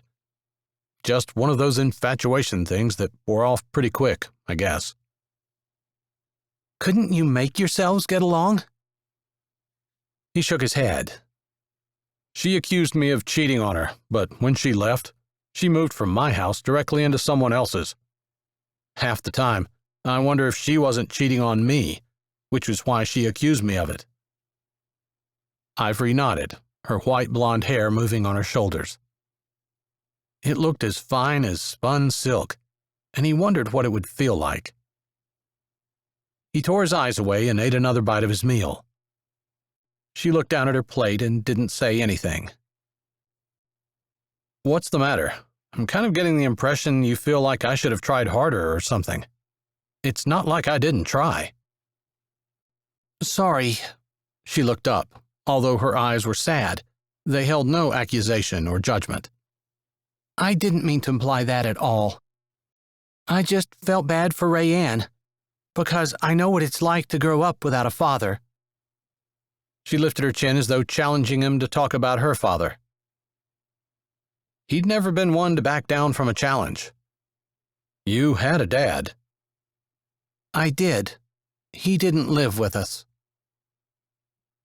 He felt bad immediately. I had the ideal childhood. My parents loved each other. We grew up on a farm. I had a lot of freedom, although we were made to work hard too.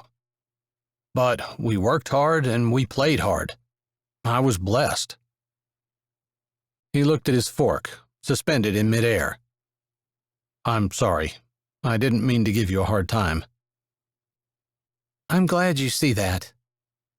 Her eyes were serious, and she looked into his, meeting his gaze.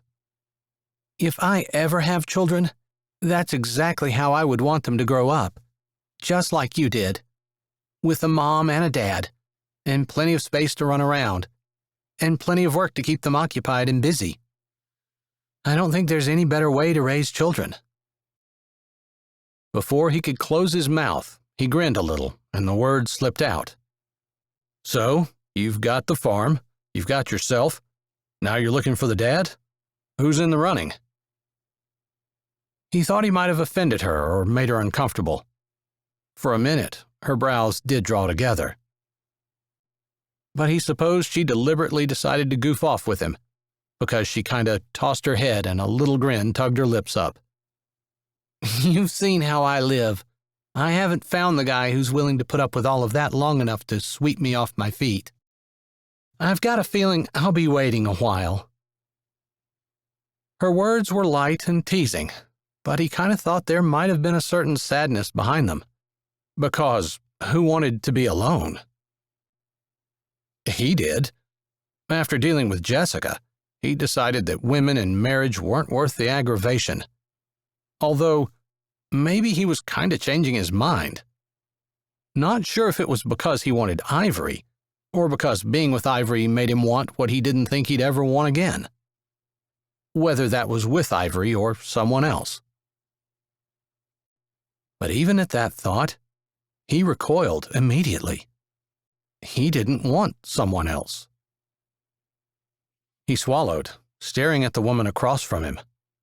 She was truly one of a kind, something fresh and unique and innocent when he wouldn't have thought there was such a thing left in the world. You deserve the very best that God has to offer you. I hope you get it. He used his napkin to wipe his mouth and put it on his plate, shoving it toward the end of the table. Do you want dessert? His tone was clipped, and he didn't try to modulate it. No. Then I'm going up and paying. As soon as you're done, we can leave. He knew why he was suddenly in a hurry to leave and couldn't stand sitting there for one more minute. They were way too different for there to ever be anything between them that could be worked out. He shouldn't even be thinking it. Or admiring her. But the idea of God having a man for her somewhere had irritated him to the point where he just couldn't sit still. Deacon and Chandler finished the room the next day. Rayanne, Chandler, and Ivory fell into some sort of routine, time-wise if not work-wise, for the next few days. Ivory had to admit every morning she woke up nervous about the Memorial Day picnic. If she were being honest, she also had to admit that every day she woke up eager to work with Chandler. She wouldn't have thought that she was the kind of person who needed other people around. In fact, she would have thought the exact opposite. But now that Chandler had been here, she was dreading his leaving. He and Rayanne made mealtimes more fun, and it was nice to have someone to talk to about the things that needed to be done, what priorities they should have, and how they could share the workload. He did a lot of the heavy work for her, and she knew when he left it was going to be hard to go back to the way she'd been. Sunday morning, they went to church again, and there weren't as many smirks or behind-the-hand laughing as there had been the week before. Chandler had assured her that it was because of her buying him and had nothing to do with her.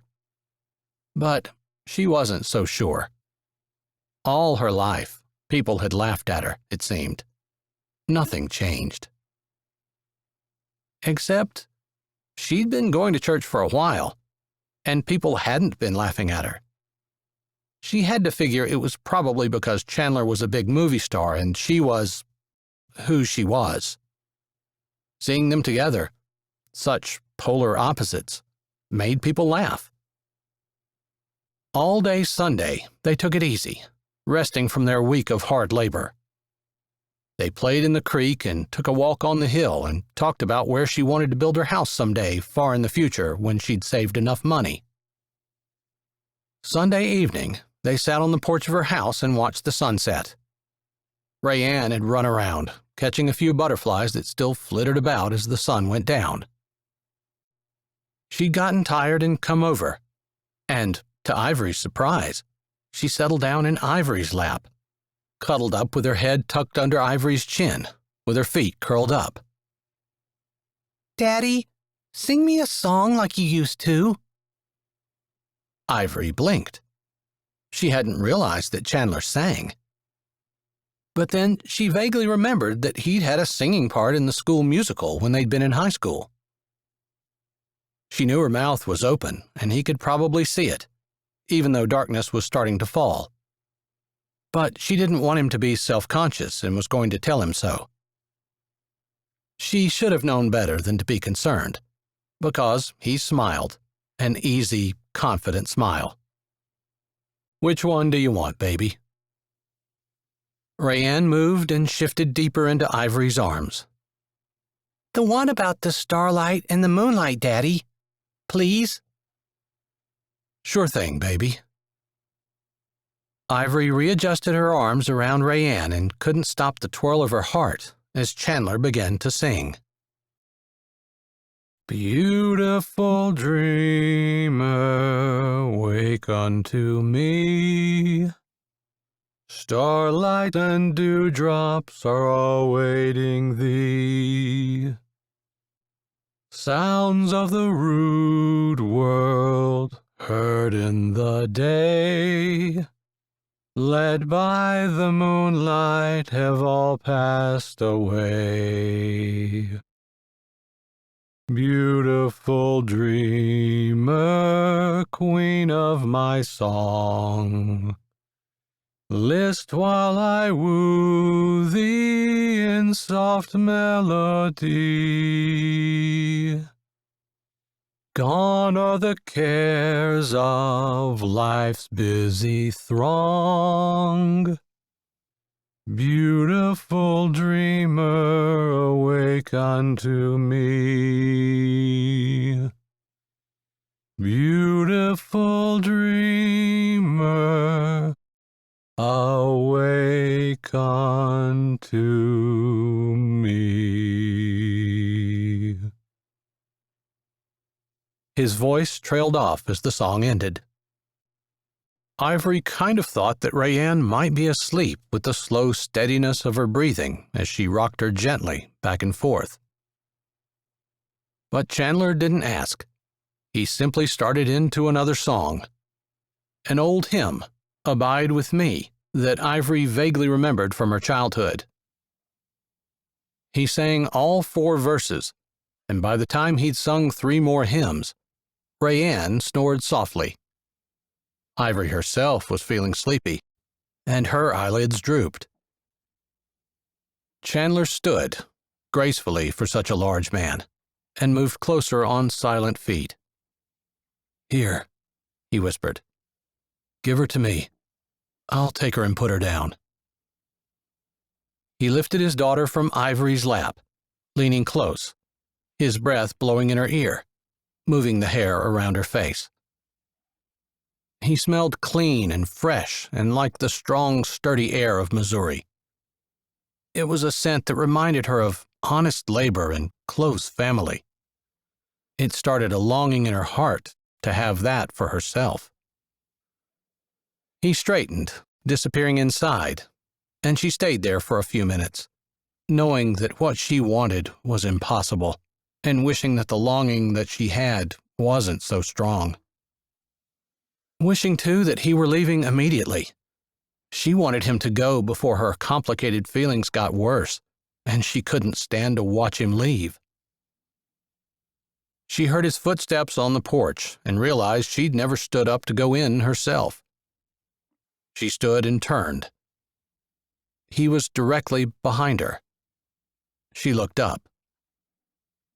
"The last few weeks with you have been some of the best weeks of my adult life. Thank you for letting me come and for allowing me to bring my daughter here.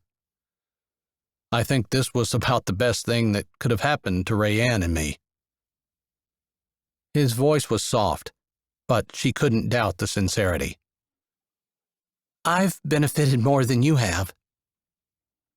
She wasn't exactly talking about the room that he'd added onto her house or all the things he'd done around the farm. She was talking more about the bitterness that had faded away as she got to know him, about the joy that she had in working with Rayanne, and how he shared his daughter with her. And yeah, even the feelings that he'd stirred inside her.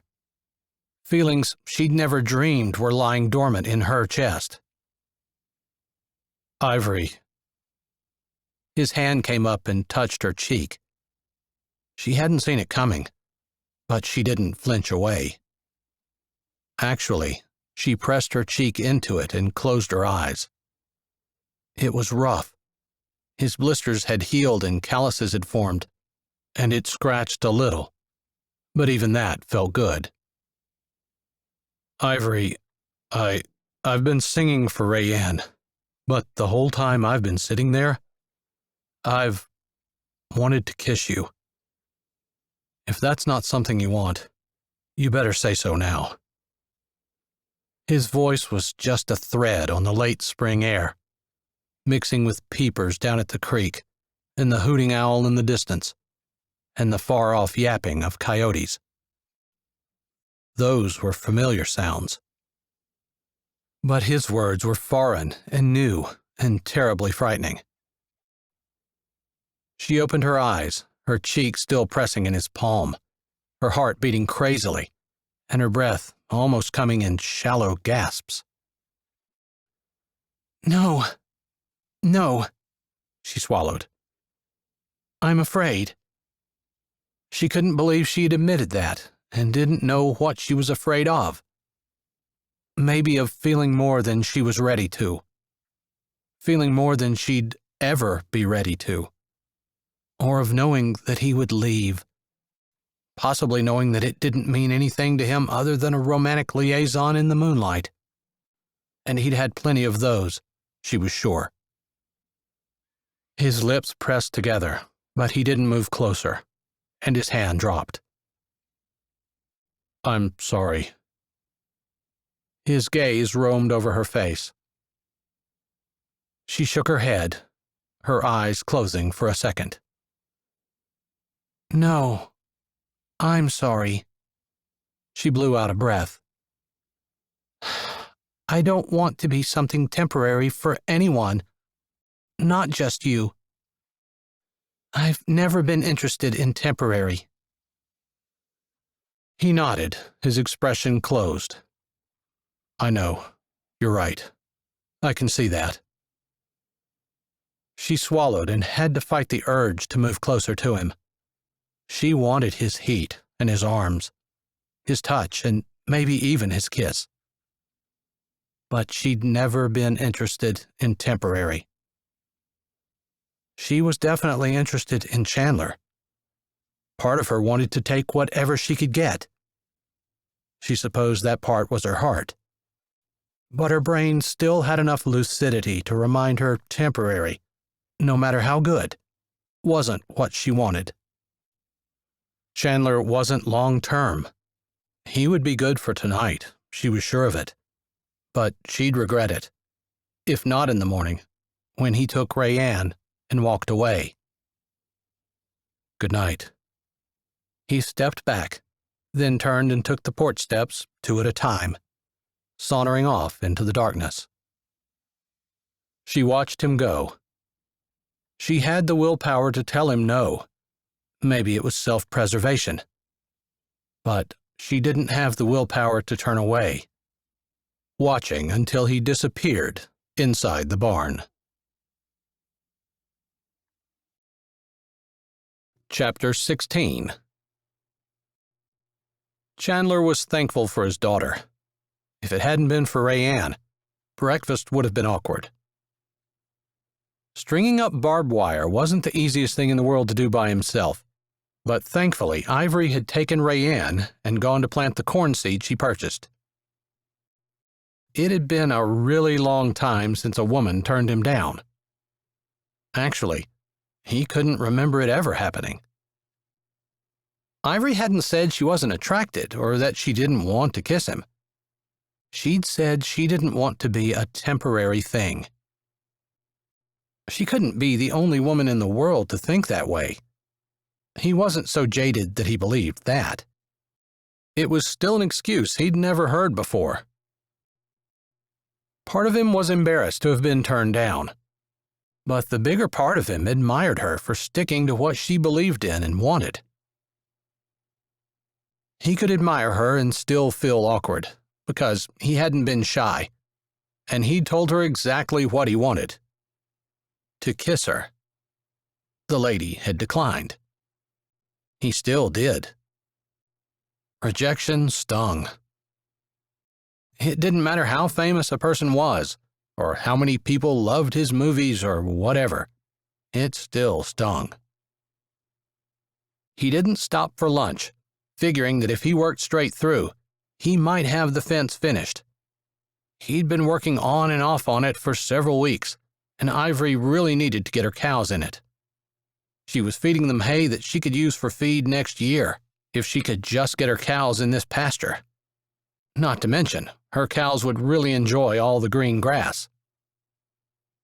Rayanne brought his lunch up. He figured Ivory would send something when he didn't go down, and he stood and chatted with her for 10 minutes while he ate. She reminded him his mom was coming to pick her up at 1 so she could go and help get everything ready for the party. His mom was just looking for an excuse to spend time with her grandkids. He knocked off around 4, figuring that would give him enough time to get ready to go. He wasn't afraid to face Ivory, and he wasn't afraid to talk to her. It was just a little awkward after last night. The sooner he faced her, the sooner it would fade. He was looking forward to going to the Memorial Day picnic and spending time with her. She might not have any deeper feelings for him, but she was fun to be around, and they seemed to get along okay when he wasn't trying to push for more. He'd take a friend, although he'd like more. By the time he got his tools, put them away, and got into the house, it was 4:30. Ivory was just coming out of the bathroom, wearing a long skirt that she'd worn when her leg had been burned, and to church each Sunday he'd been there, with a t-shirt that he'd seen before. Nothing fancy. He figured she probably didn't have any other clothes. He was pretty sure she'd say she didn't have money to waste on clothes that she'd never wear. He'd like to see her in something nicer, because he knew she'd look good, but it truly didn't matter what she wore. He jerked his head at the bathroom. "Are you done?" She was holding a towel in her hand, and she fingered it, almost like she was nervous. Her blonde hair hung in wet ropes down past her shoulders. She nodded. He walked closer to the bathroom, expecting Ivory to move, but she didn't. I'm sorry about last night." Her voice was so soft he could barely hear it. He shrugged like it didn't mean anything and stopped right in front of her. Her knuckles whitened as she gripped the towel tighter. But she didn't back down. "There's nothing to be sorry for. I asked, you said no. Happens all the time." His tone sounded a lot more casual than what he'd felt all day, and he was kind of proud of himself for being able to modulate it like that and pretend that her rejection hadn't stung. She looked down and still didn't move. I just didn't want you to think that I didn't want that. Because I did. I kind of regretted everything after you walked away. I thought I should tell you." All kinds of answers floated through his head. Chief among them was the desire to suggest that she could change her no into a yes right now. But he didn't want to do that to her. She'd said no based on her values and principles, and after where he'd been, he had to admire and respect someone who even had values and principles, regardless if they went against his own desires and he ended up not getting what he wanted. He shook his head with his lips pressed together. "Nope. I appreciate where you come from, and I respect what you're holding out for. I hope you get it." Her throat worked, and she nodded slowly. "Thanks." She moved to the side, and he hesitated for a few seconds before he walked in the door. They didn't say much on the ride there, but the closer they got, the more Ivory bunched her skirt up in her hands and stared out the window. He made a comment about the weather, and one about the fence being done, and another about the work they had to do next week. She answered in monotones and syllables. By the time they reached his parents' house, he was pretty sure she was contemplating grabbing the latch and jumping out. Every year, his family sectioned off the lower pasture and threw the gate open wide so people could park in that field. It was just a short walk to the house and kept the driveway from being congested and from people being parked in. He parked and shut the engine off, and then just sat there with his hands on the wheel. As he figured, Ivory didn't move either. He suspected he knew what the problem was. It had everything to do with the inferiority complex she had, where she thought everyone in town looked down on her. He'd sworn to fix it, but he hadn't done a very good job, and he didn't know what to do now, other than reassure her. But they were just words. That's all he had. He opened his mouth. "I don't think you realize how much the people in this town would like you if they knew you." Her face jerked around, and her eyes were huge as she stared at him. "If they knew me? What are you talking about?" Her words came out fast and almost like an accusation, like the idea that he would suggest they didn't know her was ludicrous. "I grew up in this town. Of course they know me." "They know you when they see you, but they don't know who you are, because you never talk to anyone."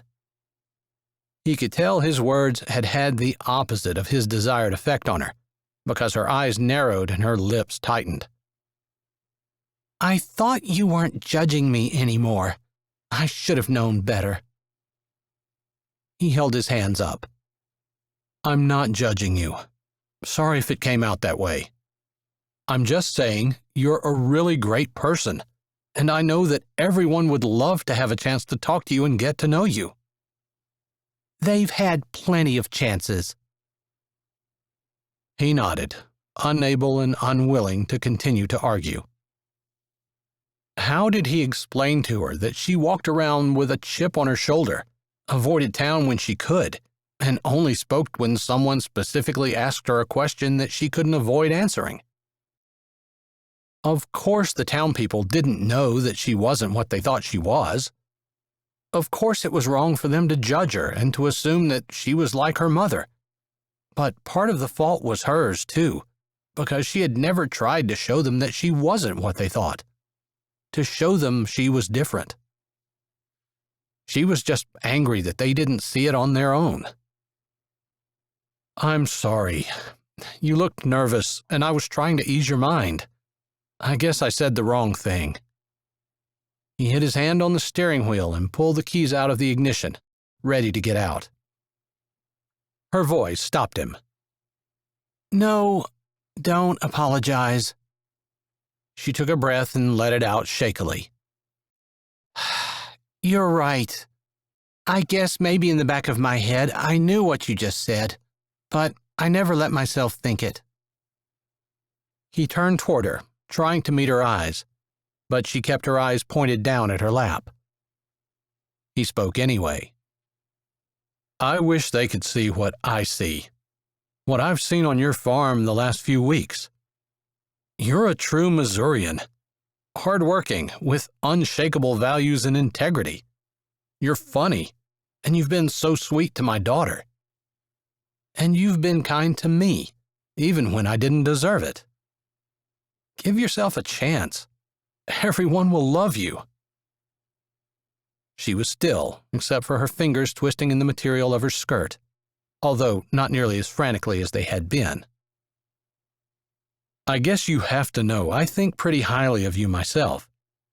If there's anything that I can do to make this easier for you, just let me know." 2 breaths later, and she looked up at him, meeting his gaze with a serious one of her own. "I misjudged you, and I'm sorry. Thank you so much for your faith in me and for your help." They were talking about something completely different, but when she looked at him, all he wanted to do was lean closer and slide his hand behind her neck and kiss her like he hadn't been able to last night. He shook those thoughts aside. That was obviously not what she needed. Not now. Not last night. Not from him. "You ready to do this thing?" His phrasing made her smile, and she laughed. "Yes, with you. Thank you." They walked through the pasture toward the big front yard of his parents' place, carrying the regular rolls and honey rolls she'd made earlier. He nodded and said hi to a few of his brothers, but kept walking up to the table where the food was sitting. Rayanne saw them and came running, throwing her arms around first him, then Ivory. He could almost feel some of the tension draining out of Ivory as she hugged Rayanne back and chatted with her for a few minutes. That was probably one of the best things that could have happened to her. There was something about a child that could just make one feel loved and accepted. That's really probably what Ivory needed. Not that he was a psychologist or anything. Far from it. "Chandler, Ivory," his mother said as she hurried around the table with her arms spread wide. "So glad you guys could make it." Chandler was a little taken aback when his mother went to Ivory first, giving her a huge hug and squeezing tightly. Ivory met his eyes over her shoulder, and he grinned a little, shrugging. She grinned back before turning her head, closing her eyes and squeezing, almost like she was just enjoying being enveloped in a hug. Made his heart clench a little, to think about the upbringing that he'd taken for granted and left without too much thought. It was something that she hadn't had and cherished. Ivory and his mom chatted for a bit before his mom hugged him, and his dad came over and shook his hand. Marlo joined his mom in Ivory's conversation before she put her arm around Ivory and said, "We have time before we eat for a game of badminton. If you guys wouldn't mind, Clark and I need some people to play against who are taller than 4 feet. Marlo hit Chandler's arm as she walked by him. "Come on, boy. Clark's going to want to whoop your butt in badminton. Out of the side of her mouth, she said to Ivory, "Sorry about the trash talk. It's a family thing." "You don't have to apologize, and it's probably going to be true. I haven't ever played badminton. Is it hard to learn?" Chandler took 3 long strides and caught up with them, walking on the other side of Ivory. Marlowe removed her hand from Ivory's back so she could gesture as she explained to Ivory that badminton wasn't any harder than using a racket and hitting an object over the net and back. He was a little concerned that Ivory might be feeling overwhelmed, and he put his arm around her, intending to lean down and whisper in her ear. Her face twisted toward his, and he couldn't mistake the relief in her eyes as she leaned into him a little. Maybe she just needed that human contact from someone familiar. He didn't know, but he kept his arm around her, putting his mouth next to her ear. "Are you okay with this?" She nodded, then lifted her head, so he tilted his. "As long as you're with me." "I'm not leaving you."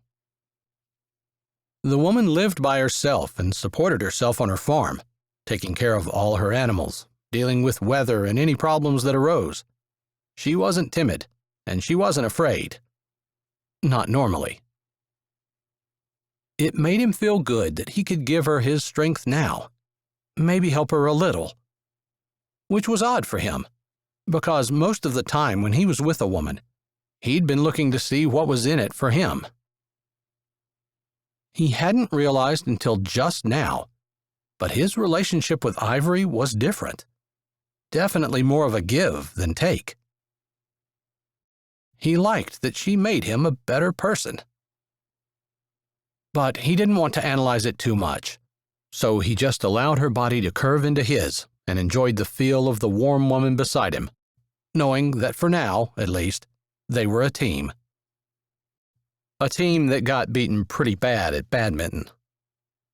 Ivory hadn't been joking when she said she'd never played before, and he was pretty rusty as well. He hadn't played badminton since before he left for Hollywood the first time. That was obvious by how poorly he played. It didn't take long for Clark and Marlowe to beat them. It wasn't a shutout, but it was close. Still, Ivory was laughing by the time they were finished, and he was pretty sure she was enjoying herself, feeling much more comfortable now and having made a friend in Marlowe.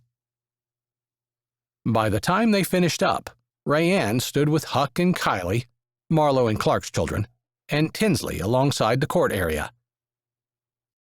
The children happily took their rackets, and the adults walked off the makeshift court, which was basically just a net put up in the middle of the yard, with 2 2x4s marking the back of each side and invisible lines stretching out from the sides of the net. A lot more people mingled about, and it was nearly time to eat.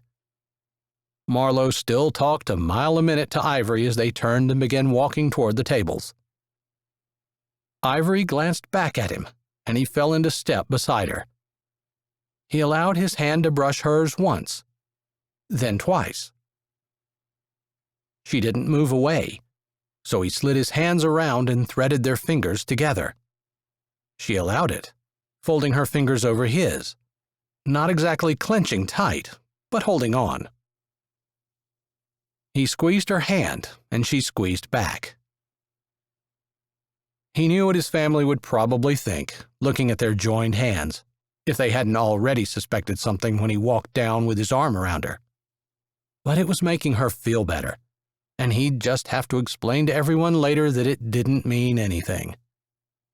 Although he was pretty sure he'd never brought a woman home and walked around holding her hand. Even Jessica had only been back to Missouri with him once or twice, eschewing what she considered country life. He pushed that thought aside and enjoyed the feeling of walking with someone beside him, almost like he had a partner. It wasn't a bad feeling. Actually, it was the kind of feeling he enjoyed. He knew there was no competition between Ivory and him like there had been with Jessica. He wasn't blaming that on Jessica. It was as much his fault as hers. the competition. The divorce, on the other hand, he had to blame on her, if there was going to be blame cast. He had been pretty involved in his career, but so had she. Regardless, it was nice to walk beside someone that he knew was going to support him and would encourage him, and wasn't out to one-up him. That was definitely not Ivory.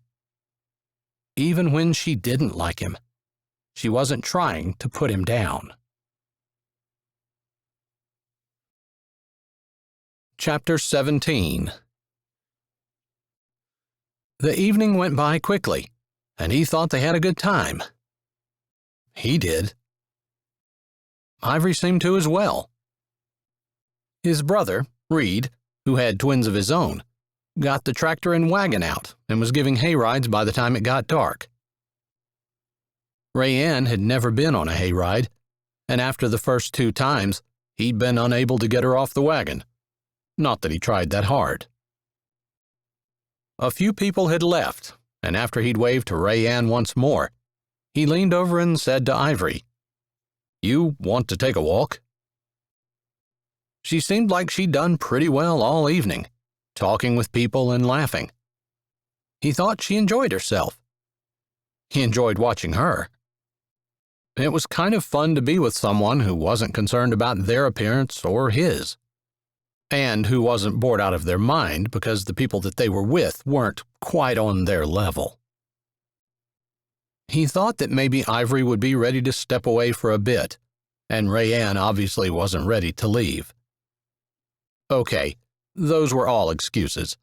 He just wanted to be alone with Ivory for a little bit. He wanted to savor the feeling of walking beside her and holding her hand.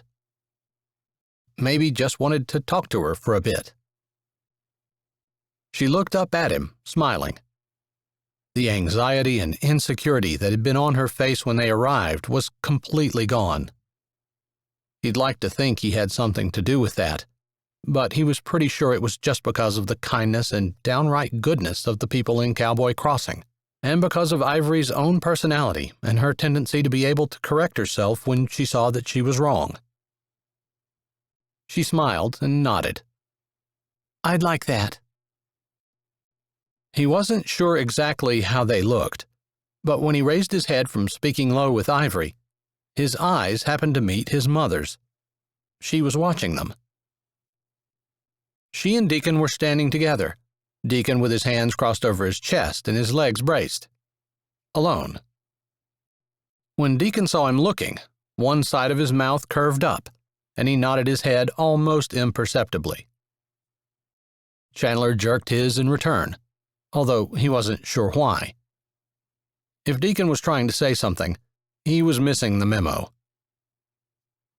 He tugged on Ivory's hand and started across the side of the yard toward the barn. He figured he probably didn't have too many women that he'd ever been with who would appreciate a tour of their barn, but he knew without asking that Ivory would. They walked in silence until the lights and laughter of the party faded away. "Thanks so much for staying beside me all night. I know that made it a little harder on you, and you didn't have as much fun as you could have, but I appreciated it."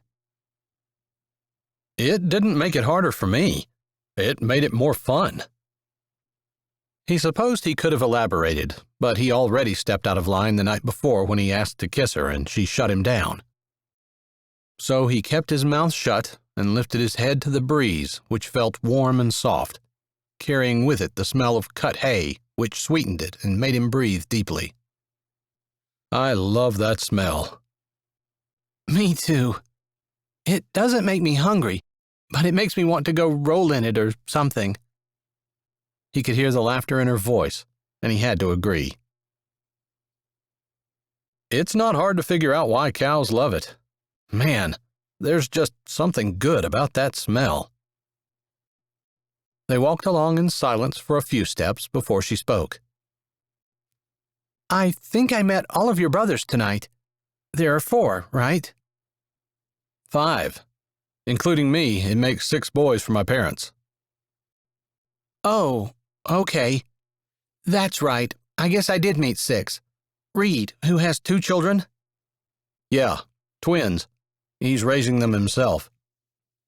He didn't want to get into Reed's pain. Maybe some other time. She seemed to know he didn't want to talk about it, and that's all she said about Reed. Of course, I know Deacon, because he was close to our age, and Clark. She hesitated for a minute. Maybe I'm prying, and just tell me if I am, but Deacon was never married, was he? No, he's the only one that wasn't. What's the story on Tinsley? I have no idea. Deacon won't say. She just arrived one day, a newborn in a car seat dropped off at the church, with a note that said Deacon was her father. He didn't deny it, so we assumed the note was correct and he knew what was going on. Deacon was the least of us who might have had something like that happen to him. We'd never seen him with a girl anyway. He kind of laughed. If we were Catholic, he'd be a priest. Yeah, I remember he had that kind of reputation. He's been a great dad. Totally devoted to being a dad. Tinsley's been blessed. Even though, as far as I know, she doesn't know who her mom is either. They'd reached the driveway, and he walked back down it, leading her toward the dark shadow in the distance. I kind of thought you'd like to see our barn. I bet that's the first time you've ever said that to a girl. Her voice held a teasing note and a light one that he enjoyed. It took him back to the days over the past few weeks that they'd worked together in easy silence or companionable talking. You'd win that bet. He could laugh, and he did. I think I like hanging around girls that I can say that to. Girls? Her voice was still light and still had the teasing note, but there was a vulnerability there that he hadn't noticed before. Just you. You know there's only one of you. He meant it as a compliment, and he thought she took it that way when she laughed. We milked our cows here, although we lived where Clark still does. Mom and Dad didn't build that fancy new house until a few years ago. He wasn't sure what that meant. The way he grew up was a lot different than the way she did. Maybe that's what she was thinking. They reached the barn, coming to the milk house first. This is where the tank used to be, back when we milked cows. We sold them when I was still in elementary school. There's just no money in milk, and the market is too volatile. It's been taken over by the factory farms. Yes, she said. I've seen that, and I think it's sad. Although I do think that organic and pasture-raised milk could be sustainable for a small family farm. A lot of work, though. He nodded, again realizing that she wasn't like the girls he normally hung out with. He'd forgotten. He didn't need to explain to her about agriculture or the death of the family farm. You're right. It would be a lot of work. It is a lot of work. But there's definitely a demand for that. I think it'll grow, too. If I were getting into farming, that might be a good niche to look at. If you had 10 kids to help you with the work. He laughed. 10 kids is work in itself. I can't imagine that. You have a pretty close example of it growing up with 5 brothers. And from what Marlo said tonight, she made the 6th sibling. He nodded slowly. Yeah, I guess my mom made it look easy. But you're right, 6 isn't that far off from 10. I feel bad for your mom, though. With all those boys, she didn't have much help. Oh, buddy, she had help. We didn't have a choice about working in the house or working outside. There was always work. That was part of the reason he left the farm. Too much work. Work that didn't feel like farm work when he was sitting in his air-conditioned, GPS-driven cab. Not the kind of work that a farmer would do. Ivory grunted. I guess she didn't have a choice. If she did try to do everything for you guys, she would have died from work overload. Yeah, And before we sold our cows, she was out working in the barn, too. I can say that about my mom. She sure knows how to work. And my dad. Not to dismiss him, but we were talking about Mom. You and your dad look an awful lot alike. You have the same mannerisms, too. I hope someday I'm half as good a man as he is. I know I'm not. He's got some years on you. Give yourself some time. He grunted, but didn't answer. And here's the parlor. I guess back before my time, they had a stable. And again, before my time, they replaced it with this 888. They sold some of the equipment when they sold the cows. But I think in the back of his mind, my dad always hoped to milk again. He loved it. You know, I think there's just something about cows. You always hear about people loving horses, and there are tons of books and everything written about that. But there's just something about cows that gets in your blood. It's hard to shake them. He laughed, but he thought she was serious. He could see from the way she treated her own animals that she truly did care about them. So, cows are your favorite animal? Yes, they are. I'm telling you, there's just something about them. They even beat out kittens. She laughed along with him. They sure do. I'll take a cow any day over a kitten. Man, I've worked with you for several weeks now, and I had no idea how weird you were. I'm scaring you, aren't I? Yeah, you are. Then I guess I better not give you my opinion on anteaters. He snorted. If we're going to remain friends, we better not talk about anteaters. I can see that won't end well. They laughed together again, and he was feeling light and happy. It was pretty much the way he always felt when he was with Ivory. Her fingers moved in his hand, and he turned toward her. Her face was serious as she looked up at him. I feel like it's only fair, after last night, that I tell you, while I really like you, and I feel like maybe we are friends, what I feel for you is not friendly. He blinked. Her words had been so hesitant and soft. It took him a little bit to figure out what she was actually saying. I guess you already know I feel that way. I don't typically go around asking to kiss my friends. She nodded, her lips ghosting a smile. I assumed you didn't. He needed to be as honest as she. But I've already done the long-term thing. It didn't work. And now I only get to see my daughter occasionally through the year. She leaves and doesn't live close. He resisted the urge to pace.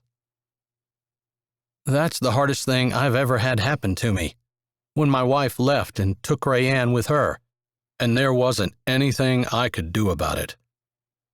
I can't do that again.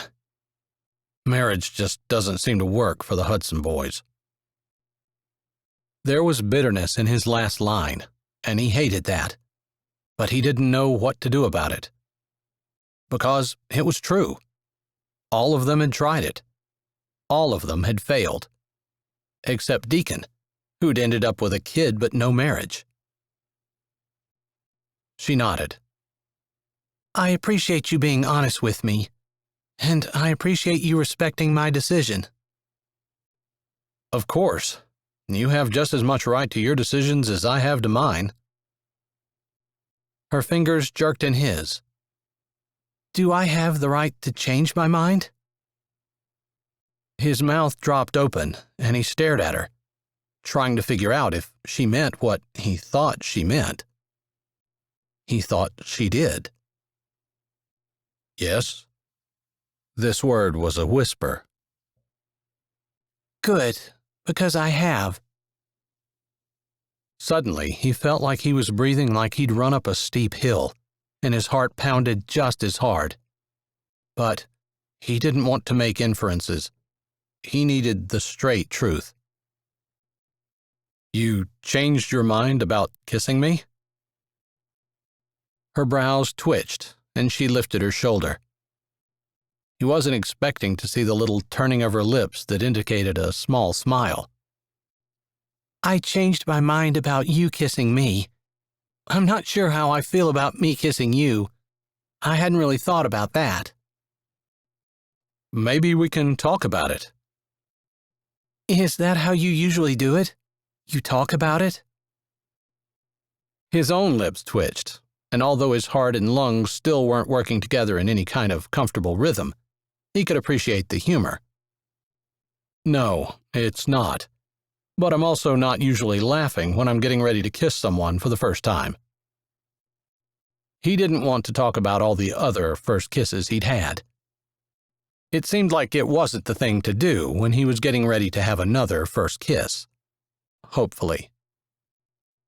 I've been telling myself over and over for the last few weeks how you're so much different than any other girl I've ever met. It figures you'd be different with this, too. I want to kiss you, and I want to laugh, and here I am talking about it.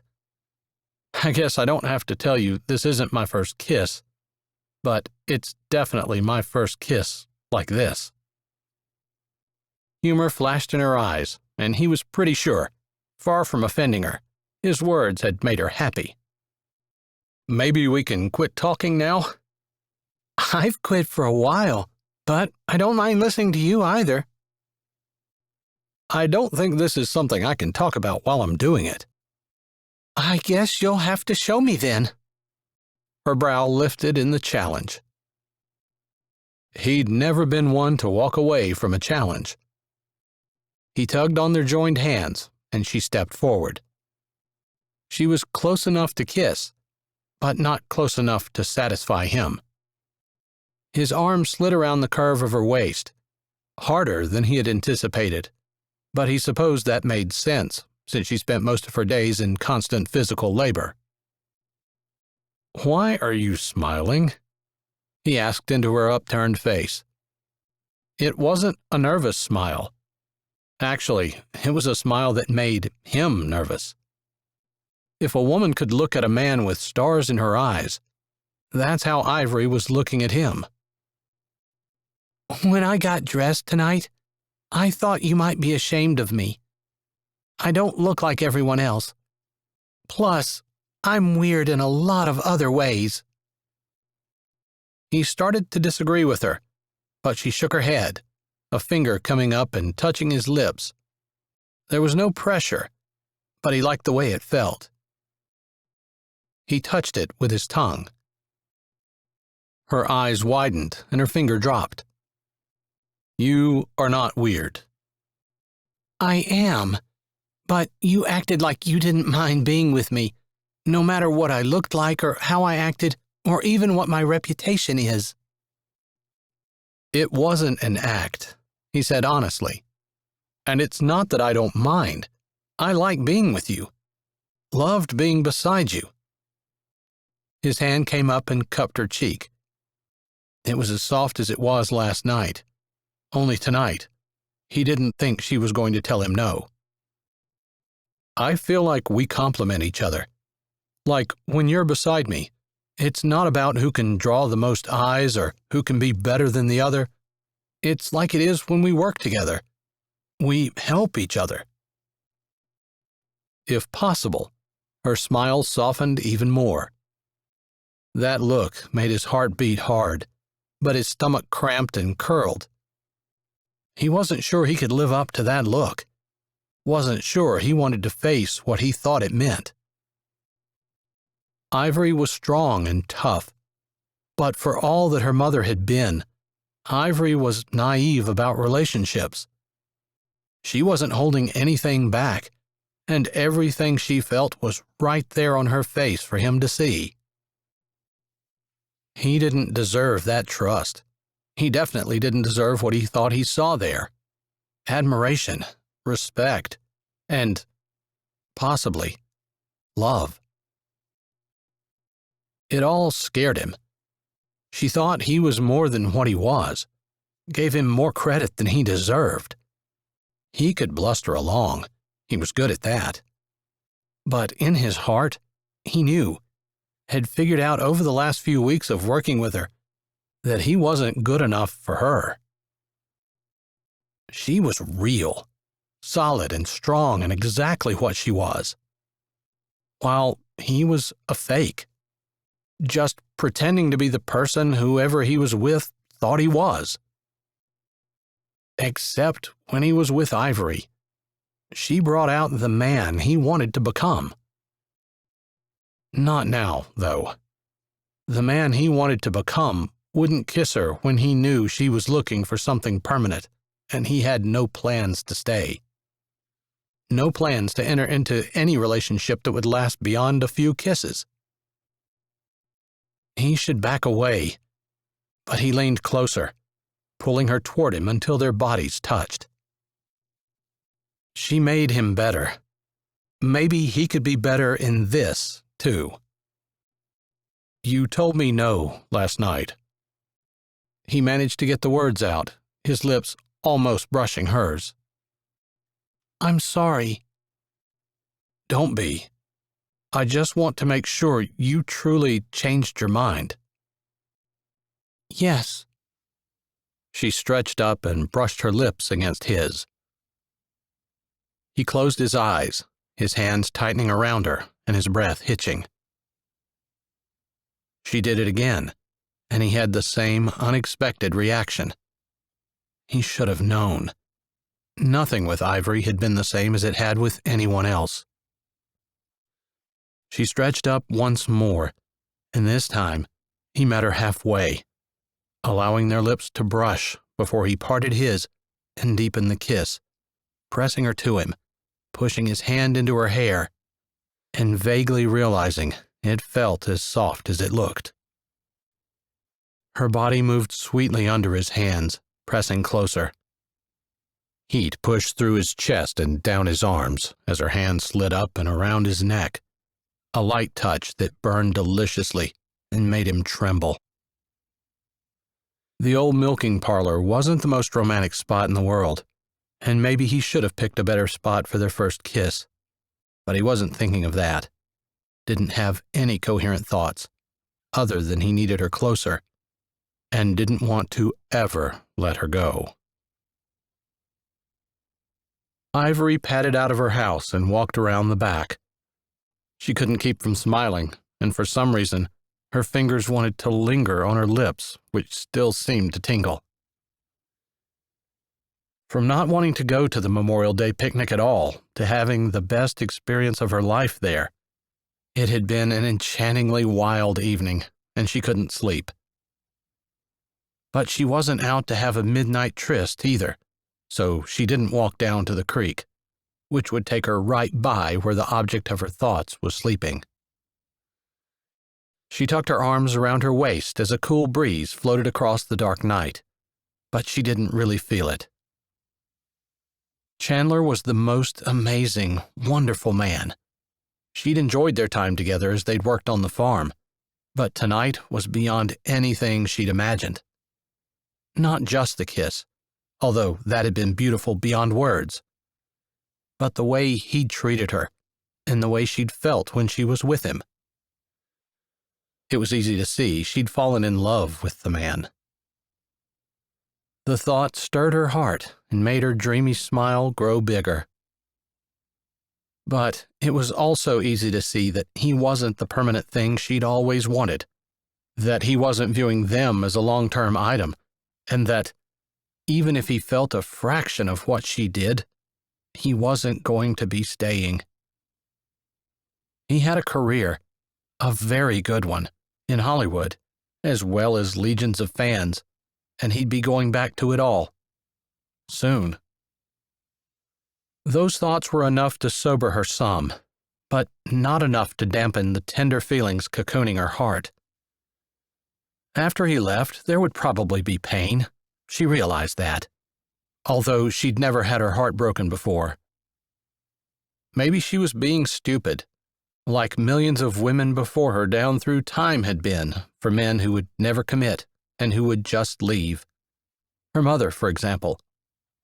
But Ivory had a new perspective on those women, now.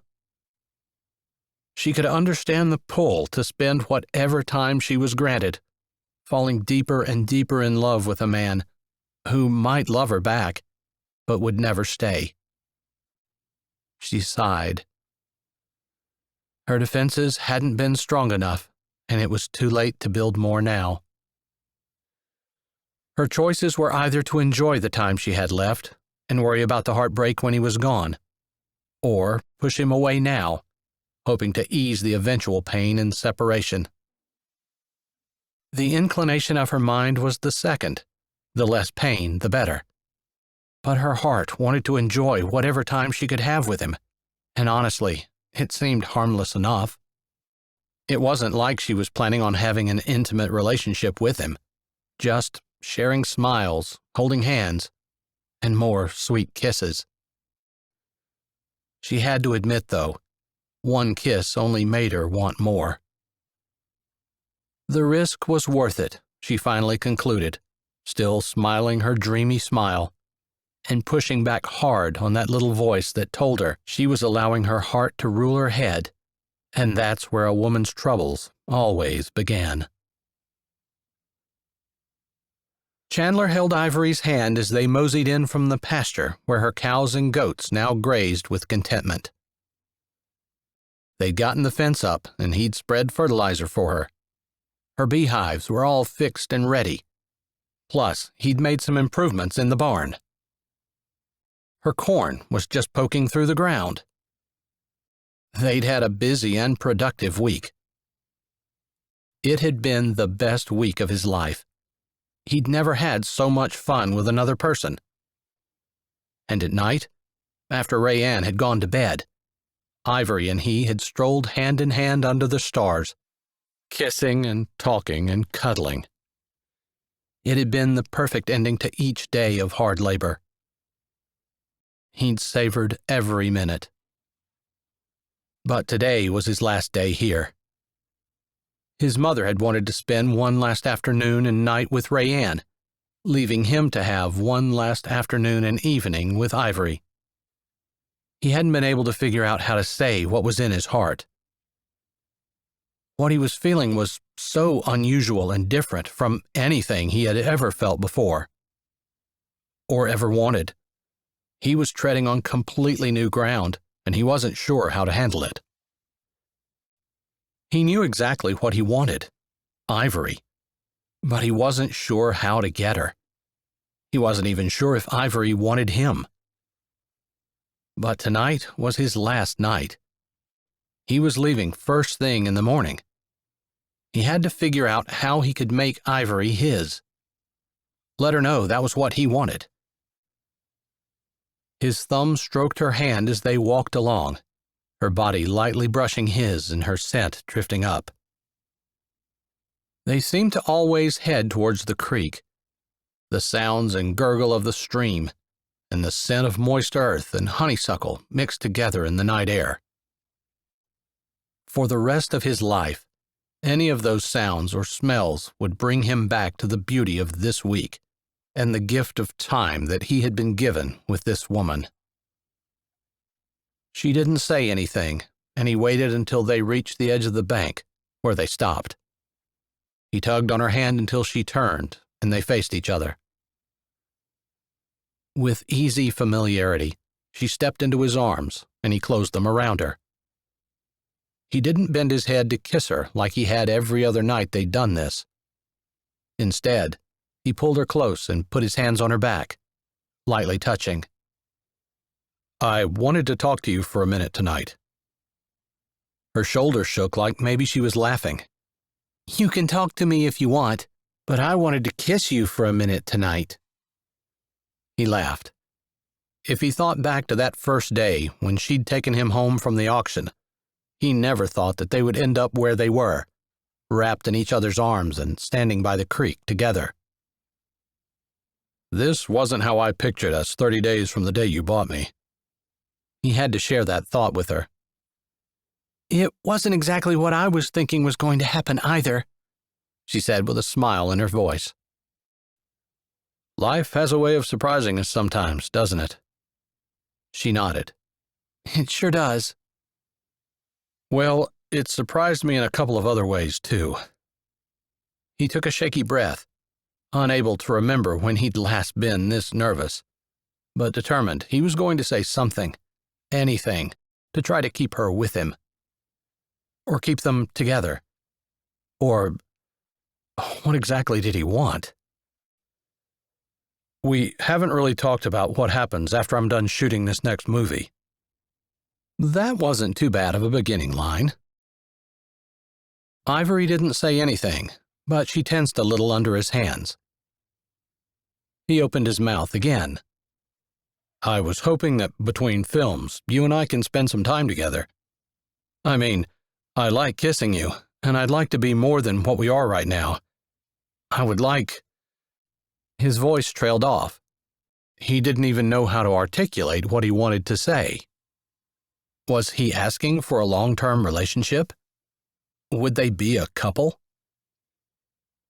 Ivory didn't move, but it seemed like there was a distance between them that hadn't been there before, as she tensed even more. He didn't want to scare her away, and he didn't want to take things too fast. It had only been a month. He wanted everything from her, but feeling her pull away made him think he needed to back off. I mean, I'm not saying we need to be exclusive or anything. That was what he wanted. But maybe a full-blown relationship was too fast for her. Maybe he was doing this Hollywood speed, rather than Missouri farm girl speed. The one thing he did know, she hadn't wanted a relationship with him to begin with, because he told her he tried the marriage thing and it hadn't worked out. But if not marriage, then what? His phone rang in his pocket. He ignored it, letting it go to voicemail. This conversation was too important to interrupt. Maybe I'm being selfish. His hand ran down her back and over her shoulder, curving around her neck under the soft curtain of her hair. Maybe I'm asking you to be with me and you aren't ready. Her breathing had gotten more shallow, but he didn't know what that meant. Had he upset her? He waited for long minutes. His phone rang, and he let it go again. He wanted to know, needed to find out from Ivory, what was between them. Finally, he said, "Talk to me, Ivory. Tell me what you're thinking." It might be best if we just break it off. It was a nice little fling for a month, but there's no future. Your coming back will just drag it out. He swayed, his fingers tightening before he forced them to relax. Maybe it shouldn't have, but the effect that her words had on him surprised him. He hadn't expected to feel it that deeply. Was this how she really felt? Before he could collect his thoughts and talk to her, his phone rang again. "I think you better answer that," she said softly, pulling back some, until there was an arm length between them, and just his fingertips rested on her shoulder. He tried to look down into her eyes, but the night was too dark. Or maybe it was his mood.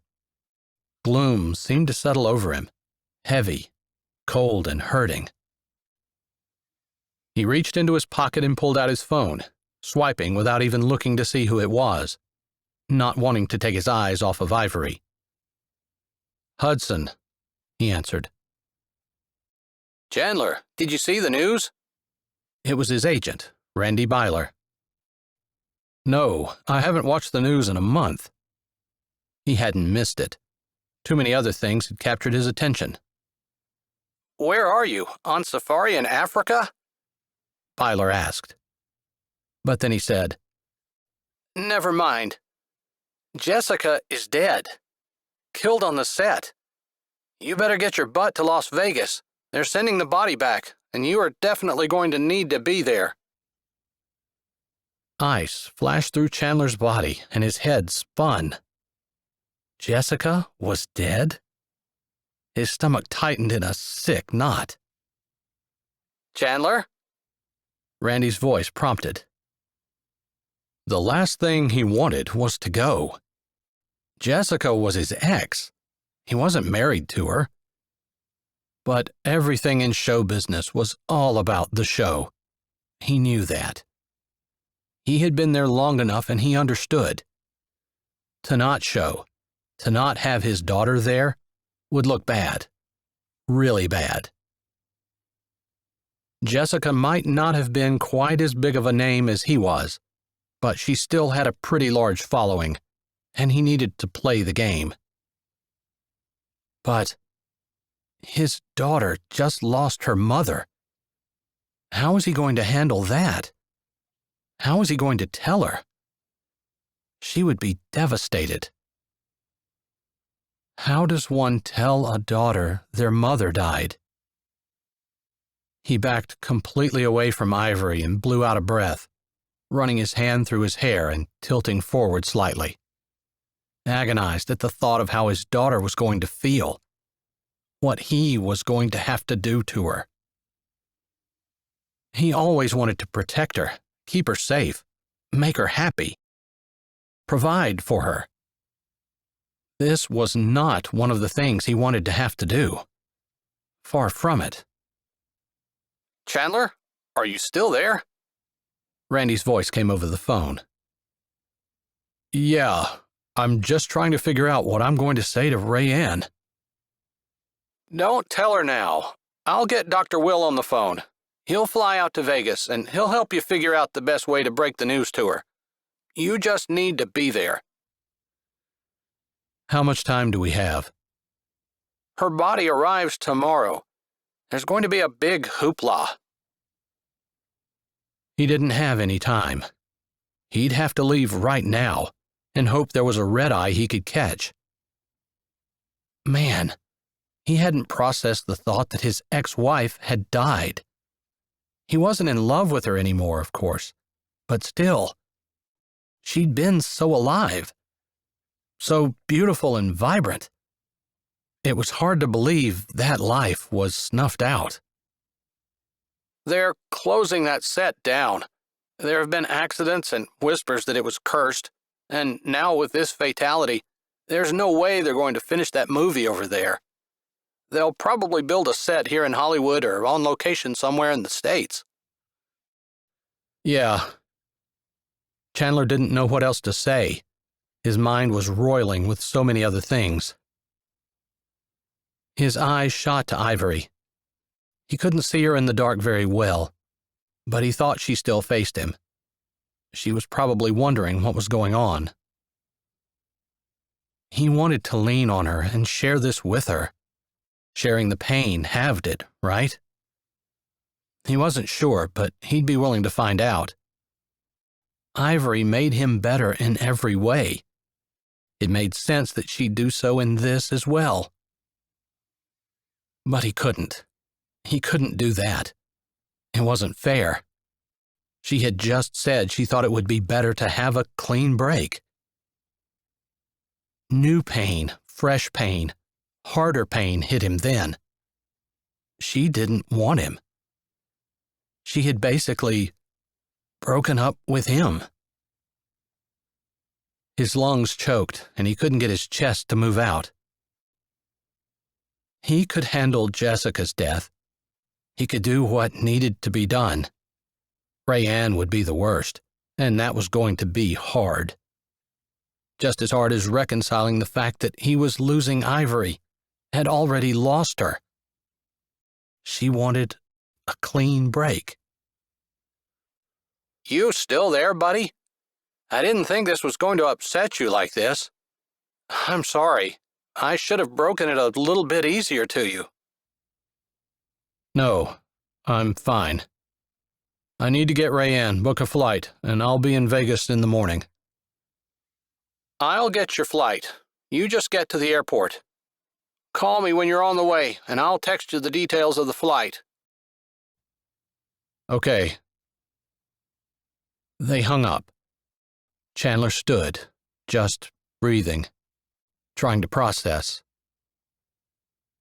Is everything okay? Ivory asked softly. He couldn't mistake the caring in her voice.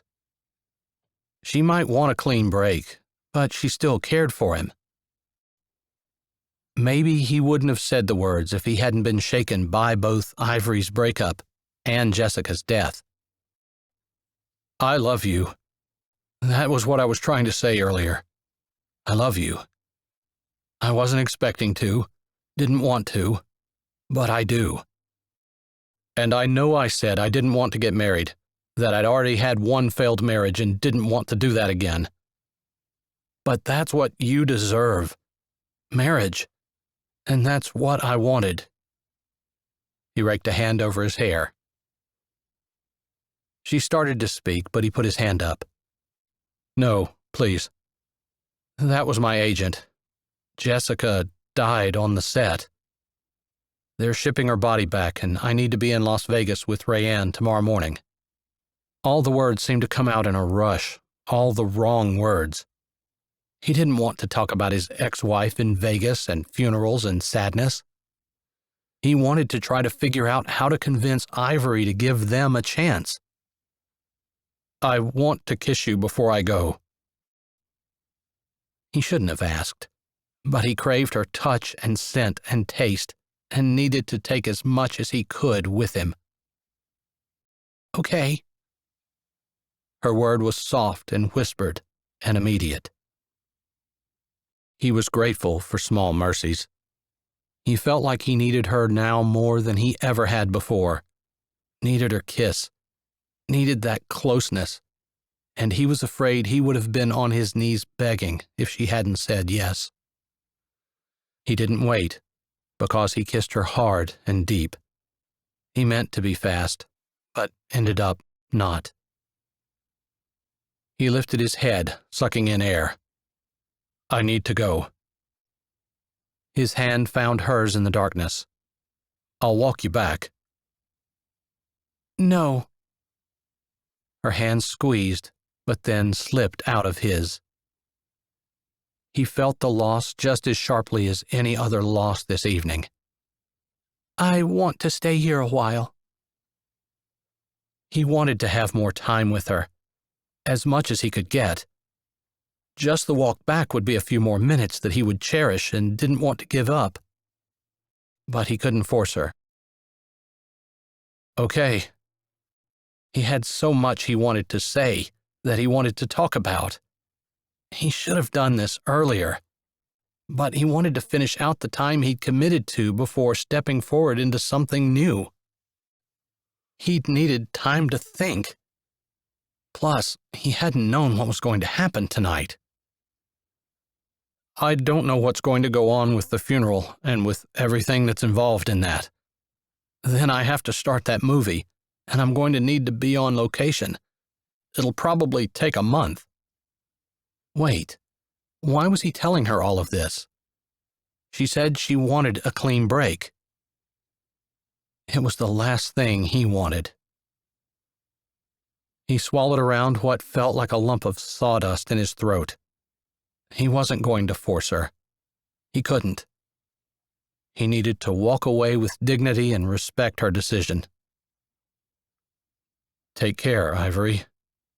Knowing you has made me a better man. Chandler turned and walked off into the darkness, before he couldn't. 2 months later. Ivory turned off the small flat-screen TV and plunked down on the bed that she still thought of as Rayanne's. It had been a rough 2 months, and she'd lost even her desire to work and save to build a farm that she dreamed of. She'd taken some money out of her savings, bought a TV, and watched every movie that Chandler Hudson had ever made. She was so pathetic. But it had been necessary.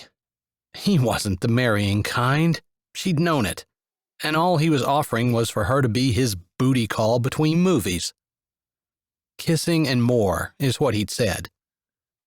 She was the daughter of a modern prostitute. She knew what the and more was. Although he'd said he loved her, But lots of men had told her mother they loved her. It was all to get one thing. If Chandler actually loved her, he would have been talking about taking her with him, or staying with her, or marriage.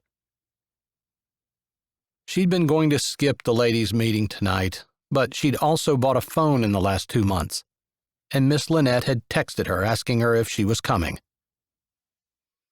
She probably should go, even if she didn't feel like it. There had been a couple of movies that she'd really enjoyed, not as romances, but his very first movie had been the best that he had done, in her opinion, and she'd watched it 4 times. She'd been going to watch a 5th time tonight. She checked her watch, still not used to having a phone she could just look at.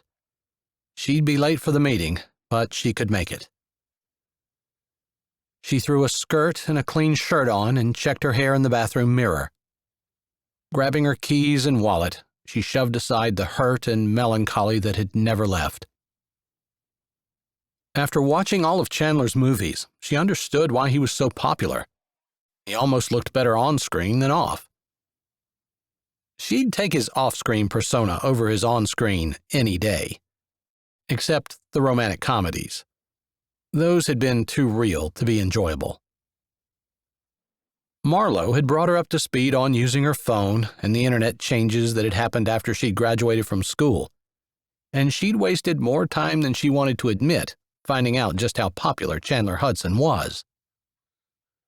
No wonder he hadn't wanted to stay. It had been 2 months. How long was she going to pine over him? Getting out and doing things was supposed to help, but the hard part was actually doing it, because she didn't feel like doing anything except watching his movies over and over again. With her hand on the doorknob, she yanked it open, determined she was going to put her month with Chandler out of her mind. If not completely out, at least file it under things that were fun, but over. There was only one thing in that file.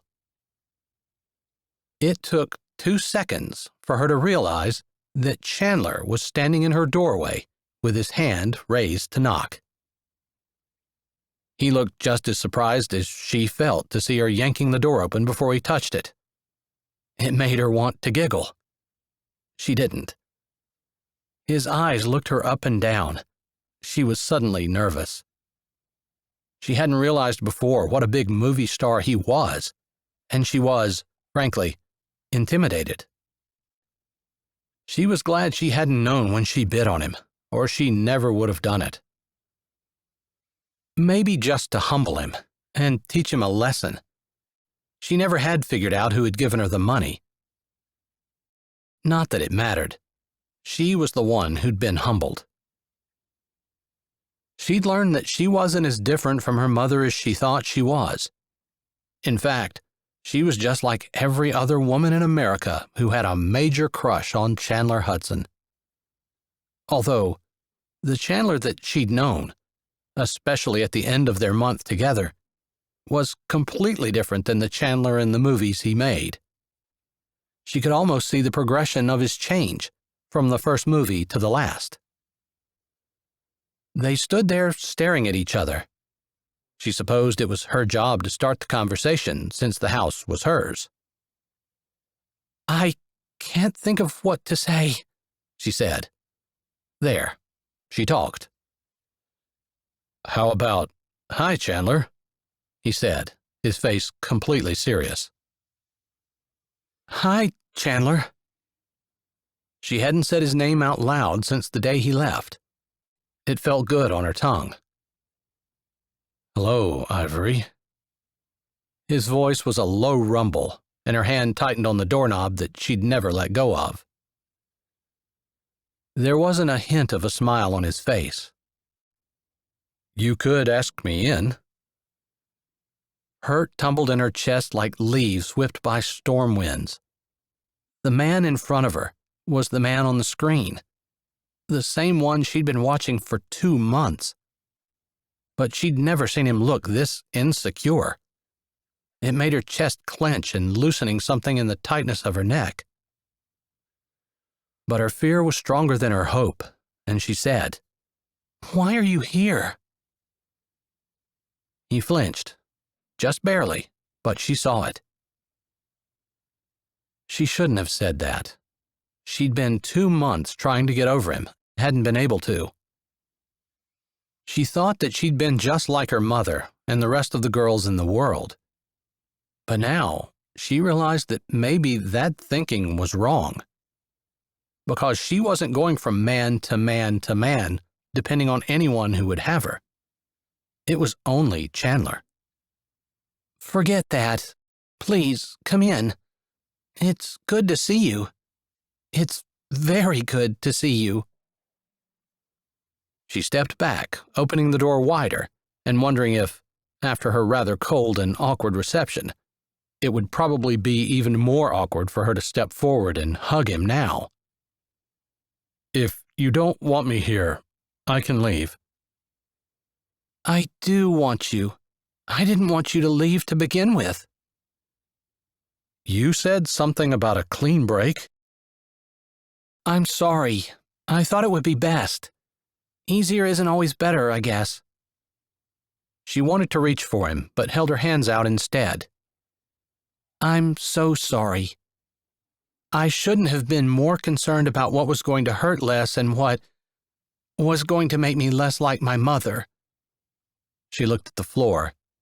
That was the only way she could think of to describe it. "I'm glad I wasn't the only one that was hurting." He hadn't moved from where he stood just outside the door. "You're the farthest thing from your mother." He spoke fiercely but soft, and her head jerked up. "No." She thought there would be pain. She hadn't realized how much pain. And she'd already figured out that loving one man didn't mean that she would fall into anyone's arms. "I told you that I loved you. I just want you to know that's still true. It's never going to change." It wasn't hard to know what to say to that. "I love you too. I had no idea that love involves so much pain." "We're a crazy pair, aren't we? I don't think it needs to be painful." She had to smile, because she thought he was right. "I guess we're just pretty good at making simple things complicated then.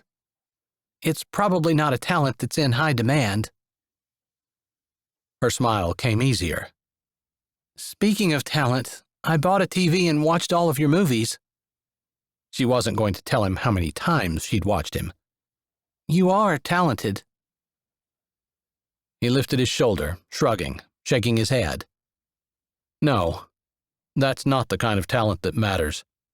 I mean, it's fun to entertain people, but it's more important to live a good life. I messed up when I left here. I should have taken more time." "You had a hard blow." She hadn't even asked how he was, and she felt bad. She'd been inconsiderate, just thinking of herself and how much she'd been hurting. "Are you okay? How is Rayanne?" "We're fine. It was a crazy week until we got everything settled. Hollywood does everything big, and Las Vegas is just the same."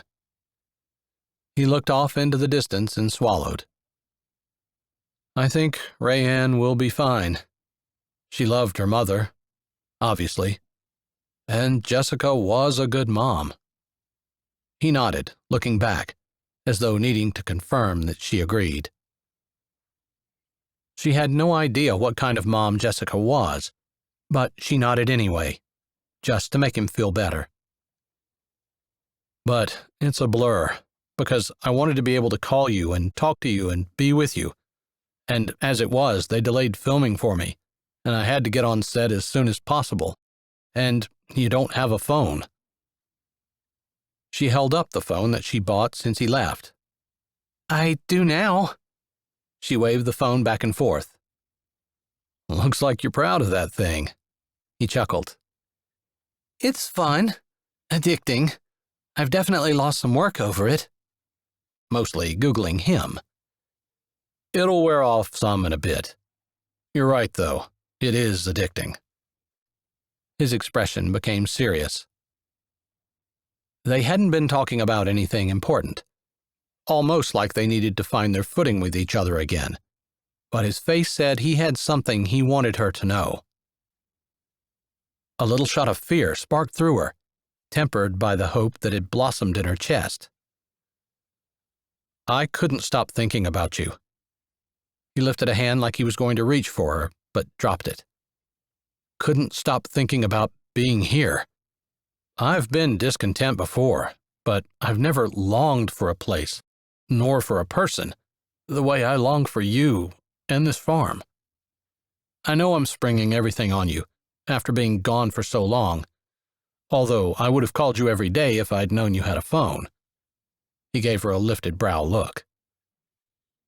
And maybe we have some things to work out.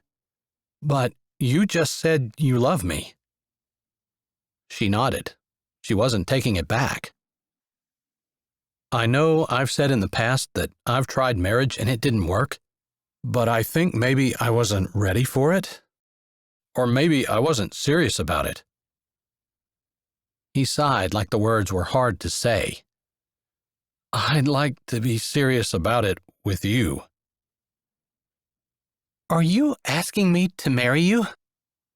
It was about as backhanded a proposal she'd ever heard of if he was, which almost made her smile.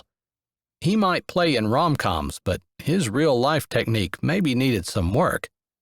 Except it didn't, because it only meant he didn't say things like this to every girl he dated. I guess I kinda was. Maybe I was just saying that I'm back here because I want to court you and would like to get you to agree to marry me. Her brows lifted. Courting sounds fun. Old-fashioned, but fun. It seems like it suited you. Although now you have a TV and phone, maybe we should just hook up. Or not. I'll take courting. He laughed. How long do you think this courting stuff will take? Well, if you'd asked me to marry you, I'd have said yes right now. But courting... a year? He dropped to a knee. Will you marry me? Ivory froze. Was he serious? No ring, no long, drawn-out declaration of love, just a simple question. She kind of liked simple. She was a simple person. Yes, I will. Just like that, he said, his head tilted. Are you giving me a chance to change my mind? He stood, drawing her to him and tilting his head. No. Then his eyes narrowed.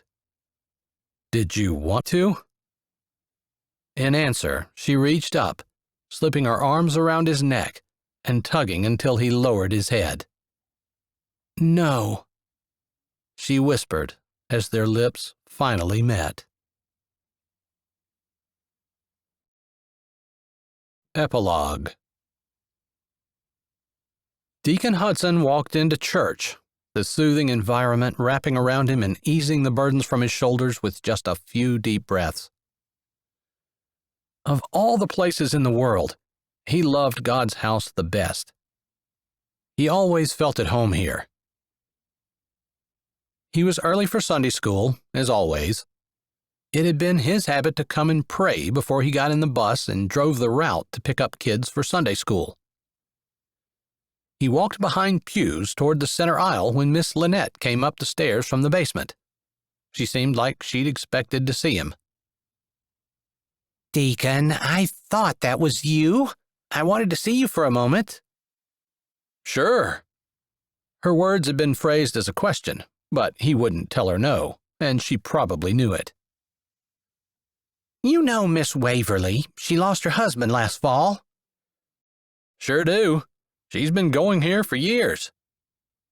The church had done all kinds of fundraisers and gift baskets for her and her 6 kids. They'd bought gifts for the family for Christmas, and Deacon actually mowed her yard every week. Lynette had more on her mind, he was sure. He waited. I'm just going to come right out and say, I think that you and she would make a good pair. I'd like for you guys to meet and talk about it.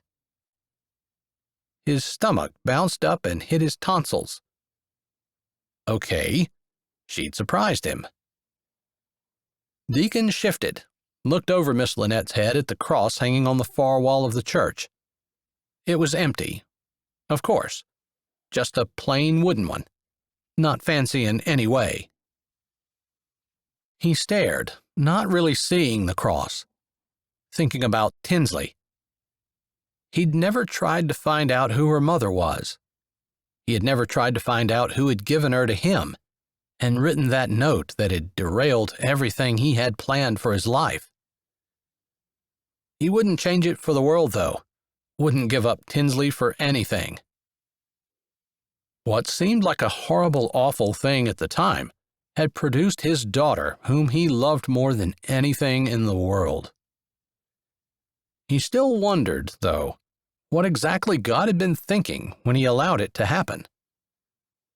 Deacon? Miss Lynette interrupted his thoughts. His eyes turned back down to her. I was just thinking. I know 6 kids is a lot. He held up his hand. I love children. That was true. He hadn't really thought much about Waverly. Actually, he hadn't been thinking about her just now, either, which probably didn't bode well for any type of relationship they might have.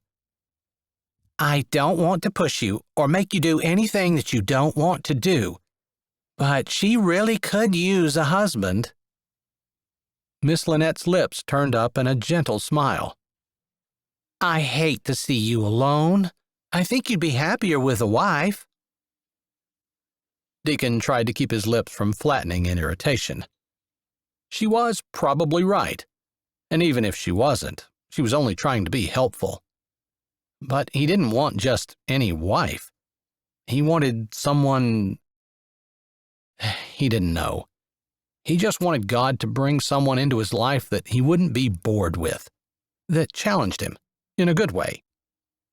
He knew he was probably the kind of man people looked at and thought would want a good, steady wife. A friend, lots of kids. Boring. He did want that. Maybe not the boring. He wanted a wife who was also a friend, but he wanted excitement? He couldn't disagree with Miss Lynette, though. He was lonely. Waverly, with her 6 children, would certainly liven up his life. God, is this what you want from me? Is it you opening a door? He really hoped it wasn't, but maybe it would be for the best. It felt like an open door, so he decided he'd walk through. Sure, I'll talk to her today. See if she wants to go somewhere and chat. Thanks for suggesting it. He kind of felt like he should feel a little more excited if this were truly the woman he was going to marry. As if God knew exactly what he was thinking, the door opened and his brother Chandler walked in with Ivory. Rayanne wasn't with them. She had stayed the night at their mom's house with Tinsley. They'd be along later. But he wasn't really thinking about their children. He was looking at his brother as he looked at Ivory, almost a look of idolizing worship. Definitely a look of love. It was the way his dad still looked at his mom. It was the kind of look he wanted to give to his wife. Ivory laughed at something Chandler said, and her hand went up and touched his arm.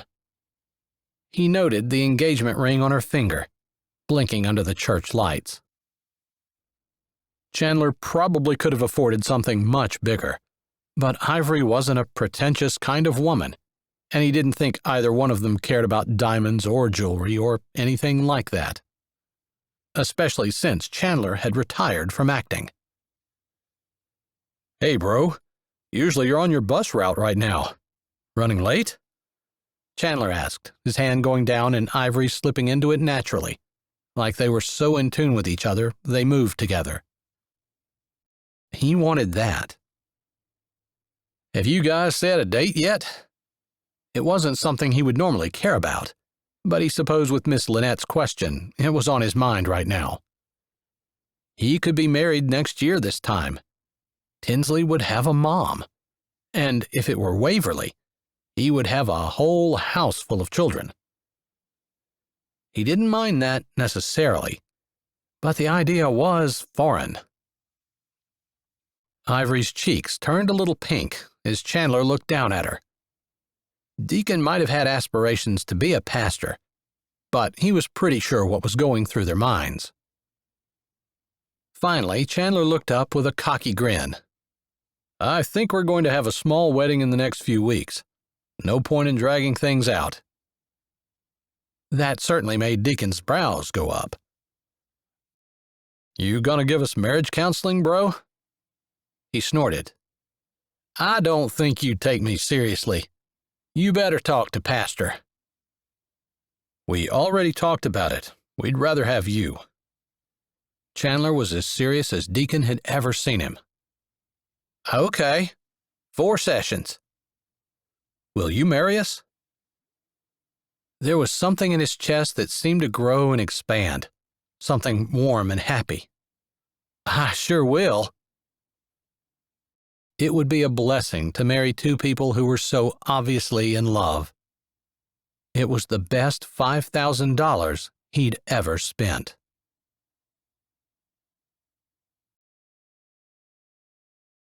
Hi, this is Jay, and thanks for listening. If you're ready for another great audiobook, here's one we think you might like. Or check out the playlist with all our latest releases. Don't forget to subscribe to Say with Jay, give this video a thumbs up, and tell us what you liked in the comments.